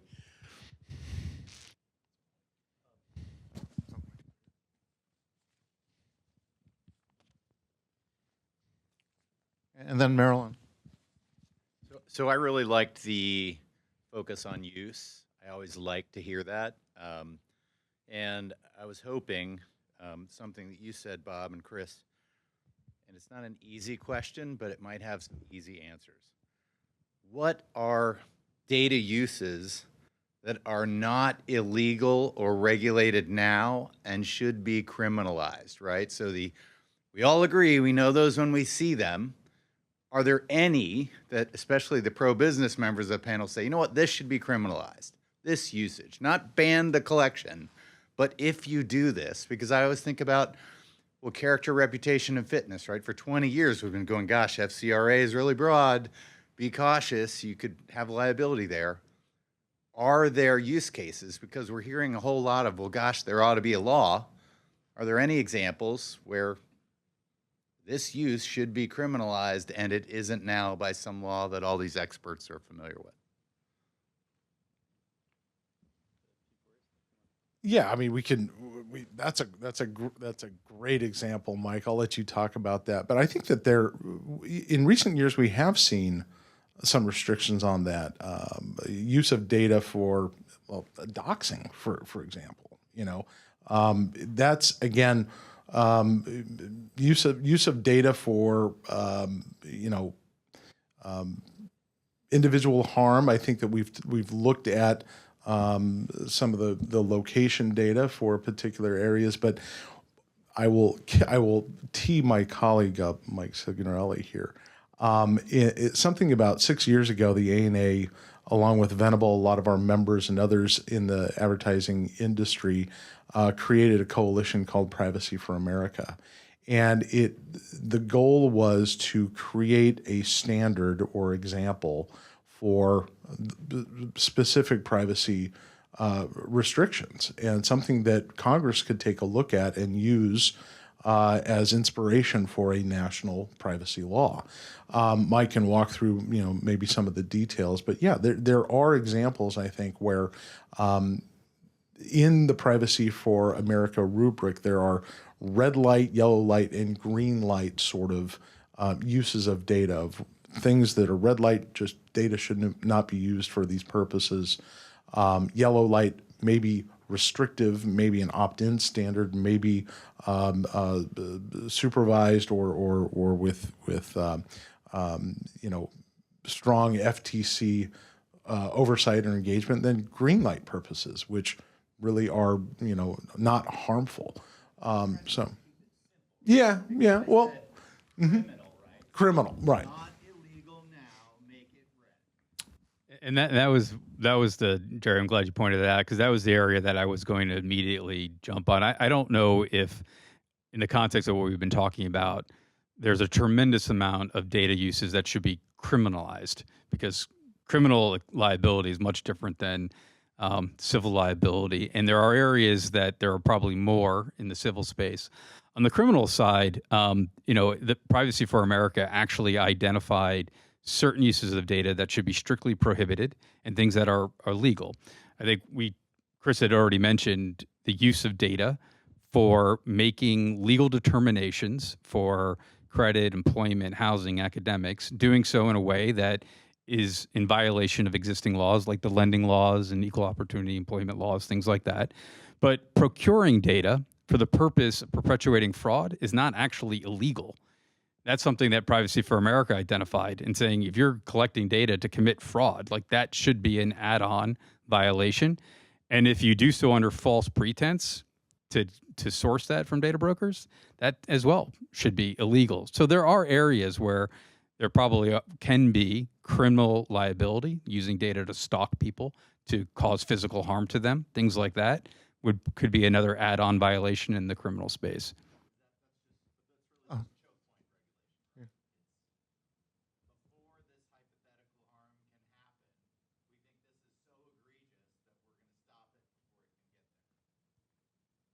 Yeah, I think maybe Haley might point out that some of that may already be happening. And so there might be probably more commonality and grounding between the two of us on some of these, because some of the examples Haley provided included the use of data to track to cause someone actual harm.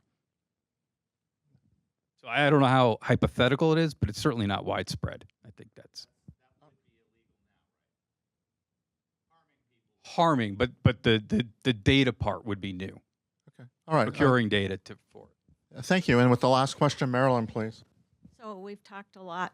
Hello, can you hear me? Yes. We've talked a lot today about standardization of data and the uses of data. Could you talk, I'm not sure which one of you or all of you should talk about this, but could you talk about the protection of data? Because I don't want to give anybody my data, and maybe if I understood a little bit more, not only what they were using it for, but how they were protecting it, instead of reading about breaches, which I've just been involved in every single day, that would help me to trust and to want to give my data. Thank you. I'll chime in and just simply say that you would be amazed at how little data advertisers and marketers actually use to try to deliver a message about that right product or right service at the right time through the right channel to you is, and how quickly that data goes actually stale. A lot of the data that is at the root of identity theft or was breached or hacked or what have you, is advertising and marketing data it's generally not. But that said, we have, we talk about a patchwork. We have a national patchwork of data breach notification laws. And I was there to see the patchwork stitched together. All, 49 states, I think, actually have it. But it's one of those things where, okay, eventually companies, it all sort of gets homogenized and companies go to the least common denominator and say, okay, this is the toughest law, and that becomes the de facto law as far as notifying individuals if a breach has occurred. Preventing.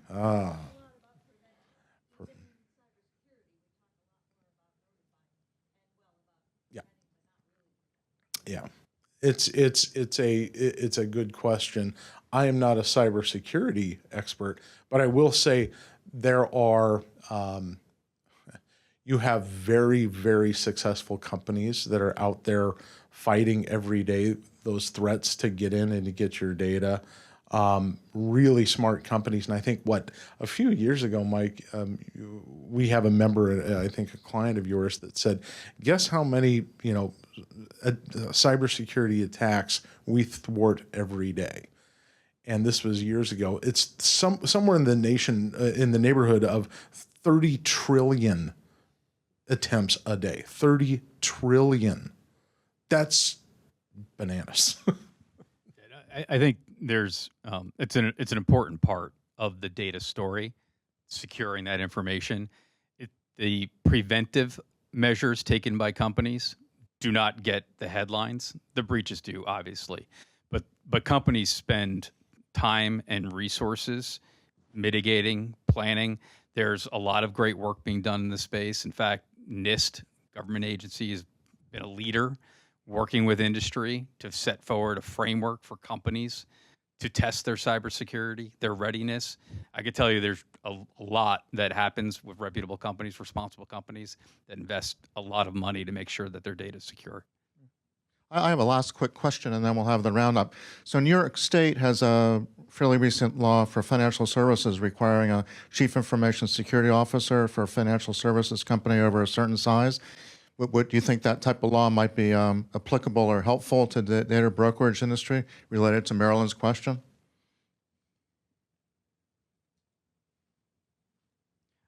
I think standalone, no. I think, though, any robust program has a point person responsible for reviewing your program, ensuring it's compliant with law, mitigating risks to data. So I think most proposals that we're seeing come through Congress would have some sort of security and privacy program requirement where there is somebody ultimately responsible for carrying that out. And one other quick question. In quite a few industries, the insurance is driving cybersecurity and cybersecurity standards and approaches. Is that true in data brokerage also? Requirements from the insurance companies for cyber and privacy insurance driving the actual practices?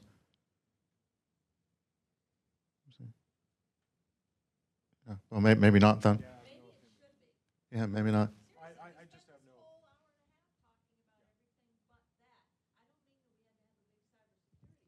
Yeah.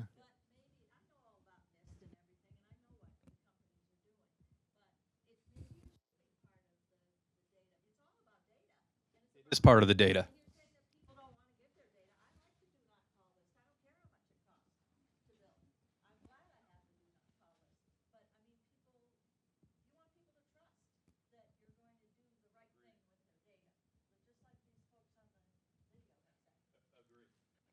Okay, well, thank you, Marilyn. Marilyn has both personal and professional insight, having been CIO at George Mason and MIT. So thank you. With that, we'll have thank you for the wonderful discussion. And so with that, we'll have the closing remarks for everyone. And perhaps we can start online with Haley and Alyssa, and then here with Mike and Chris. So Haley, please. Sure. Well, thank you so much for having me here and letting me be the skunk at the garden party in some ways. So I do appreciate that, and for letting me speak. I do think that I take a lot of your points to heart, and I do think that we do think a lot about use and versus collection. I think the thing that has been frustrating for consumers is that once the information is collected and they don't know it's collected, and they have no way of finding out what the uses are, so they can't consent to that. So I think, definitely more conversations to be had. I really appreciate your perspectives, and thanks for having me here. Thanks, Haley. Alyssa. I think we're still in early days, but there's a bright spotlight on privacy and data uses. And so it brought more stakeholders into talking about what uses do we think are okay? What uses need more protections or more curbs? The data supply chain. Do we need more trust and safety and accountability measures, know your customer type of diligence and auditing? And so as we talk about more uses, we bring more of the insights in from stakeholders. I do think we are going to get to commonplace standards, but we're still in early days. And so you're going to have opportunities by those who want to be leaders and really lead to develop the framework there, and those who are going to come at it kicking and screaming. And so, it'll be interesting to see what happens. Thank you, Mike. I'm optimistic that we've got an opportunity right now to actually pass a national preemptive privacy law, and I'm excited about it. I know there's a lot of work right now happening in both the House and Senate. There's great committed staff in both chambers on both sides of the Republican Democrat parties working hard. I think we're probably closer. And I felt like I'm on one side, Haley was on the other. I feel like we're probably closer than it seemed today. And I think if we all came to the table, we could actually get this done this year. Thank you. And Chris. So thanks again for having us and for a great conversation, and thanks to my panelists. I'll just simply say that, again, advertising and marketing and the responsible use of data has, in the last a couple of decades, launched this country in its technological development, as well as the democratization of content, for good and for ill. But we would not have the life we have, the digital life we have, had it not been for companies and advertising to underwrite these developments. I think that as we, continue to address the sticky questions and difficult questions on what is the right balance of the responsible use of data and privacy, I think like Mike, I'm optimistic that we'll find the right balance. But I think that we need to be cognizant that we don't want to stifle the innovation that is brought by new technology that just happens to be supported and underwritten by advertising and marketing. And again, the benefit that individual Americans have through responsible data-driven marketing has fostered countless bloggers. It is supporting, podcasters, individual businesses out of people's homes, because they can identify that right audience that is interested in their product or their content at the right time through the right channel. And it has, made our lives better. Thank you, Chris. And thank you all for joining, and for those online for joining. I'd like to turn it over to Bob for the closing. And many thanks to Bob for conceptualizing and organizing the day. Well, I really, first of all, a shout out to all of you who have been here through the whole thing. I hope you got a lot out of it. I know I did, and we appreciate the online audience, and we are thinking about doing this again next year. So who knows? By that time, we may have a series of Supreme Court decisions, and state legislatures will churning away, and maybe there'll be a national privacy bill. So who knows? And I really appreciate all 4 of these panel members. I think this has been very informative and really, I think, terrific. So wish you guys all a great day, and best things for everyone in the future. Thank you. Thank you all. Hey, thank you so much for coming.